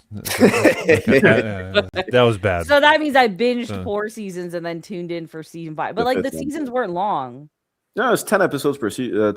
Not even 10 episodes. Really? So season 1 is 7 episodes, then 2, 3, and 4 are 13 each, and then season 5 is 16 episodes.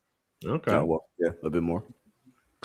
It's interesting. The trait that I see with shows that do greatly in the end is that they keep their seasons contained and shorter. And there's an example with a show that fucked up that should have been shorter, kept it at 3 seasons. You know what show that is? Yellowstone. Oh. Yellowstone. And Stranger Things. No, it's the same situation, dude. No, you're not wrong.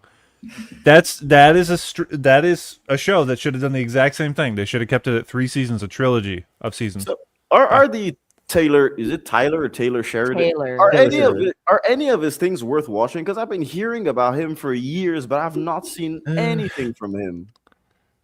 His movies are better than his shows. I've only watched Landman, but I can confidently say his movies are much better. Yeah. Okay. Yeah, I'm gonna say season 1 of Landman was pretty solid. Yeah, then Really it goes like off that. a fucking cliff for season 2. Yeah, Well, I always had qualms with the fucking whiny family. So I've been saying that from day one. Nah, I had no qualms with Ali Larder in those bikinis every episode. Ali Larder looks so they're good great. for her age, I- man. Well, aside from you having this crush on Ali Larder, she's bitching every time they have dinner over the same shit over and over again. It's the same beat played over and over again. In the It's second boring. met a woman? Yeah. What? It made sense in the first season because there was this nice line they were all working where it's like they were all, like she was really just trying to make him better, but she had her flaws like he did. And the second season, it's just like, oh, we're just gonna end every episode with like a racially themed dinner, and I'm just gonna bitch about something, and then we're gonna have hot sex. That was it. There was like no point to it other than that. Yeah, and then Billy Bob is gonna say how I'm gonna get you a diamond ring. Yeah, say it again, honey. Right. All right, I'm gonna get you a mansion. Okay, and we're gonna fuck in there, right? Yeah, and I'm gonna get you a car that goes really fast, and then I'm gonna wave my ass in your face too. Yeah. It's just like, give me a big ass pool too. Yeah, so you can swim naked, honey, in it. Okay, awesome. I fucking love you. And then it's supposed to be they're supposed to be this couple that we love so much. No. It's awful. I thought you hadn't seen it. Yeah, just watch his movies. Like Wind River is one of my favorite movies. It's so I still need to watch that, man. Yeah. Oh, it's so good, man. It's been dark. On my list for depressing, a while. but it's weirdly one of those movies that I comfort watch. So I don't mind dark, depressing movies, man. It's dark, depressing. I watch it for legitimate. comfort. I love dark, depressing. I mean, dude, some of the shit I watch for comfort is just like people getting chopped up into bits, and sometimes I watch The Human Centipede for comfort, dude. I don't really give a fuck. That's me with Terrifier, man. Terrifier is just a comfort movie. Comfort franchise for me. So yeah, dude. I watch The Human Centipede. I'm here. I'm having dinner. I'm just chilling, bro. That's a good segue to our sponsor, BetterHelp, everyone. Oh yeah. Sponsored by Chris Stuckman. BetterHelp for the uninspired reviewer. He likes looking at people getting their mouths sewed up to anuses, and BetterHelp, everyone. So. You know, did Chris Stuckman ever get any backlash from the backers? Because a lot of I think he raised $2 million or 2.3 something million? like that, yeah. And like I don't know, man. If I was a backer, I'd kind of be fucking. I'd be pissed, honestly. Oh, let's see, Shelby Oaks. Because I don't know. I heard the backlash from people like us. It made money.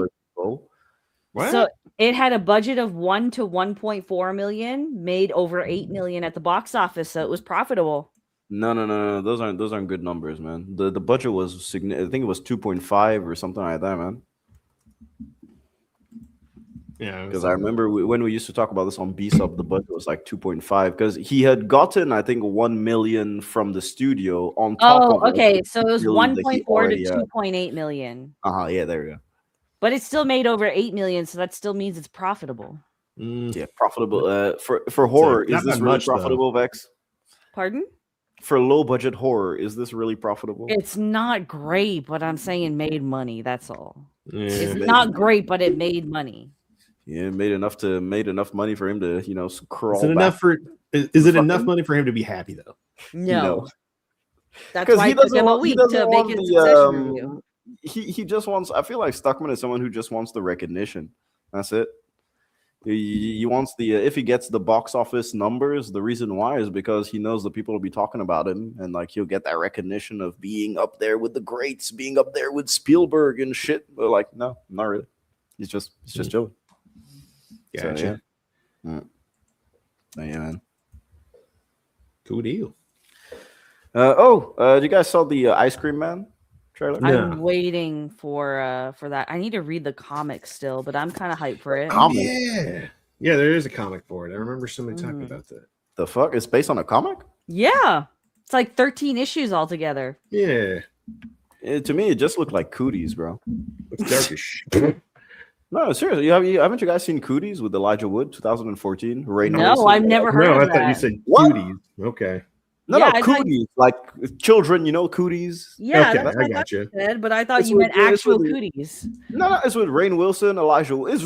I fucking love it, dude. It's basically kids that eat contaminated chicken nuggets at school and they become zombies, but like they're smart zombies. 2014. Okay, yeah. I'm actually on board. I like that idea. I really enjoy the movie. I don't respect the IMDb rating that it has. I think it's highly entertaining, dude. It's comedy as well. So, and like when I saw the trailer for the Ice Cream Man, I was like, this is literally just Cooties, like exactly the same. I was like, what the fuck? It has that fat guy from Lost, though. I don't know. No, he's not in the movie, man. Don't worry. Okay, all right, dude. He's literally in the movie for like 2.5 minutes, not even. He just smokes weed in his van. He sees the kids, and then I think he dies or some shit like that. Wait, have I seen this movie? That sounds familiar, unless that's the only role he plays. I mean, that's probably one of the only roles he plays, man. The only time I've seen the fat guy from Lost happy is the Lost episode where they're trying to run the bus down the hill. That's it. All right, Goodwin has recommended The Stuff. Is this a 1985 film? Yep, The Stuff is pretty good. Okay, I can watch this as well. I like The Stuff. It's nice. Yeah. Right now, the next movie I'm gonna watch, today, it's fucking 6:06 a.m. I'll probably watch it right now. It's Quien puede matar a un niño. It's who can kill a child. Well, yeah, translation. Who can kill a child? It's like a 1976 Spanish movie. These couple, they go on this island and they realize that there's only kids, and I guess terror ensues. That's the last. That's the. I Is love there this anyone premise. in that movie named Jeffrey? I was gonna say. I love this premise. I'm going to add this to my watch list as Plus, well. it has really good reviews, and it's 1976, so at least back then the reviews meant something. Also, they're gonna be like, "Fuck them kids," and they'll fuck them kids. So yeah. But yeah, man. Have I ever seen Black Roses? No, I've seen Black Swan. I like Black Swan because Vincent Cassel is in it. He had a Frenchman in it. Black Roses, 1988. Oh yeah, I have seen Black Roses. Yep. I don't remember it, but I know that I've seen it for sure. I mean, my favorite horror musical, dude, is of course with the sweet transvestite, dude. It's the Rocky Horror Picture Show. I fucking love it. I didn't like that movie at all. I love the Overrated Rocky shit. Horror Picture Show, dude. And keep in mind, I watched it. Consider that horror, though. Well, no, I wouldn't consider it horror either. I mean, Depends on what scares you. Well, in that way. Transylvanian aliens. Right. Man. But yeah, man, I like it. Fucking I'm a sweet antimatter lasers. Yeah, I love it, man. Meatloaf is pretty good in Rocky Horror Picture Show too. I like Meatloaf. Let me say his musical bit was good. Yeah, it was. I liked it. Yeah. I really like a lot of the Made me Rocky wonder Horror. if that's where the pride flag came from. Seeing that one dude getting kind of It is enveloped by the possible. rainbow. I'm I like, gotta is that you gotta check the dates on when the Pride flag was created and see. right? Yes, sweet transvestite from transsexual Transylvania. Exactly. Yeah. Tim Curry, man, the best. No, he's great. And yes, I do love doing the time warp, dude. Let's do the time warp. Ah, dude, I'll fucking sing that shit, dude. Yeah, with that random ass plot twist where like, oh, he's actually an alien. Mm-hmm. Huh. Yeah, from Transylvania. Yeah. Is anyone Right. seeing Scary Movie this weekend? I will. Nah. Gotta. I got to be honest. Don't see appealing clips from it. Me neither. Yeah, it's not hooking me. I want to see it, but it's not giving me. What is that supposed to mean? What are you talking about? She's ordering. What us is to get this? to you. What are you showing this? I'm gonna final solution the shit out of you. Go ahead. We'll see how that goes. I'm with Jay, man. Scary Movie 6 looks safe, edgy. That's the thing for me. It looks really safe. I don't know. And plus, the Wayans bros, they made one good movie. The second one they made was trash. The third one, which was written by Craig Mazin, was actually really good and probably one of the best scary movies. 4 was trash. 5 was utter garbage. And I don't know what they're gonna do with 6. I mean, I respect the fact that they started the franchise, but they didn't even make the best movie of the franchise. So, and plus, none of the clips have been like super. None of the clips have made me laugh out loud. I was kind of just like, oh, this looks okay. I mean, maybe I get a chuckle out of too. We're in an era where Jackass is back, Scary Movie is back, Limp Bizkit is on tour. I just want to be fucking happy, man. I love these aspects. I love these returns and callbacks and all that. But you got to be honest. Does it work or not? So we'll see.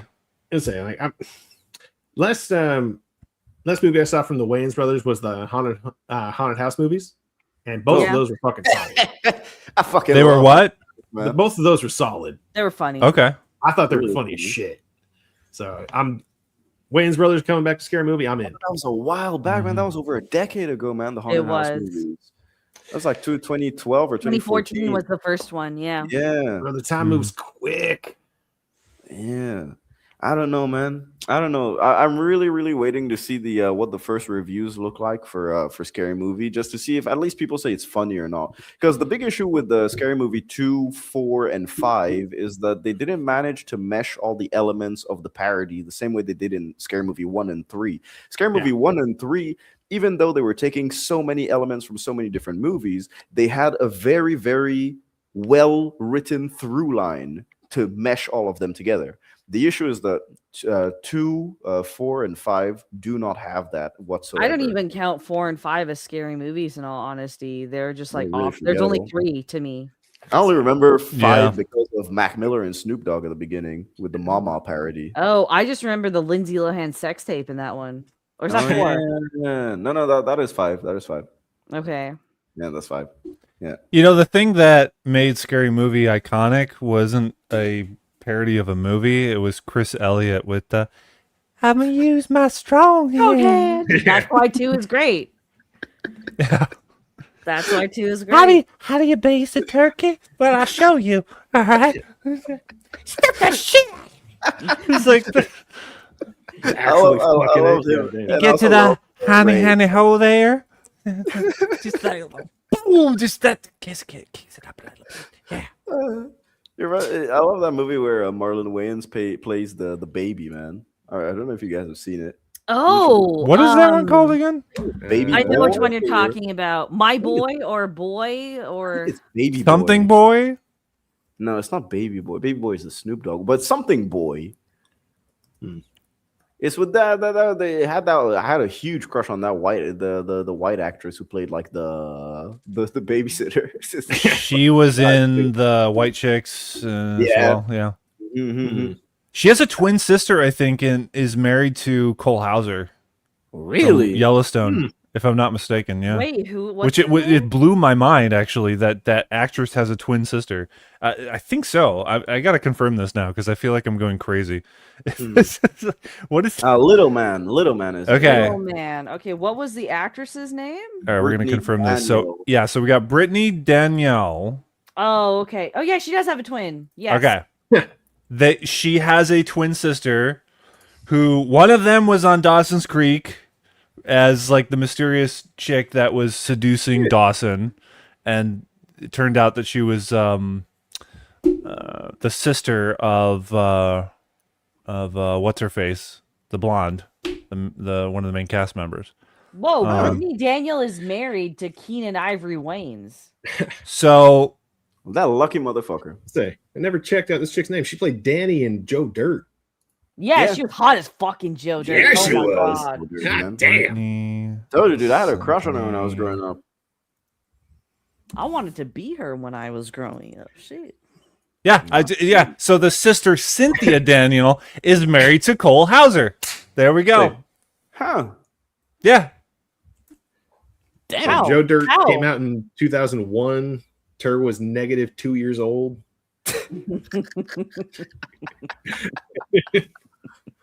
Man. Huh. That's kind of crazy, dude.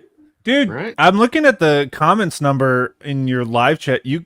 It says you have 253 comments. Huh? What? That, according to what I'm looking at right now, Cool. That's- a good one. You were Pretty so healthy. retarded that you have 250 comments. That's wonderful. Yeah. My goodness. If not bad for a first stream, dude. Yeah, Yeah. that's not at all. Really good Because, turnout. networking goes a long way. You got the people talking. Yeah. I also was like in multiple group chats being like, look at this fucking retard. So there you go. I saw your post on Twitter. It's all good. I don't mind.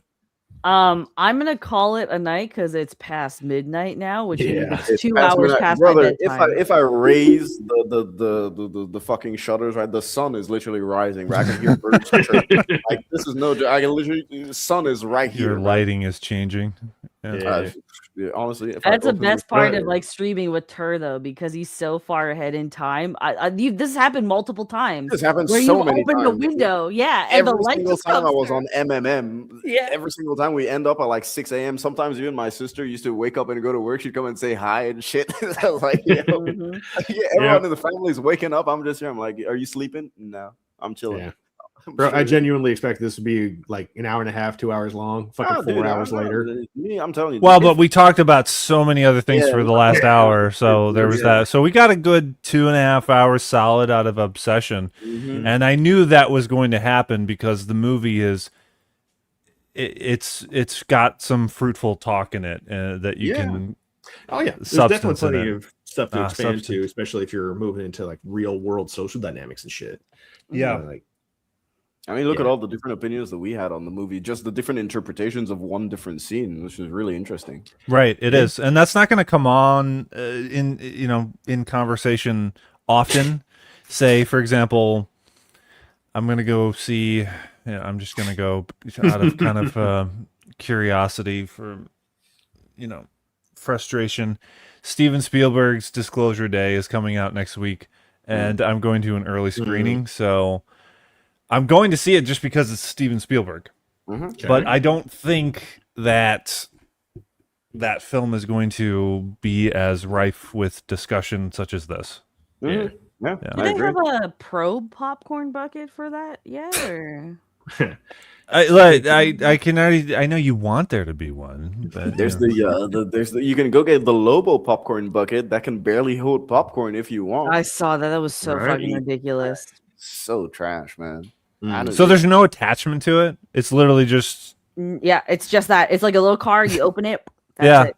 There's no like trailer to attach to the back. You can barely fill one scoop of the metal scoop thingies that they have. It was like, what? It's not even a kid's popcorn. Not even a kid's popcorn. Dude, what a waste. Yeah, it's a jip. Yeah. I think the alien popcorn bucket is still one of the best, man. No, that one was actually good. The Romulus one with the light? Yeah, that one could fill some popcorn. That looked cool, yeah. That's one comment we didn't respond to. You said someone said that you loved Romulus. Okay, listen. Here's a case of watching a movie in the right mindset. Okay, I watched Romulus in the theater. I had so much fun with the theater experience, and I liked what they were doing in the very first half of the movie before the whole fucking facehugger tunnel. And so I thought it was a good attempt after so many shitty alien films. And then I put out a positive video on it. And then 3 weeks later, I watched it again. I was like, what the fuck was I thinking? I don't even know what the fuck you were smoking, bro. Like, bro, I want to know what I was smoking. I was watching Romulus. I was with my friend. I looked at him. He was enjoying the movie. I was like, brother, you're enjoying this? He's like, oh, yeah, dude, it's a great movie. I said, brother, I'm not going to the cinema with you again. I have not gone to the cinema with him since, dude. I'm telling you, man. I don't know, man. Romulus was just so insulting to you me. and Andrew Tate on that portion, man. You're like, oh, dude, I don't know what the fuck you were smoking, man. Dude, legitimately, man. I was like, nah, man, this can't be it. And plus, he's someone who likes movies as much as me. He's a huge fan of the first Alien movie and everything. And they're like, when did we watch Romulus? He was like, I was like, you're really enjoying this? It was like, so, yeah. It's been a while since I saw Romulus. Isn't that the one where the guy with the map got lost? Huh? We wish. Romulus? That actually sounds more interesting. That sounds like Prometheus. There we are. Yeah, it's been a while. You know, there's some wild fucking shit because I know someone that worked on that movie, and he's like, yeah, we had to like talk because Ridley Scott did have some involvement. And he's like, yeah, the studio had to talk down Ridley Scott because you remember that what did they call that alien human thing at the end of the movie? Which one? The Romulus? Yeah, the end of Romulus. Humanoid thingy. Yeah, the humanoid thing, right? So the crotch was bald on that thing, but they made the prosthetic where there was supposed to be a retractable penis that came out. And what Ridley Scott had wanted, allegedly, and I can believe this because he wanted Ripley to get raped in the first Alien movie, is that humanoid creature would then rape Isabella Merck's character in that chamber thing, and that's how she would get pregnant. So Ridley wanted that? Wow. Ridley wanted that. That guy's got some issues, seriously. What is wrong with Ridley Scott? Like, he's the one that wanted in the first Alien Ash to take that magazine, roll it up into a phallic object, and shove it into Sigourney Weaver's mouth. Yeah. Yeah, and he says like, "Well, it's Ash. He can't express his desire to her, so he doesn't have a cock, so he has to wield the only thing that he has left, a magazine. Newspaper. Yeah. When really, it's kind of my own fantasy." What the fuck is wrong? He didn't say that. No. No, I mean, even just the implications, man. That's kind of fucked up. He didn't say the last part, but I wonder, is it, you incorporated that and you did it to Sigourney Weaver? Like, do you have your own crush on... Yeah, it's kind of So weird. are you doing your own Baron from Obsession with in a movie set with the magazine? I don't know. Yeah, so. It's not impossible. He's got weird ideas, and sometimes they work. I mean, they're weird and they're good, but it's like, how often are you going to do this? Like when you're talking about Romulus with the raping of the main, it's the main character that he was proposing. It was the secondary, yeah, the other girl, the girl that gets Mexican pregnant chick. by her boyfriend, yeah. Okay. The girl who played Dora. Yeah.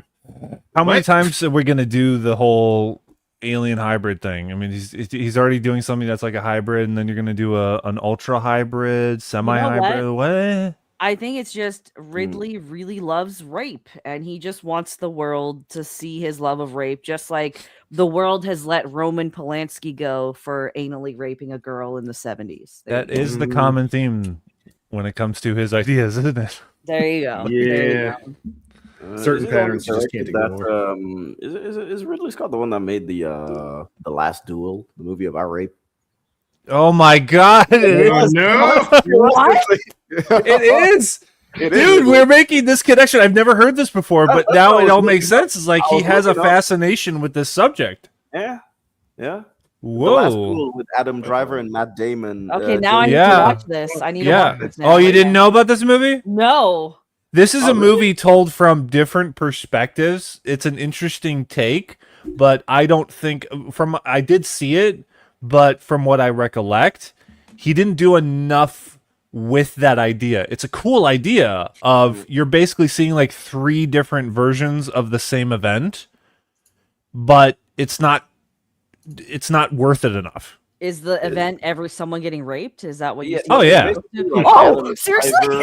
That's what I'm saying. It's like Ridley Scott. It's not even a joke anymore. It started off as a joke. The incident is Matt Damon's wife gets raped, and so he challenges like Adam Driver to a duel. Yeah. That's why it's called The Last Duel. Like that's it.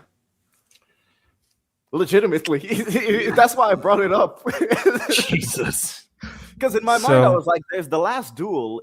I was like, I think Ridley did that, and that was right. About rape. So that's what I looked So up. it should have been called The Last Rape. Stop raping, sir.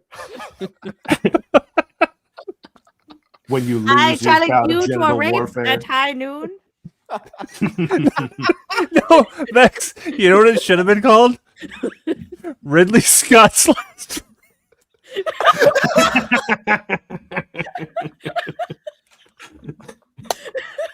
The Last Rise. He's getting old. Scored by Hans Zimmer. Wong.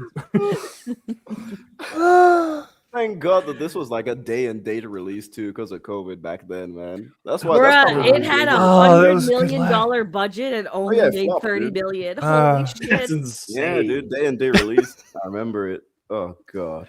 Oh, that doesn't happen often, but that was a good laugh. That one made me cry. That was a good one. Thank you for being here, guys. You're welcome. You made it happen. Thanks for accepting the invitation, man. No, thank you for having us, Procto, man. Right. It's come full circle because this was a gang rape. Yeah. Wow. Welcome. Oh my God. Well, you knew going in, man. So Yeah. Yeah, it was fine. Dude. Nah, but it was. Was really it good fun, for you? Procto, yeah. it was a fun gangbang. The beer chug after it was just like No, it's not a beer. It's water. It's carbonated water. that looks like beer. The fucking white. I Claw. know. That's what I've had to clarify in a few of my videos. Like, yeah, it looks like beer, but it's not. That would be kind of strange. Like I'm chugging bourbon and beer at the same time. Yeah. I was like, that's what I was wondering. Like, Why damn, he's not? got an iron stomach. I was saying, like, I have 6 IPAs over the course of this. But God damn. I mean, Well, dude, hopefully I'm so coherent. So.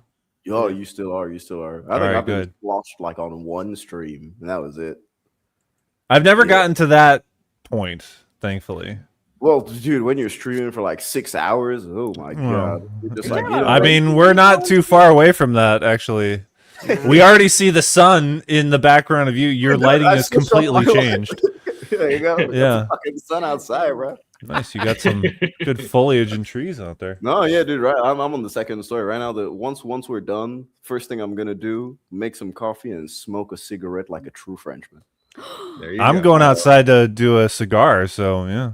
Oh, nice. Yeah. I'm gonna go to bed, but I just realized if I had my camera on, it's just blackness out my windows because I live in the middle of nowhere. But uninspired, I have a skinwalker story for you from my camping trip last week. God, dude. Oh, no. What All right. So I was on this trail, okay? It was I got there like 7:30, so I know I was the only one in the parking lot. So I was on this trail, right? And like when you drop like a rubber ball, like a dog's rubber ball on the on a wood floor, and it makes that vibrating kind of roll noise, right? So I got to this one section, like this cliff section of the trail, and I kept hearing that off in the distance, like there's not a fucking giant rubber ball around here. So I heard it the first time. I was like, hey, maybe it's just like a tree. Then like 10 minutes later, I heard it again, still in the same cliff area. I get to the top of this area, and I'm on this lookout, and then I hear that bouncing noise literally 15 feet behind me in the bush. Jesus fucking Christ. And I'm like, I decided, no, I'm not going to do that. And then I walked away, and I didn't hear it again for the rest of that hike. And I was on that trail for about 4 hours, man. You see, that would have been the first sign for me to get my black ass out of there, dude. I would have been like, fuck no, camping done. You're like the character from Scream 2. No, dude, I would be like, hell to the nah, man. We are leaving today. Right now, we're going back to the car. Gone, dude. I'm gonna sleep at a hotel. I'll come back tomorrow. Fuck this. Hell, dude, I really thought I was gonna hear it again because like I heard it so many times in that one area, but it was like when it was like closest to me, that was the last time. It was like baiting me almost. I don't know. Man, you should have gone for it. You should have been like, bitch, I thought about it, but then I was like, no, I don't. Honestly, if I had a gun, I would have just shot randomly in the woods, man. I would. Yeah, I was. That's where I was going in terms of asking Vex. Do you have any defense and protection?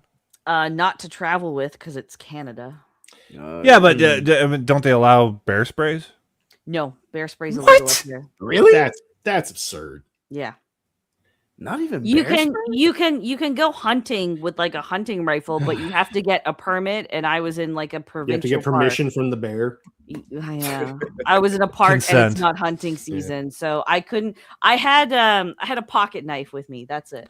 That's something. Wow, kill yourself before it gets to you. You know, if ever you got your arm stuck between a rock, you could have at least cut your arm off and escaped like 127 hours. If you can get something bigger than a pocket knife, that'd be like better. pocket sand. That's really good. There you go. Yeah. Pocket sand. That's a real element right there. I have like the water jug I take with me. It's like a 2-liter like fully metal thing, so I could knock a bitch out with that. But other than that. Man, have something at least, yeah. I'd be like the Koreans, man. I'll just be drop kicking motherfuckers. Right, it's okay. It's okay. I've been doing this for like 10 years. I'll be all right. I'll be all right. That's the first creepy one though that's happened. I was kind of like shocked by that. Famous last words. I'll be all right. Yeah. Who knows? Right. Who knows? Maybe it was Ridley Scott. This will be your last rape. He was trying to lure you in with a ball. Like, I took my pills. He brought it upon himself. Oh, dude. How has no one brought this up? I've never heard this before. True, yeah, it's crazy, man. Ridley Scott is weird, man. He's got a weird obsession with rape. Gotta get to the bottom of this one. Is it raining? What the fuck? It's sunny out. The fuck? It's raining, bro. Oh, wow. Yeah, it's drizzling. Someone's got to make a video essay about this. I'm not kidding. Kyle is fucking dying. That Ridley Scott loves rape, or that The Last Duel is just about rape? The last rape. All of the above. I am the rapist now. Bro, for real, I would have said that to him. Like, you want to rape me? Fuck you. I'm going to rape you. Genital warfare commences. Well, he is like 80. He's like 85 now, 90. You could overpower him, man. Yeah. Hey, maybe he would actually enjoy it. That's the worst part. There's no correct answer to this problem. Fuck. It's like, no, You're not tying me up hard enough. Well, excuse me, what? Enough of your dungeon story. God, that fucker's 88 years old. God damn. Yeah, see, Jesus, I wasn't exaggerating. I've literally just written down a note that said Ridley Scott likes rape next to The Last Duel. So Well, I'll make it a video. There you go. There you go. You will? I will, yeah.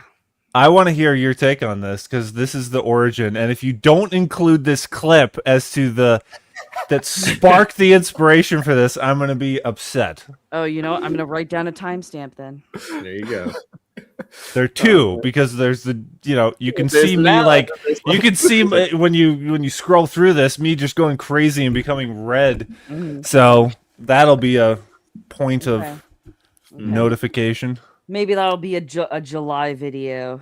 There you go. Jay is even telling you to look up the original script for Legend. So okay.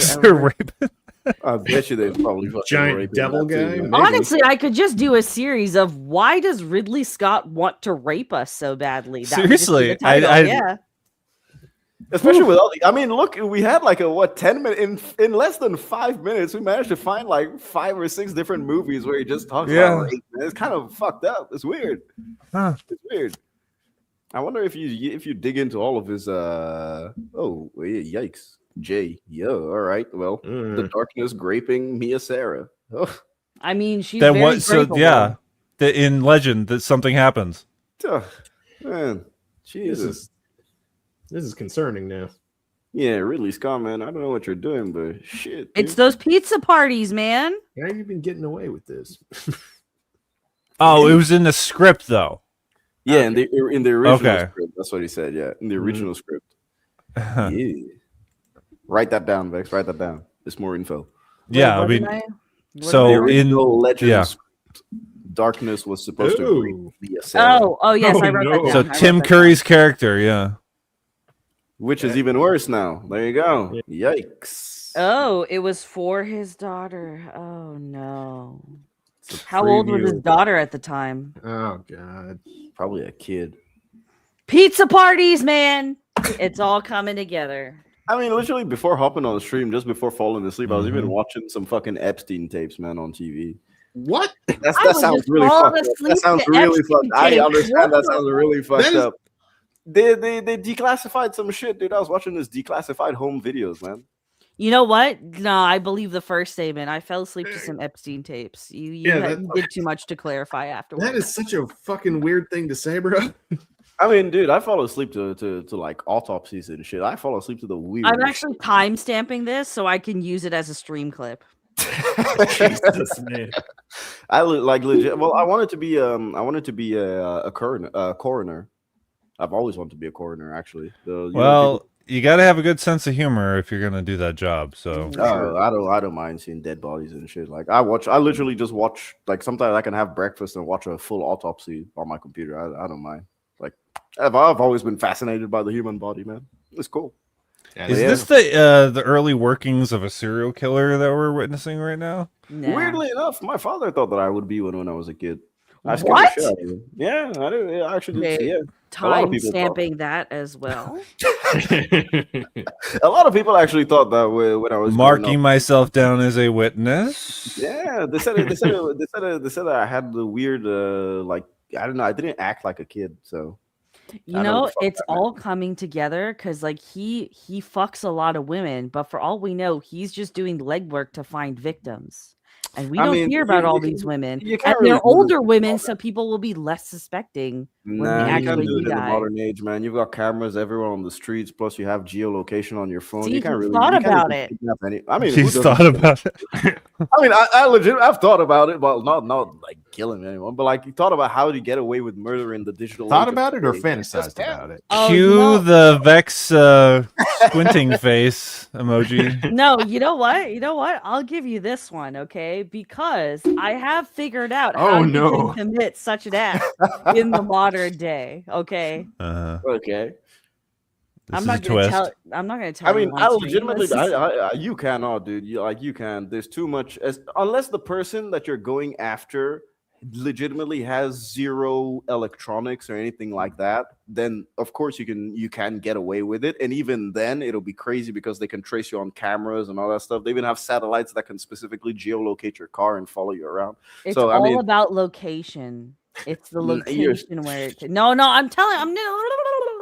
Hear me. Nah, man. Hear Even me. in the woods, man. No.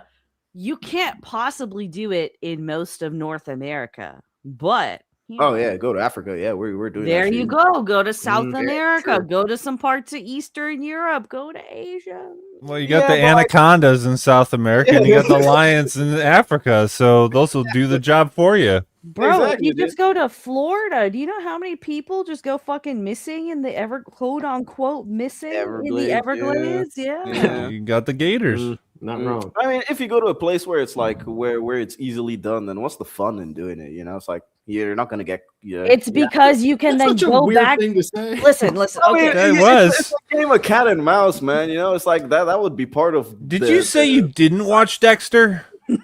I'm watching it for the first time right now. It's pretty good. Yeah, I'm getting Dexter vibes right now. I feel like I'm watching the show. Yeah. Wait, but hold on. Dexter didn't get as much ass as he does, so there is a Dexter was getting laid, man. What are you talking about? Dexter wanted to fucking some chick at a gas station. Yeah. No, but he does that later on. Like once he gets the confidence through Rita, but leading up to that, boy had no fucking game whatsoever. Yeah. But they were still all over him though. They were all over him, but he didn't know how to deal with them. To be fair, Michael C. Hall was directing that too. Mm-hmm. Yeah. Man. But yeah, man, I don't know. You can't get away with murder in the digital age today. It's impossible. I disagree. Much to my regret. I guess you could get away with it for a limited amount of time, but then they'd still catch up to you because forensic evidence has gone so well nowadays that if you don't cover yourself in like a hazmat suit, and even then, even if you cover yourself in a hazmat suit, they can still trace you back with the size of your feet. If you leave an imprint, there's just too many that's factors. why location matters. That's genuinely why location. If you're gonna go to South America and kill someone, it's gonna be pretty hard to track anything, footprints or DNA, when you're in an environment that will wipe that all for you within 24 hours. Yeah, that's true. That is true. Or in a walk in the woods, Vex. You know? Yeah, walk in the woods here. But like a woods, it's still traceable, right? Especially like up here, because like it doesn't rain all the time. There isn't enough active wildlife that would cover all of that up, right? Like it'll leave a track. But if I go to like the fucking Amazon rainforest, bro, a body can just disappear in a day, and I'll be good. That is true. But you have to make it to the fucking rainforest, bro. I ain't got the energy. To be fair, like it's not that hard when you look at how vast it is and how many entry points there are that aren't like blocked off by drug lords or whatever. Fair point. I mean, probably you could give the body to the drug lords and they'd just be like, yeah, sure. Right. They'd be cool with it. Exactly. Everything's so corrupt. It's the same thing with fucking South Asia, man. Like the crime is so high up there and the solve rate is so low for murders and everything. They just, especially if you're a foreigner, they don't give a flying fuck, man. Like, I don't give a damn, dude. I mean, I'm trying to go live in Vietnam anyways in the next 2 years, so I'll see how that goes. I probably won't die. There are a high number of people that disappear, but if you look at them, they're usually like natives, unfortunately for the natives, but it's usually them. Yeah. Apparently there are a lot of prostitutes there that say, "Me love you long time." So that might be up your alley, but I wouldn't recommend it. No, you never know what they're packing, man. They could be packing more heat than you. Yeah. Fucking reverse Uno, man. They'll flip you on the bed like they did the black guy in Evolution. Oh no! Nice. You know what? I haven't heard anybody reference that movie. I don't either. That's wonderful. Yeah, and we all know it. Yeah. I'm actually surprised that you guys know it because I've never heard anyone. I talk grew about up with that movie, I fucking love Evolution, dude. I think we have to amputate. Wait, can you do something else? He thinks he's an athlete. We have to go in rectally. No. It's like there's no time for lubricant. There's always time for lubricant. Or I miss Orlando Jones. Why did Where did he go? Die? Yeah. What is he doing? I thought he was dead, man. That's because he just he's alive, man. Legit. We're all looking Orlando Jones up now. We're gonna find you. How old is he and where is he? 58. He's all Damn, right. he's 58. Oh, he's just been doing stand-up comedy. Pretty much. I'd love to see him on stand-up. Huh. Yeah, that's pretty cool. How does he do with that? Oh yeah. He's in a horror movie called Dark Forces. What? Dark Forces. Is that from like the early 2000s? No, this is recent news. Oh. Yeah. Since something last year called He was a Marine Man? sergeant in Halo 2. What? Oh, dude, there's so many famous people were in Halo, man. I know, but I didn't know he was in there. Am I going? What is that? The news. No, he's on Abbott Elementary. Well, he's been doing some TV shows, man. He's been doing shit pretty consistently, apparently. Yeah, it's weird that we just don't see him. Yeah, he was just everywhere in the late 90s, early 2000s, and then suddenly he was gone. Yeah, but apparently he's been doing a shit ton of stuff since then that I just haven't seen. Yeah, I'm actually happy that he's getting some work, man. I'm really, really happy. I love his stuff, man. He really he cracks me up, dude. Oh my god, is Niat still watching? Niat, add Evolution to the movie nights list, please. Yeah, Evolution is so funny, dude. I rewatched that a couple months ago. That's a comfort movie too. I love the creature designs in that movie too. Giving him the huge enema at the end. Oh. Oh, dude, yeah, it killed me. Evolution, I think the first time I watched it was like it was on TV. It was just passing randomly, and I was about like 12 or 13. And I watched it, I was like, damn, this shit is hilarious. And I've been watching it like every year since. I love Evolution, man. Nice. This is a new movie, so the one I mentioned, Dark Forces, he's not filmed it yet, but they're planning to. This is a... oh, wait. Maybe I'm wrong. He was in Black Dynamite. Full article. This was... Oh, what the fuck? So an article came out 7 years ago saying that he was going to star in a horror movie called Dark Forces, and he was going to portray a monster movie director who became haunted by creatures from his own films while recovering from brain surgery. Did he make it? Like that's a really Deadline article. Did he make it? It would have probably been on his wiki page, because sometimes even stuff in pre-production, they have the crosses that they put for stuff that's in pre-production and stuff. Well, maybe it didn't pan out. That is so weird, because so I'm seeing the articles come up, but I'm not seeing an IMDb. I'm not seeing. So then the movie didn't go through then. Yeah, probably. I see an article on IMDb, but not an actual title. Correct. So this was speculated about, and we all know how movies fall through. This is an example of a movie that apparently fell through. Yeah, that's seemingly. Well, the premise was actually pretty cool. Yeah, no official casting. Right. Weird. So that's what Orlando Jones has been up to. That's what Orlando Jones has been up to. Okay. All right. Well, I guess we got to dip. If not, we're going to stay here for like the next 3 hours, because I know. Well, this is one of the longest ones I've participated in, but it was one of the weirdest. Oh, for sure. And in a good way. And also just weird in general. Yeah. Talking about murder at a certain point, but we can thank Ridley Scott for that, because I think he influenced that shit. He segued us from rape. Yeah, I'm getting when that. in doubt, Right. blame Ridley Scott. Okay. Yeah, I don't know if another movie could provoke that much discussion for 2.5 hours. I don't know. One movie? One movie? Yeah, yes, I don't know. But we got some fruitful discussion from other stuff that as well. Oh, yeah. Yeah, for sure. If nothing else, you and I recommended a couple of movies to each other not too long ago. So that would yeah. So I need to catch up on that. It's still on my watch list, so cool. I intend on doing that as well. Well, keep me posted, and we'll figure something out. Yeah, sounds good. All right. Well, Vex, you better have that rape video out. Pronto. Fucking Christ. Time stamping that as well. Make that a sound alert. What if that's the first clip? That's what I was going to say. That's going to be the intro. You're probably wondering how I ended up here. And then no doubt you're going to freeze on me doing Right. as the camera just moves closer. Don't forget to put the Who music as well. You know, out here in the field. Oh man. I need some interesting video ideas to get the channel back on track. So. I'm not. It's not a joke. Like seriously, I'm not very interested. joking No one either, else. man. No one else has done a video. I've not seen anyone. If like I looked up on YouTube, has anyone done a video essay about how Scott likes rapists? With fucking rape, man. No one's done Seriously. it. And don't. That's the thing. The YouTube censors and all this stuff. How do you get past? Don't say grape. Say it as it is. Say the real deal. I'll just bleep it, honestly. At that point.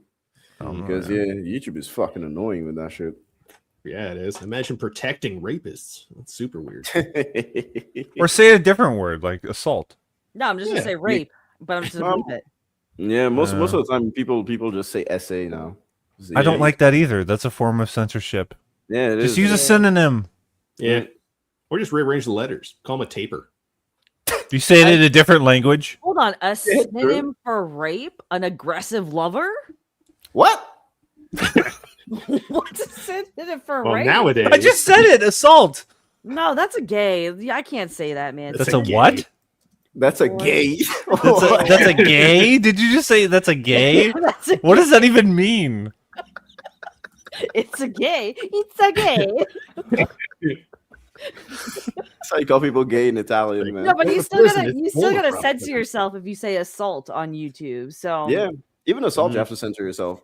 You know what? I will call it forced ravishment. There we go. Yeah. Forced ravishment. Can you say molestation?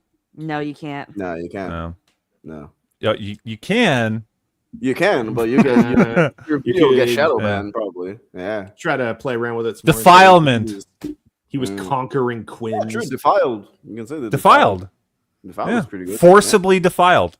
Forcibly defiled. Yeah, but those aren't fun. Like aggressive lover is fun. So you want to get a kick out of the word that you use. Got it. My nigga, I'm making a video about an old dude wanting to rape people in movies. I need to make 88. some here. 88, a respectable 88, and he's still making movies. We got to give him that at least, you know. About rape. He's making movies at that age. It's the day fucking Ridley just kicks the bucket. Everything. Oh, she did. She's gonna release it either. It doesn't matter. She's gonna do it. Vex, don't worry. We'll try and make Ridley, hear about the video through the grapevine. Rebel Rose and Emperor Goodwin are the only two people watching this at this point. Watch this video remember when Despot got that one director to copy strike his video? Watch Ridley see this and be like, strike. Now we're on to you for sure. Oh man. God. This stream was from sundown, when it was down, to sun up. Yeah. Actually, this was sun up to sundown for me when it started. Wow. Yeah, because you was for you. Yeah, for me. Canada. Yeah, Canada. For you, it's like almost 1 a.m., right? Yeah, it's about to. Bro, it's way past my bedtime. Holy shit! Brother, all right, for the sake of Vex, we gotta call it. Hey, let's get out of here. You guys have anything to plug before you leave? I'll be making an obsession video that'll come out next week, and then after that, it'll be Supergirl, and then after that, it'll be Ridley Scott rape. My God. I'm there. I'm there. Mm-hmm. What do I even put on a Plugging thumbnail Ridley? for this? There you go. I'm there for all of it. You just put me and Kyle with a thumbs up. Ridley Scott rape. Yeah. Well, no one saw this coming. No one could have seen this coming. I mean, only Ridley Scott could have seen this coming. You know what? Ridley Scott can't even fuck with me because I'm a colored woman. Like, he can't even use that defense against me. Bring it, white man. I'm immune to your weapon. I mean, Ridley Scott, he was probably coming, man. Behind the scenes, just waiting for everything to go by. He's been pumping dust for decades. Man. Oh, God. This might be one of the best streams I've ever been on now. I haven't laughed this much at a stream before. Oh man, hey, we don't even know if Ridley Scott is shooting blanks like Al Pacino is making in Babies. Ridley Scott. No, that is seriously impressive. Al Pacino's like 80, 75 years old, and he's impregnating ladies that are 20 years old. He's still becoming a father now. Actually, I underrated him. Oh man, he needs to give us his Viagra pills. Oh, sorry, man. 86. 86. God. Oh, what a legend. He's still going? Oh, he's getting respect. The mother was 29. Get the bag, man, I guess, No, he's not getting the bag. He's getting that ass. Mm-hmm. Yeah, he is. Ridley's shooting that. Oh, the black goo. Is that why it's black goo? Is that why it's black goo? Oh no! And how the black goo can do anything. It's malleable. God. In Prometheus, fucking David forces the black goo into the woman. And also the guy, because he takes the cup and he does boink into his cup and he drinks it. He fucking rubied the guy. He did, yeah. You have to watch all of Ridley Scott's movies now. You gotta rewatch everything, man. You gotta rewatch everything. Vex, if you're gonna make this an iconic video, you really gotta dive deep. I gotta dive Ridley Scott. I bet you could probably do like an hour-long video talking about all the times that Ridley Scott has tried to impose rape on everything. Bro, and you know what? We had Alien Earth last year, and that was all about trans rape. I mean, I only got 2.5 episodes in, and I stopped because it was so bad. But oh, dude, it gets super fucking trans rapey. It's so strange. Wow, so strange. Huh. All right. Well, seriously, you better. We all need right, Vex to make this video. I guess I need to get a definitive Ridley Scott movie list together then, so I can chip at that over a month. Yeah, let me know if he did anything in White Squall that was. I didn't see that. Oh man, this is okay. This is a good note to end on then. All right, okay. All right. This is the anticipation that we walk away from. We walk away with. Video. Yes, yeah. Vex. Okay. Okay, I'm doing a Harrison Ford moment right now. Right. Okay, I'm gonna live up to it. Okay, the expectations you have forced ravished on me shall come to completion. Don't accuse me of being like Ridley Scott. Yes, right? Yeah, you can accuse me of being a serial killer, but not Ridley Scott. No, that goes to you, man. But not Ridley Scott. Not Ridley Scott, man. No, I ain't touching Ridley Scott, bro. I mean, imagine just shaking his hand, dude. He'll probably just try and like grab you close to him. Like, he'd probably try to rape you at all. Yeah. If this doesn't get more views, I'm going to be disappointed with the audience, guys. You gotta share this. This is. She was Ridley. No. I'm gonna use that actually from now on. Oh god. Okay, let's get the fuck out of here. All right, guys. Cheers, everyone. If Proctor managed